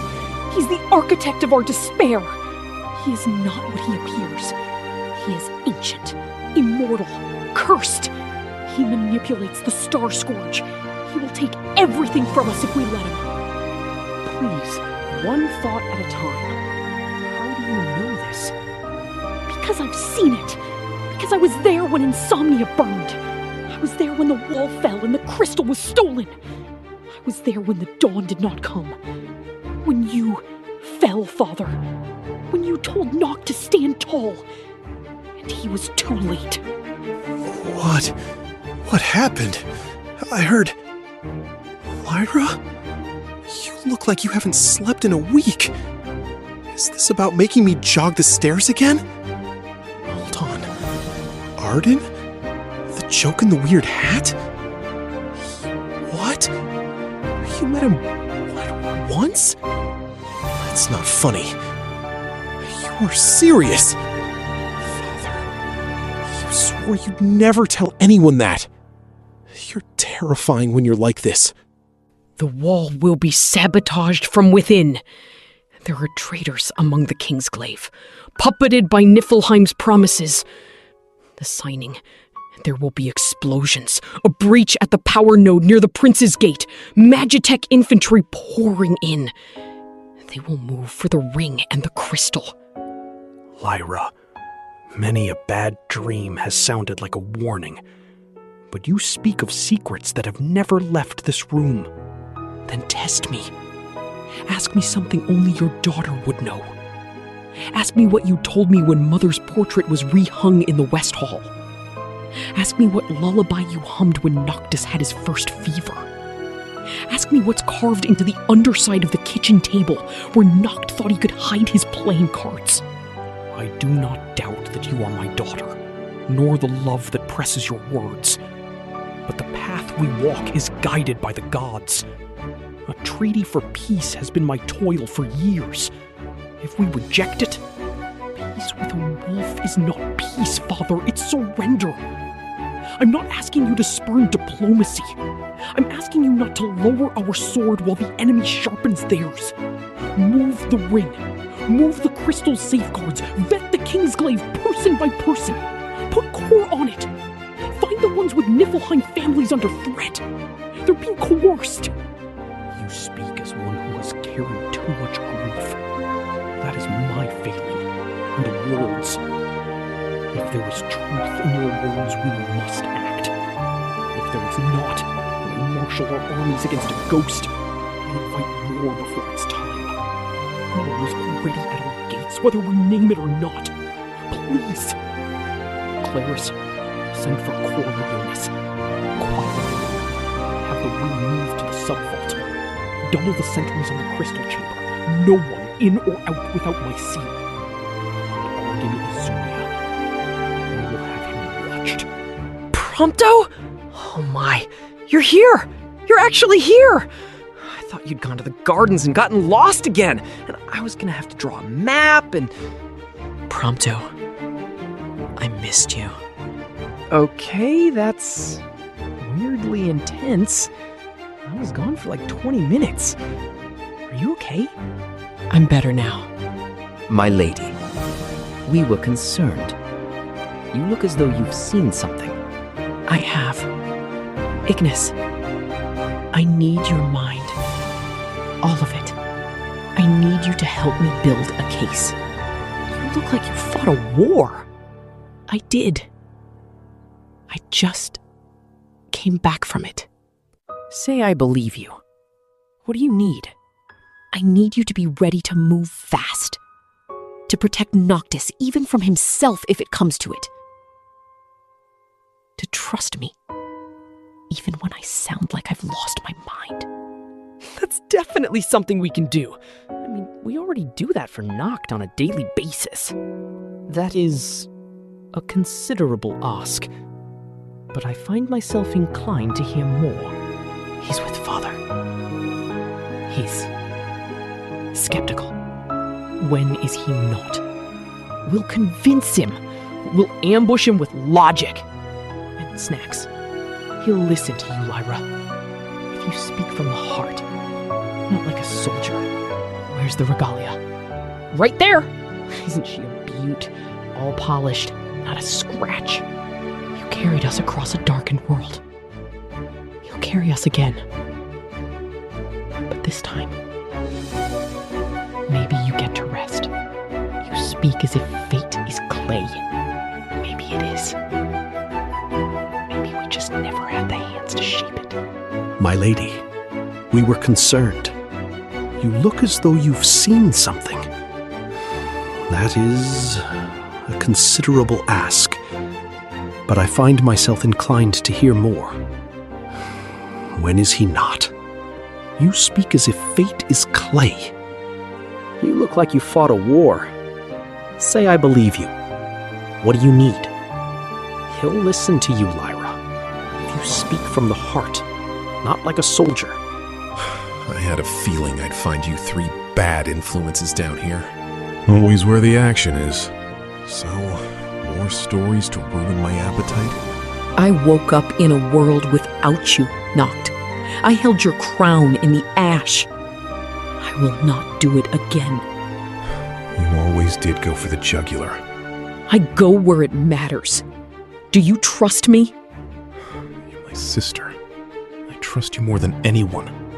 That's the problem. Then let me be the problem that saves your life. Father said he'd tighten security. Corps looking into traitors. We can enact a covert vetting of the glaive roster. I have some contacts in procurement who might provide insight into odd requisitions. And I'll prep safe routes out of the city. If the wall goes down, we bolt. Regalia out the eastern service roads. No grand exits. I can dig into the city network. I've got a guy. Well, a guy who knows a guy who could slip us into some camps. If any Magitech troop movements look funky, we'll see it. You've all been busy in the last, 10 minutes? You know we move fast when we're terrified. Okay, we do it your way. I'll stall Father on any public statements. Keep the treaty pageantry minimal. If anyone tries to separate us, we don't let them. Thank you. Don't make me regret it. We can enact a covert vetting of the glaive roster. I have some contacts in procurement who might provide insight into odd requisitions. And I'll prep safe routes out of the city. If the wall goes down, we bolt. Regalia out the eastern service roads. No grand exits.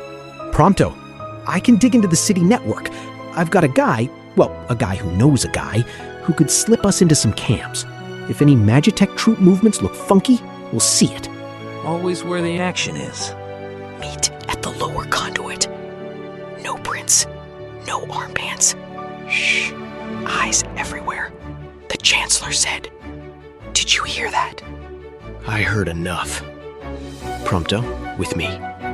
Nonchalantly. I can do nonchalant. Totally chill. Super cool. Ice cream. This is real, isn't it? It always was. Princess. Prince. Report to my office. Bring your entourage. Now. On our way, Marshal. Thank you, Astrals. Keep bending. Will alone does not conquer tide, but it carves channels in the flood. All right, let's go try and cheat destiny. Maybe we could just renegotiate the terms. I believe that is precisely the goal, Prompto. Side by side, like old times. Side by side. Meet at the lower conduit. No prints, no armbands. Shh. Eyes everywhere. The Chancellor said. Princess, Prince, report to my office. Bring your entourage, now! Will alone does not conquer tide, but it carves channels in the flood. Prompto, with me, nonchalantly. I can do nonchalant. Totally chill. Super cool. Ice cream. I've heard enough. I believe that is precisely the goal, Prompto. Side by side, like old times. Maybe we could just renegotiate the terms? Lyra Lucis Calum, I have been waiting for your call. The Astrals, they have been restless. Something has shifted in the weave. Luna, you can feel it too? I feel many things. But you carry a weight that does not belong to this hour. You have walked a road that has not yet been walked. Tell me. I came from the future. From a world where everything burned. Where the night never ended. Where Arden won. I need to know if you believe me.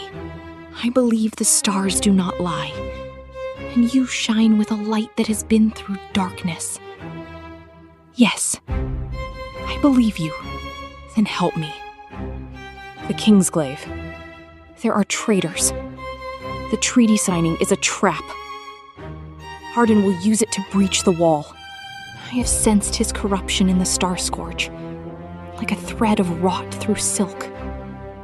He is older than he seems, older than memory. He's immortal. Cursed. He absorbed the Star Scourge to save the people, and was denied the throne. He's been waiting for revenge ever since. Then we must be the light that does not flinch. What do you need from me? Stand with me. And if the worst comes, be ready to call upon the Astrals. But Luna, don't sacrifice yourself. Not this time. That is a promise I cannot make lightly. But I will try. For you. For Noctis. For the dawn that must come. What a splendid evening to bind old wounds, Your Majesty. And what an intimate assembly. Oh, the crown's finest. The immortal, the shield, the spectacles. And my, a princess most rare. Chancellor. A soggy princess at that. Do forgive the weather, though I assure you our treaty will afford more pleasant climates to all. You will find Lucis hospitable, Chancellor, as ever. Hospitality is a kind herb. May it temper the bitterness of the past. Though, I confess a personal curiosity. Where do you keep your legends? The ring? The wall? Do you have a room where myths nap? You're in it. Watch your tongue. Oh, I am watched on all sides, and I return the favor. It's what keeps us safe, no? Now, if you'll excuse me, I must place my signature alongside yours in a few hours. Paperwork is the noblest battlefield. I hate that man. Mutual. Chancellor. You will find Lucis hospitable, Chancellor, as ever. Keep your eyes on him, but do not chase shadows and miss the blade. Lyra, if Luna verified, then we move. Thank you. I'll circle back to Luna if anything shifts. Oh, I hate that man. Mutual. Be at panel B when the anthem hits second verse. Control will cycle. We drop it for 2 counts, no more, or we get fried. The Chancellor's handlers will be watching. No mistakes. The ring's with the old man. Once the wall blinks, the demons will surge. Confusion. We grab the asset. Done. Core, confirm. Panel B. Second verse of the anthem. They'll blink the wall. Received.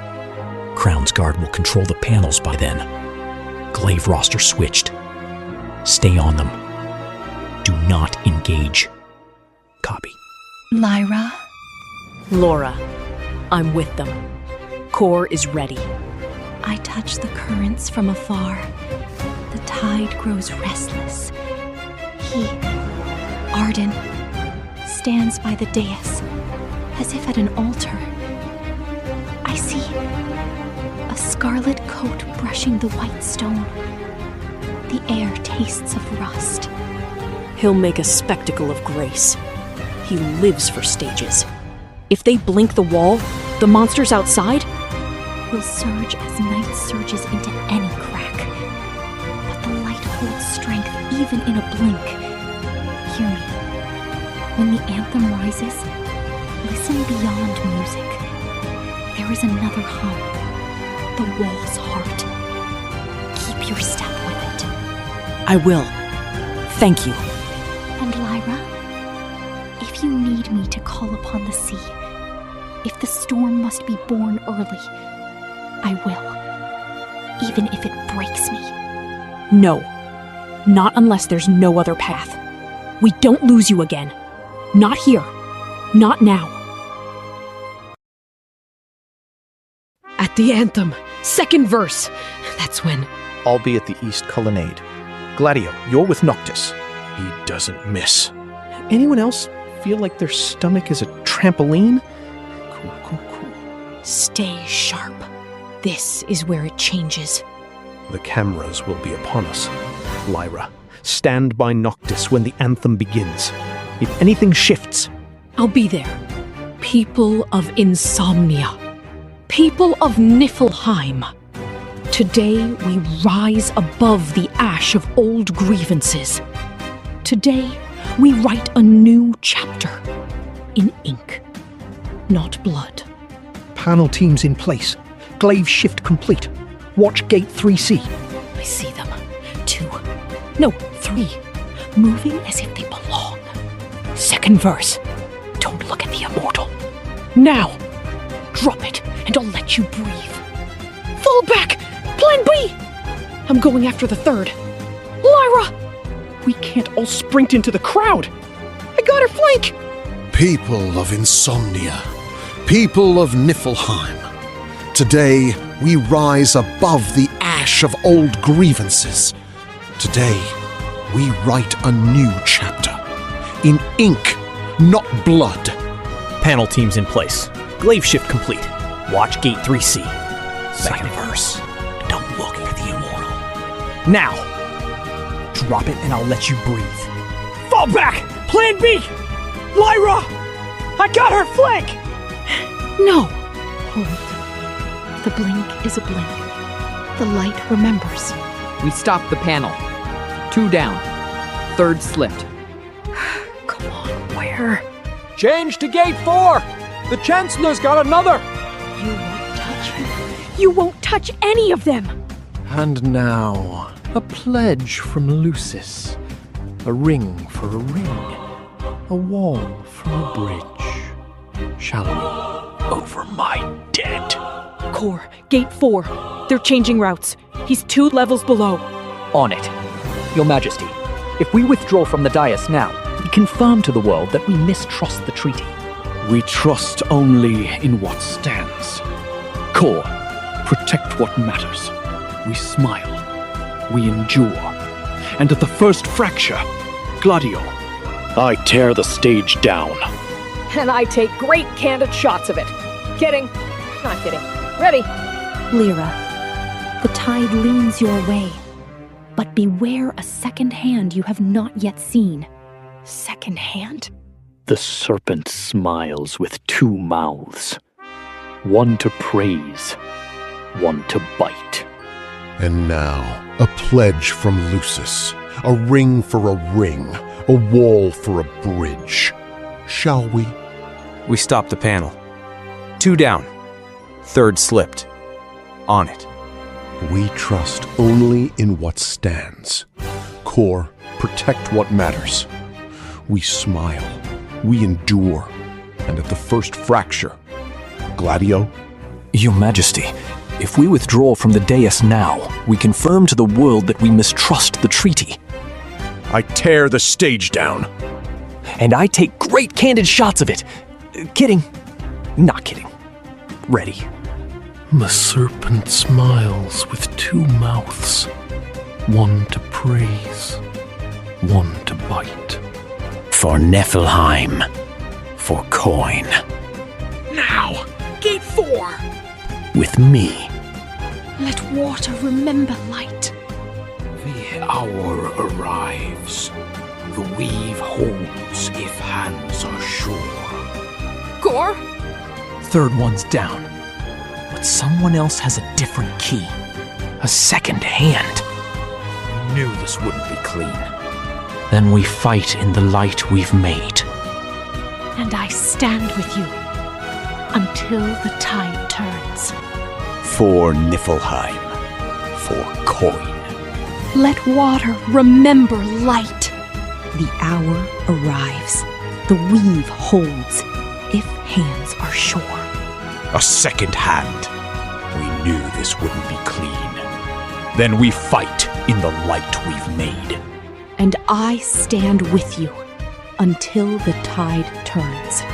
Princess, you asked for me. Kor, thank the Six. Listen, there are traitors still active. Niflheim soldiers are in the lower levels. The wall emitters are being targeted. How many? At least a squad, armed with Magitech overrides. They're going for the wall's power nodes. We move. The Empire promised you a world without us. They won't leave you any more than they leave light in the sky. You swore to Lucis. I'll hold the door. You re-engage the calibrators. On it. Astral's voiceover. Touch the stone. Speak the name. The breath of Rama wakes in copper and coil. Old Man of Thunder, steady my hand. Please. Good work. That's not just soldiers. I'll take the left. You blind it. Copy. Eyes. Come on. Now. Done. Status? Emitter's clean. For now. Deploy M.A. Velis. Bring the wall down. She's on the Velis. Shake her off. Bravo. Such nimble grace. Such desperation. You're almost convincing me you can change things. Secure the vault. Bring the Oracle in alive if sighted. Clear the corridor. The Immortal is on this level. Captain Advance! Take the princess! Fall back to the vault. Set charges. Hold them off. The Chancellor is en route. You trust your visions? They led you here. They led me to nights without stars. To my brother sleeping in a crystal to wake to no one. If there's a chance to break that script, I will tear the pages out. Then keep your blade sharp. Let them. You want me? Earn it. Offer! They've got charges! Disarm them! Overclocked fuse. Cute. Move! They're blasting a path to the ring! Then we plug it. I'm sorry. I see him! Face me, Arden! Shields! Can you break them? With time I do not have. Then we make their defenses our weapons. Explain. Overload. I can pull their barrier's energy and feed it back. Risky. So is dying. Do it. I'll distract them. Stay where you are. I'm terrified, truly. You know who I am. I know what you are. A correction.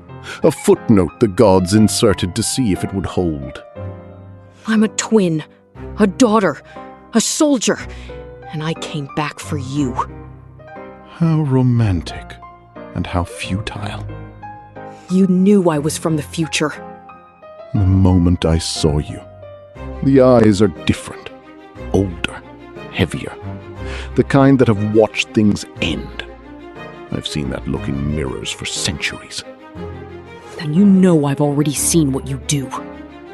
And you think knowing changes it? I think it changes me.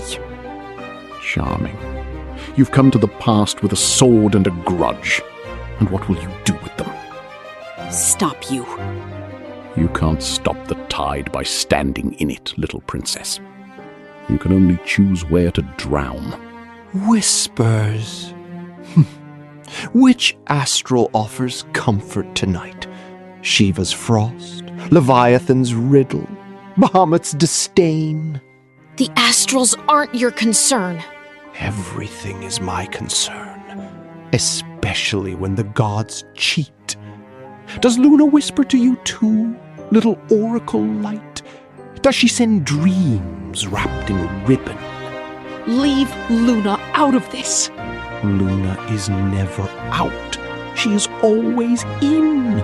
In the rain, in the oath, in the blade you conjured when you were frightened and 13. In your brother's silence. She threads you all.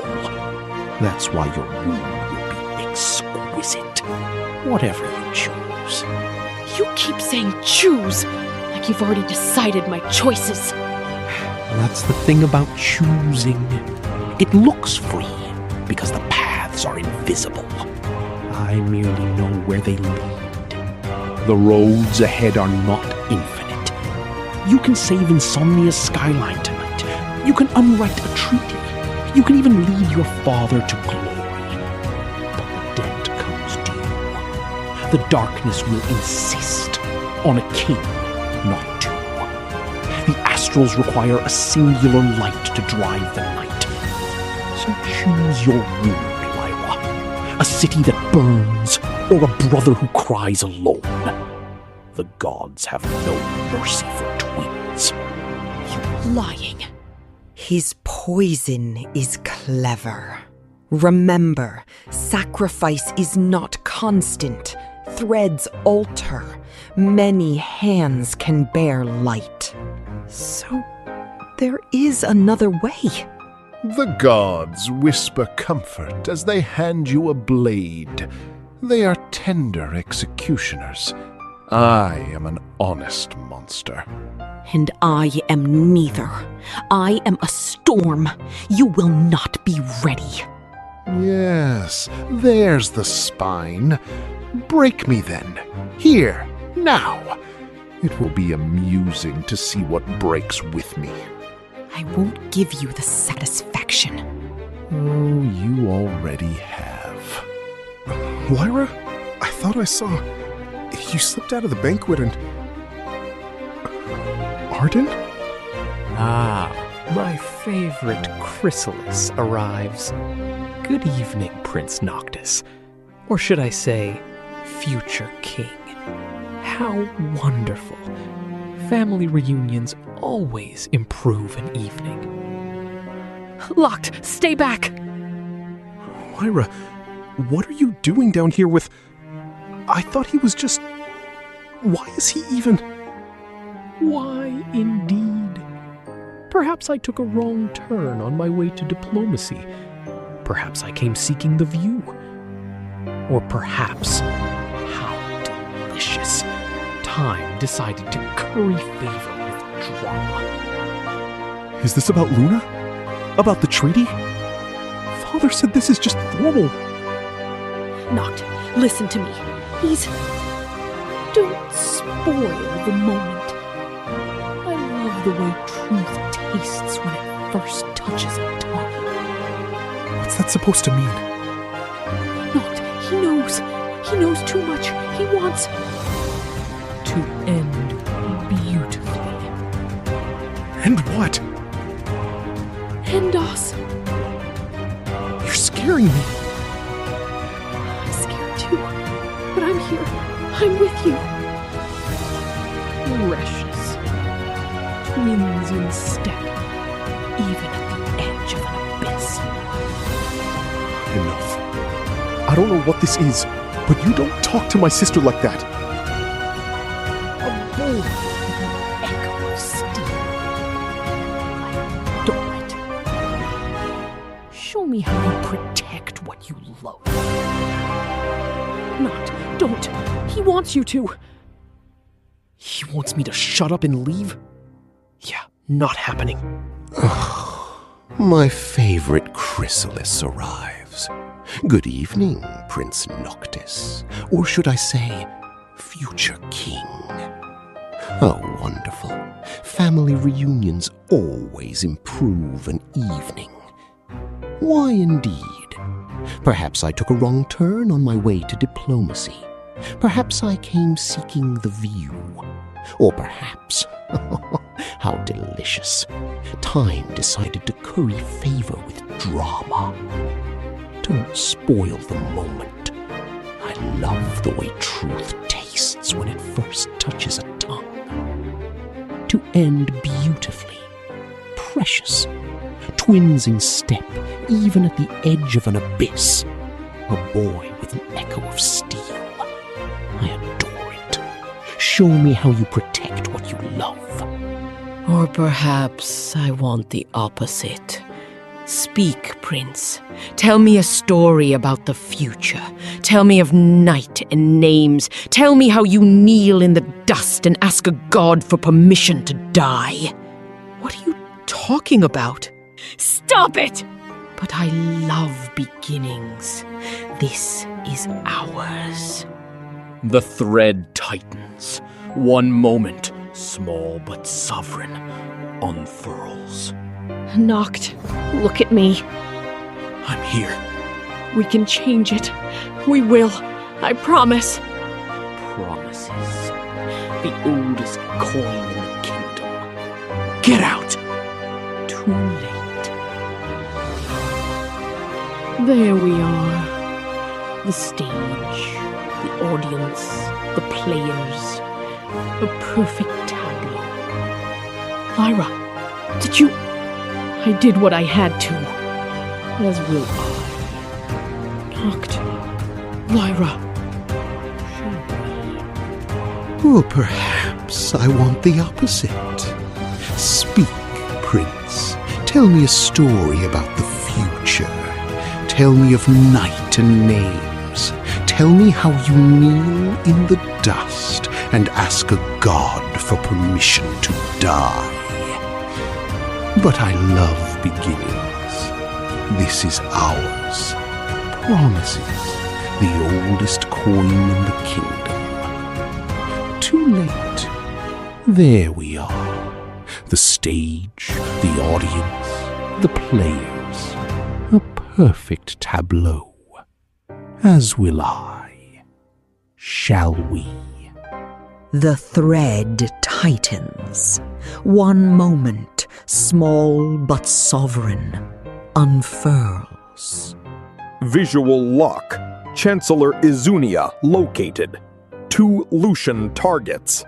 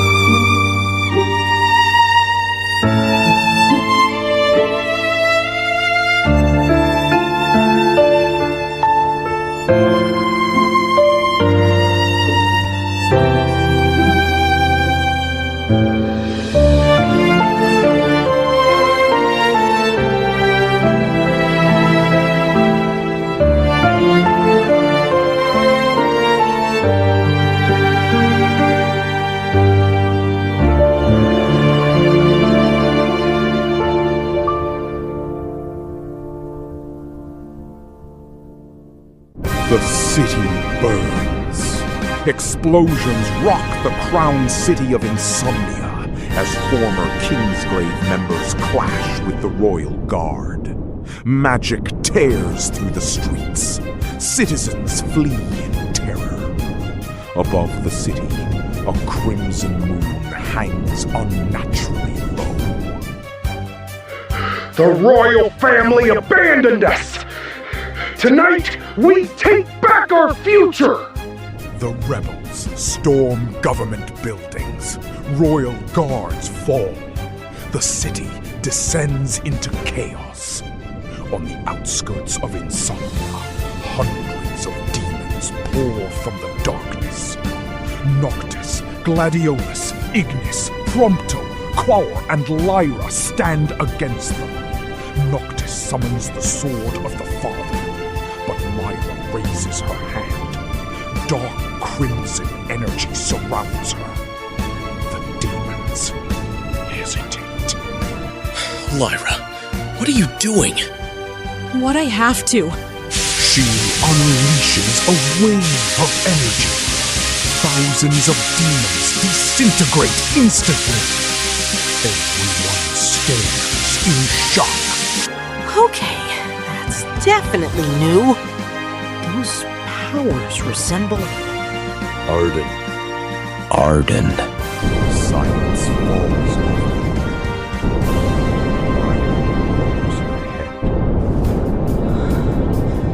Not just Arden. The Astrals. Inside an ancient temple, Lyra stands alone. Ghostly images of the Astrals surround her. The voice of Titan echoes through the chamber.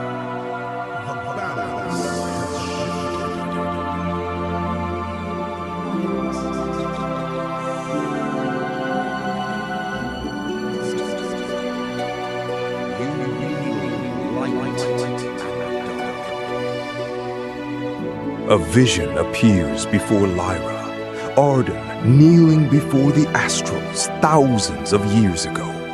A younger Arden, a hero, a healer. You chose him first.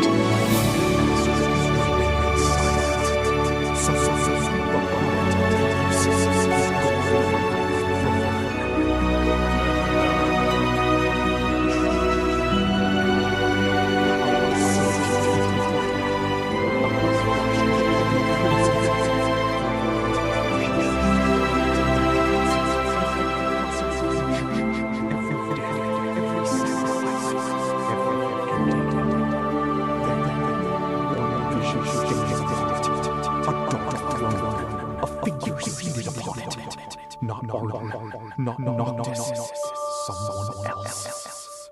The vision vanishes. Inside the Citadel War Room, King Regis studies battle maps. The rebellion spreads. Entire districts have fallen. Noctis enters the room. King Regis smiles proudly. The largest battle of the rebellion erupts in the Crown District. Thousands fight, magic collides, warp strikes flash through the sky. Noctis leads the charge. Gladio smashes through enemy lines. Prompto provides covering fire. Ignis coordinates the defense. Quaur duels rebel commanders.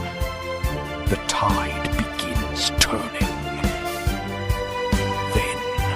The former Kingsglaive know every weakness. They're fighting like they trained us. Because they did. Then we stop fighting like soldiers. We fight like family. The ground shakes. A giant demon erupts from beneath the city. Hundreds die instantly. Panic spreads. The monster towers over Insomnia. Everyone, move! The creature attacks, but then a beam of crimson light crashes into it. Lyra descends from the sky. Wings of astral energy spread behind her. Half angel, half demon. The monster roars. Lyra answers with overwhelming power. The entire battlefield watches as she destroys the creature in a single strike. Silence. Even the rebels stop fighting. Everyone witnesses the impossible. You're changing. I know. Tell me the truth. Every time I use these powers, I become more like him. Hardin? I can hear his thoughts, feel his memories. Sometimes, I don't know where he ends and I begin. Later, amidst the ruins, Noctis looks terrified. Somewhere beyond reality, Hardin awakens. Chains of light bind him.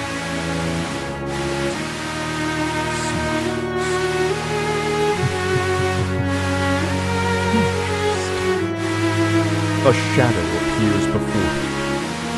The same figure from Lyra's vision. Unknown. Ancient. Watchful.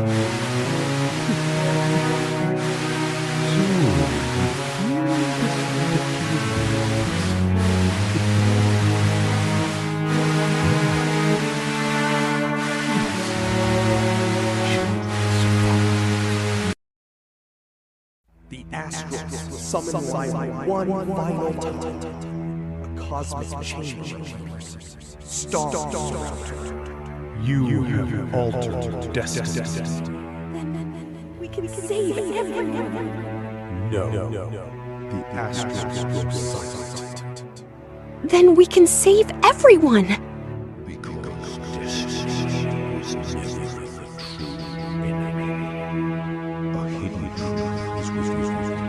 The stars did not originate from Hardin, nor from Eos.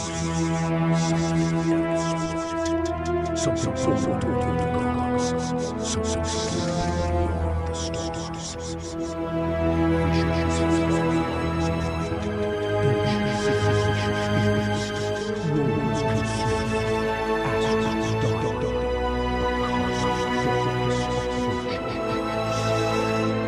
What is it? No answer, only fear, even from the gods. The rebellion finally collapses. The surviving Kingsglaive surrender. Insomnia is saved. The people celebrate. For the first time in years, hope returns. Noctis stands beside Regis atop the citadel. Lyra watches from afar, yet she does not smile. She looks toward the heavens. Something is wrong. Very wrong. A single star vanishes from the night sky. Then another. Then another. The stars begin disappearing across all of Eos. Citizens stare upward in confusion. The Astrals suddenly cry out in pain. The moon cracks.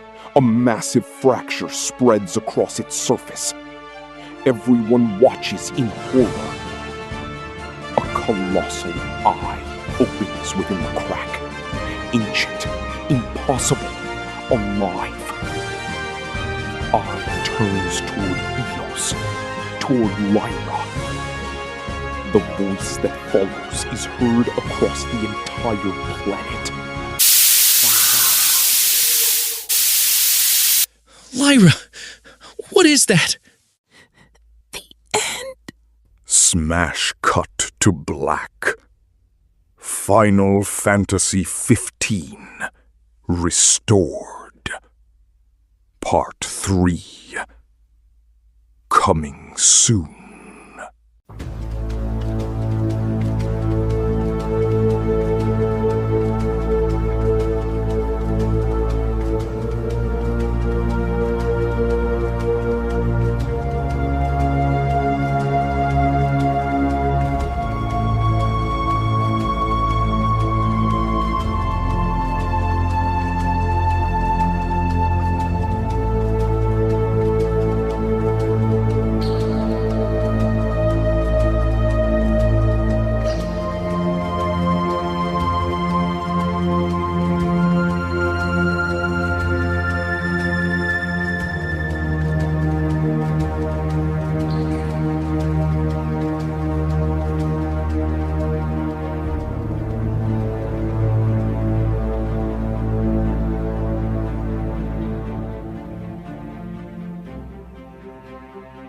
The war did not end with fire.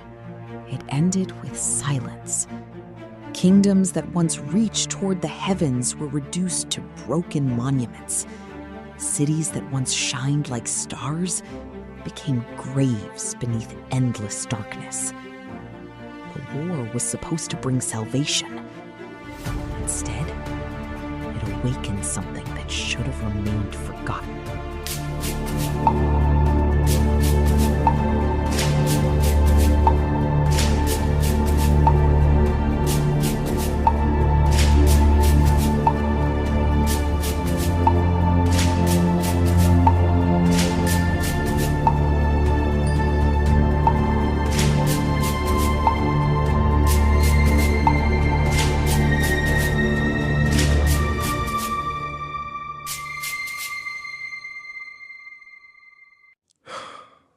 They said the battle was over. They said the monsters were defeated.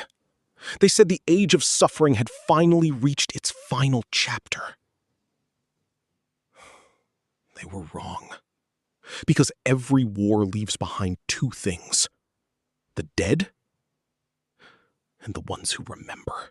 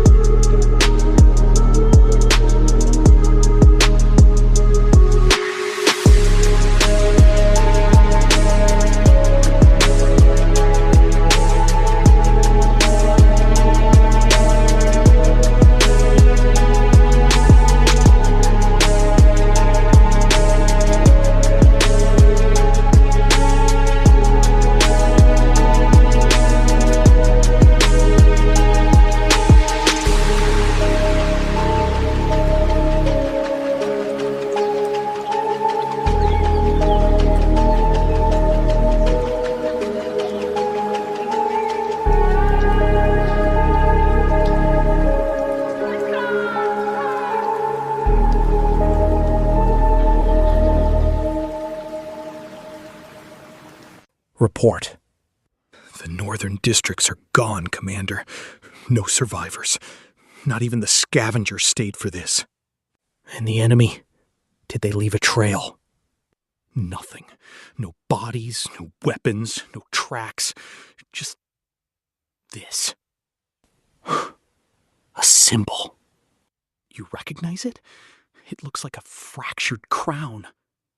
Unfortunately, I hoped I would never see it again. It's the mark of the Voidkin. The Voidkin? But the history books say they were purged a century ago. A warning, soldier. Years ago, we believed we destroyed them. But some enemies don't die. They wait. They feed on the silence we leave behind.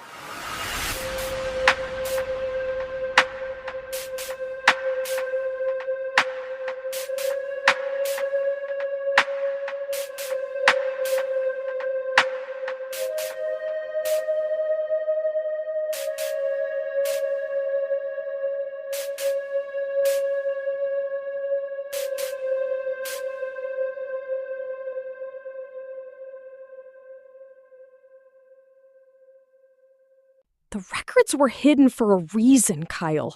Locked behind 7 layers of encryption and buried under a mountain of propaganda. Hidden from who? The public? From everyone. The kings who ordered the purge. The soldiers who carried it out. Even the people who believed they were fighting for peace. What did you find in the deep archives, Lyra?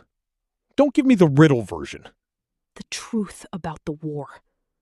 The enemy was never trying to conquer the world. Then what were they doing? They burned half the continent. They weren't conquering, Kyle. They were preparing it. Like a farmer tilling soil before the winter frost. They were making room for something much larger.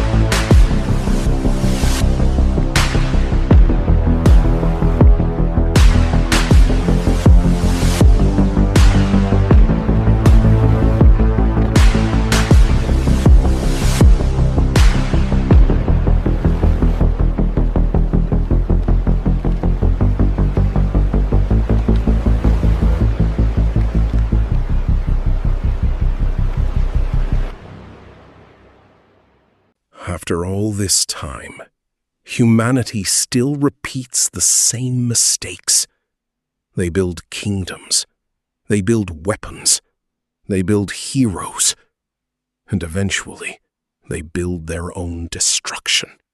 Show yourself! I know you're in the shadows. You remember me, don't you, Commander? Even if your heart refuses to admit it. No. You died at the Battle of the Glass Sea. I saw the flames consume the bridge. That is what history recorded. And history is written by survivors, not by the truth. I didn't die, Kyle. I just changed. Bravo 9 copy. The perimeter is breached. Breach! Can you hear me? We're taking heavy fire. Fire! Look out! The structural integrity is failing. Failing! Mayday! Mayday! We need immediate evac! Evac! The building is coming down, I repeat! Repeat! Delta 3 report! Do you read me? Read me! There's no time! The timer is counting down! Down! The foundations are shaking, it's collapsing! Collapsing! The foundations are shaking, it's collapsing! Collapsing! Commander, we have an emergency! Multiple enemy forces have appeared across the continent! It's a coordinated strike! How many? Give me numbers! Too many! The radar's lighting up like a graveyard in a thunderstorm! Impossible! We have the perimeter sensors active! How did they get past the wall? Commander, there is one more thing. They aren't attacking our cities. Then what are they attacking? The supply lines? The old battlefields. The places where the heroes died. They're digging them up, Kyle. If they're hitting the battlefields, Kale, It can only mean one thing. They're looking for the soul cores, the residual energy left behind by the Kings of Light, the very essence of their power, trapped in the earth where they fell. We can't let them reach the Citadel's main archive. If they tap into that, the entire grid goes dark. Not just power, Lyra. Information. Our history, our very identity. It would be a second, far more devastating purge. Kale, why are you so sure it's the Voidkin? The entity you saw? Did it truly look human? Or was it something else entirely? A projection? A mimic? It looked like a ghost wearing a man's skin, Lyra. But it had his voice. The General's voice. Unmistakable. The man who led us to victory. The man who was supposed to be our savior. General Ravis? But that's impossible. He was the one who led the final charge against the Voidkin a century ago. He was a hero, Kale, a legend. His statue stands in the Central Plaza. Heroes are just people who didn't live long enough to become the enemy, Lyra. Or perhaps they were always the enemy, and we were simply too blind to see it.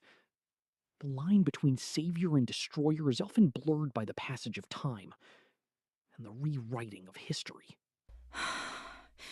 The air out here, it tastes like ozone and ash. Like the world itself is still burning, even after all these years. How can anything survive in this desolation?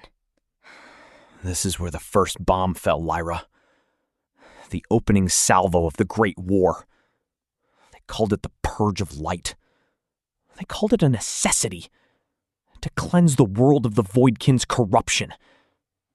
A lie, as we now know. You were here, weren't you, Kyle? During the war? You fought in this graveyard. I was a lieutenant then. Young.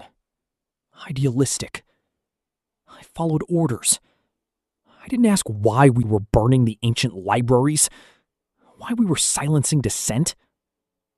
I just held the torch. Believed in the cause. Believed in General Ravis. Softly, placing a hand on his armored arm. You can't carry the weight of the whole world on your shoulders, Kyle. The sins of the fathers? They are not yours to bear alone. I'm not. I'm just carrying the weight of the people I couldn't save. The ones who died believing in a lie. The ones whose ashes now mingle with this glass. Get down! Now! Get down, now! Lyra, voice panicked, struggling to see through the shimmering distortions. They're moving too fast. They're not solid. My scanners can't get a lock. How do we fight something that isn't truly there? Use the flares! They hate the light! It disrupts their ethereal forms! Now, Lyra, now! Shadow Wraiths! 12 o'clock! And 3 o'clock! They're flanking us, Commander! They're retreating, Commander. Good call with the flares. Gritting his teeth, firing his energy rifle. Soldier, suppressive fire! Aim for their cores! They're vulnerable to concentrated energy. They'll be back. They always are. Let's move. We need to find proper cover. My father used to tell me stories about this place. Before the war, he said, it was a sanctuary. A place of peace for anyone fleeing the king's iron fist or the encroaching darkness. A neutral ground. Your father was a scholar, Lyra. A keeper of forbidden knowledge. He knew the risks of keeping the old texts, of challenging the official narrative. He didn't do it for the kings, Kyle. He didn't do it for glory or power. He did it for me. He said that if we forget where we came from, if we erase our past, both the good and the bad, we'll never truly know where we're going. We'll be doomed to repeat the same mistakes, forever lost in the dark. Hawes, her voice thick with emotion. He died in the archives, you know? when the Purge of Light began, he stayed behind to lock the vault, to protect the truth, even as the world burned around him. His gaze fixed on the flames. He was a brave man, Lyra. Braver than most. Looking up, her eyes meeting his. He was just a man who loved the truth more than his own life. I wish I had half his courage. Sometimes I feel so small, so insignificant against all this history, all this destruction. A rare, gentle tone in his voice. You're here, aren't you? In the middle of a wasteland, chasing ghosts and forgotten truths. You're facing down things that would make lesser men crumble. That's courage enough for me, Lyra. More than enough. And we're not alone. Not anymore. Look at it. This was the heart of the world. The jewel of civilization. Now it's just a rib cage, picked clean by time and war. It's even worse than the records described. Stay sharp, Lyra. The Wraiths might still be lurking in the shadows. Or worse, the Voidkin themselves. This place is a monument to their victory, in a way. There. The Central Archive Tower. It's still standing. A beacon of defiance in this desolation. My father always said it was built to withstand anything. I hope he was right. It's here! The black box. General Ravis's personal log. It's exactly where the old schematic said it would be. Untouched, uncorrupted. A direct link to the past. Can you open it, Lyra? Or is it another one of your father's riddles? It needs a biometric key. A king's blood or a commander's. The royal lineage or the highest military authority. A failsafe to ensure only those with the deepest ties to the old regime could access its secrets. Past official. Recording log. Cycle 04-12. Personal entry. The pact is signed. After weeks of agonizing deliberation, we have agreed to the terms of the Void. In exchange for the survival of our bloodline, the continuation of our legacy, we will surrender the souls of the fallen. The countless lives lost in this war, they will not be mourned, but harvested. The people will call it a victory. They will erect statues, sing songs of triumph. They will never know the true price we paid, the unspeakable bargain we struck with the darkness itself. May the gods forgive us, if there are any left to listen. Commander. My ancestors. They condemned generations to this. For their own survival. The whole war. It wasn't a conflict, it was a harvest. A grand deception to feed the Void.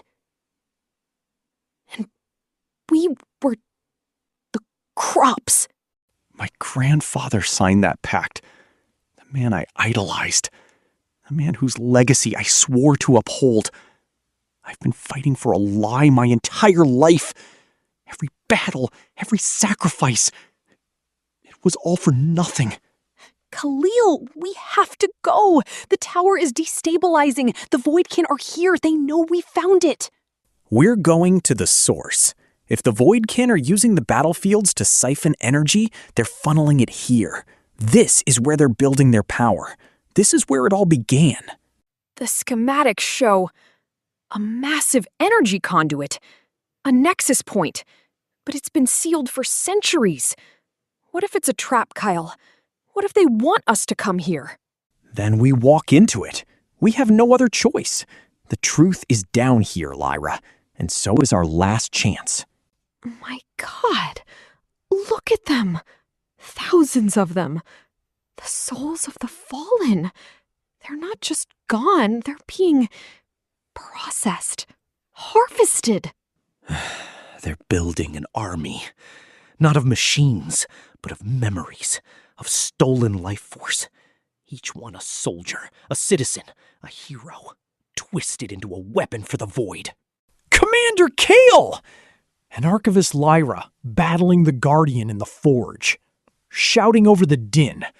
Guardian! Take cover, Lyra! This thing is ancient! It's a relic of the old war! Voice strained, trying to analyze. Its energy signature is off the charts! It's feeding directly from the forge!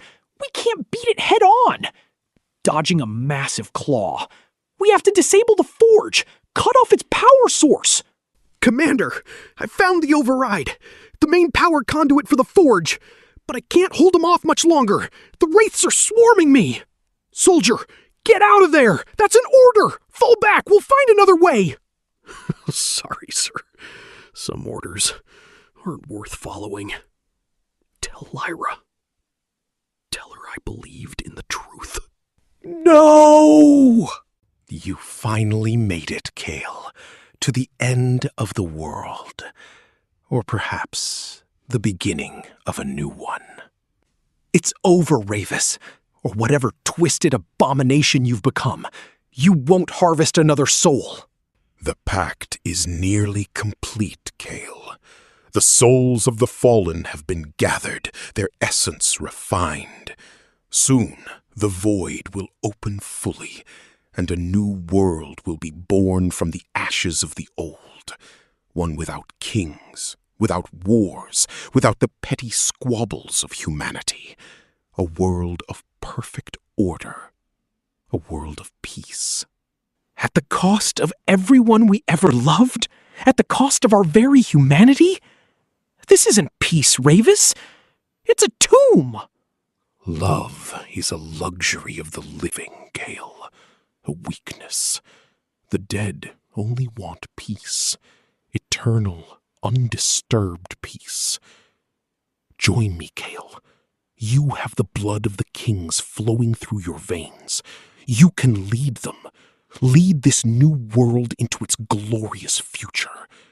Your ancestors understood the necessity of sacrifice. So should you. I'd rather die as a man, Ravis, fighting for a flawed but living world than live as a god in a graveyard. You want a reckoning? You've got one. Kale! Look at the sky! It's opening! It's turning black. Across the whole horizon. The void. It's here. We didn't stop it. We failed! No. We just started it. The real fight begins now. The past has returned, not as a whisper, but as a scream. The secrets buried beneath history, beneath layers of deceit and forgotten pacts, are finally beginning to surface. And the greatest battle humanity has ever faced will not be against an enemy from the outside. It will be against the sins they left behind. Against the darkness within their own hearts. The reckoning has only just begun. Reckoning, Part 1. To be continued. The reckoning has begun. The world had survived wars. It had survived betrayal. It had survived the greed of kings and the hatred of men. But now, Eos faced something far older than war. The void had awakened. And with it came the final question. Would humanity surrender to the darkness? Or would it finally choose the light? All my life, I believed the past was something we had to bury. But I was wrong. The past is something we must understand. Because if we forget the sacrifices of those before us, we lose the future they died protecting. Kale, look. The void isn't just destroying the world. It's searching for something. The soul cores. It's trying to consume every memory of every hero who ever fought for Eos. Then we don't fight it with armies. We fight it with their hope.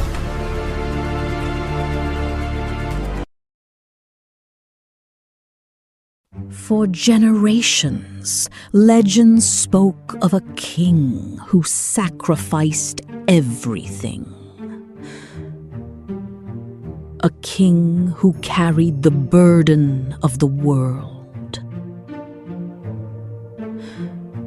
A king who walked into darkness so others could see the dawn. But legends are never truly finished. I guess I still have one more fight left.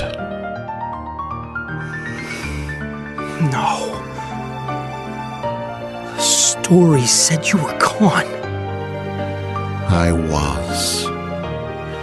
But a king's promise doesn't disappear when his life ends. The crystal. It brought you back. Not just the crystal. Everyone who believed Eos was worth saving. The heroes of old returned. Not as ghosts. Not as memories. But as the strength that remained within the hearts of those who refused to give up.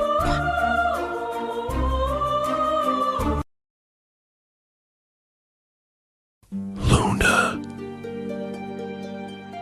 You took your time. I thought I lost you forever. You never lost me.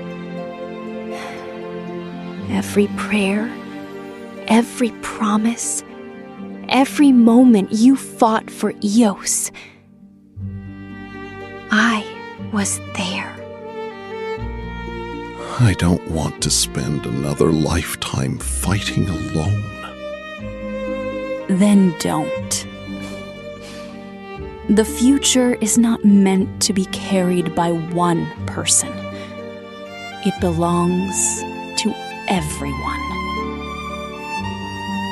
The King of Light has fulfilled his duty. Now he must live.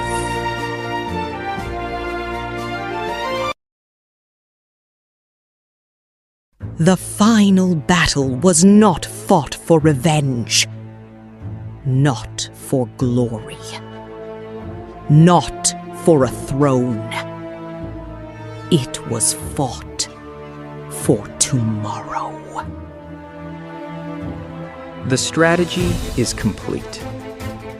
You always did have a plan. Someone had to make sure you survived long enough to see your happy ending. And someone had to make sure you didn't run into danger alone. And someone had to take the picture when we finally saved the world. You guys never change.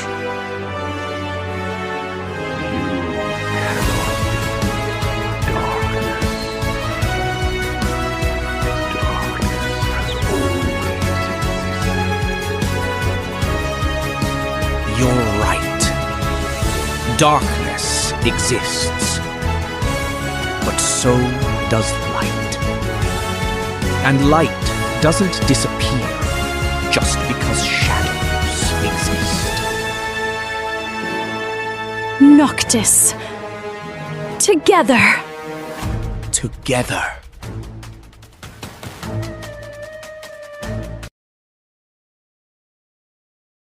The war ended. The void was sealed. And for the first time in centuries, Eos knew peace. King Noctis Lucis Calum and Queen Lunafreya ruled not through fear, but through compassion. Their kingdom became a symbol of unity. And beside them stood the twin sister of Noctis, a princess who carried the same royal blood and built a second kingdom founded on wisdom, healing, and friendship between nations. Together, the two kingdoms protected Eos as one united realm. Who would have thought we'd end up here? Not me, but maybe that's what makes it special. We weren't born to inherit a perfect world. We were born to create one. The world has changed. For the better! Took us long enough. The people no longer fear tomorrow. Because tomorrow belongs to them. The age of darkness ended. The age of kings fighting alone ended. The age of sacrifice without hope ended. And a new era began. An era where kingdoms stood together. An era where heroes could finally rest. An era where love survived even the greatest darkness. For Noctis. For Lunafreya. For Ignis. For the family they protected. And for every soul across Eos. The dawn had finally arrived. Everyone can finally sleep peacefully. And wake up to a better world. This was not the end of a legend. It was the beginning of a future. Final Fantasy XV Reckoning. The Final Dawn.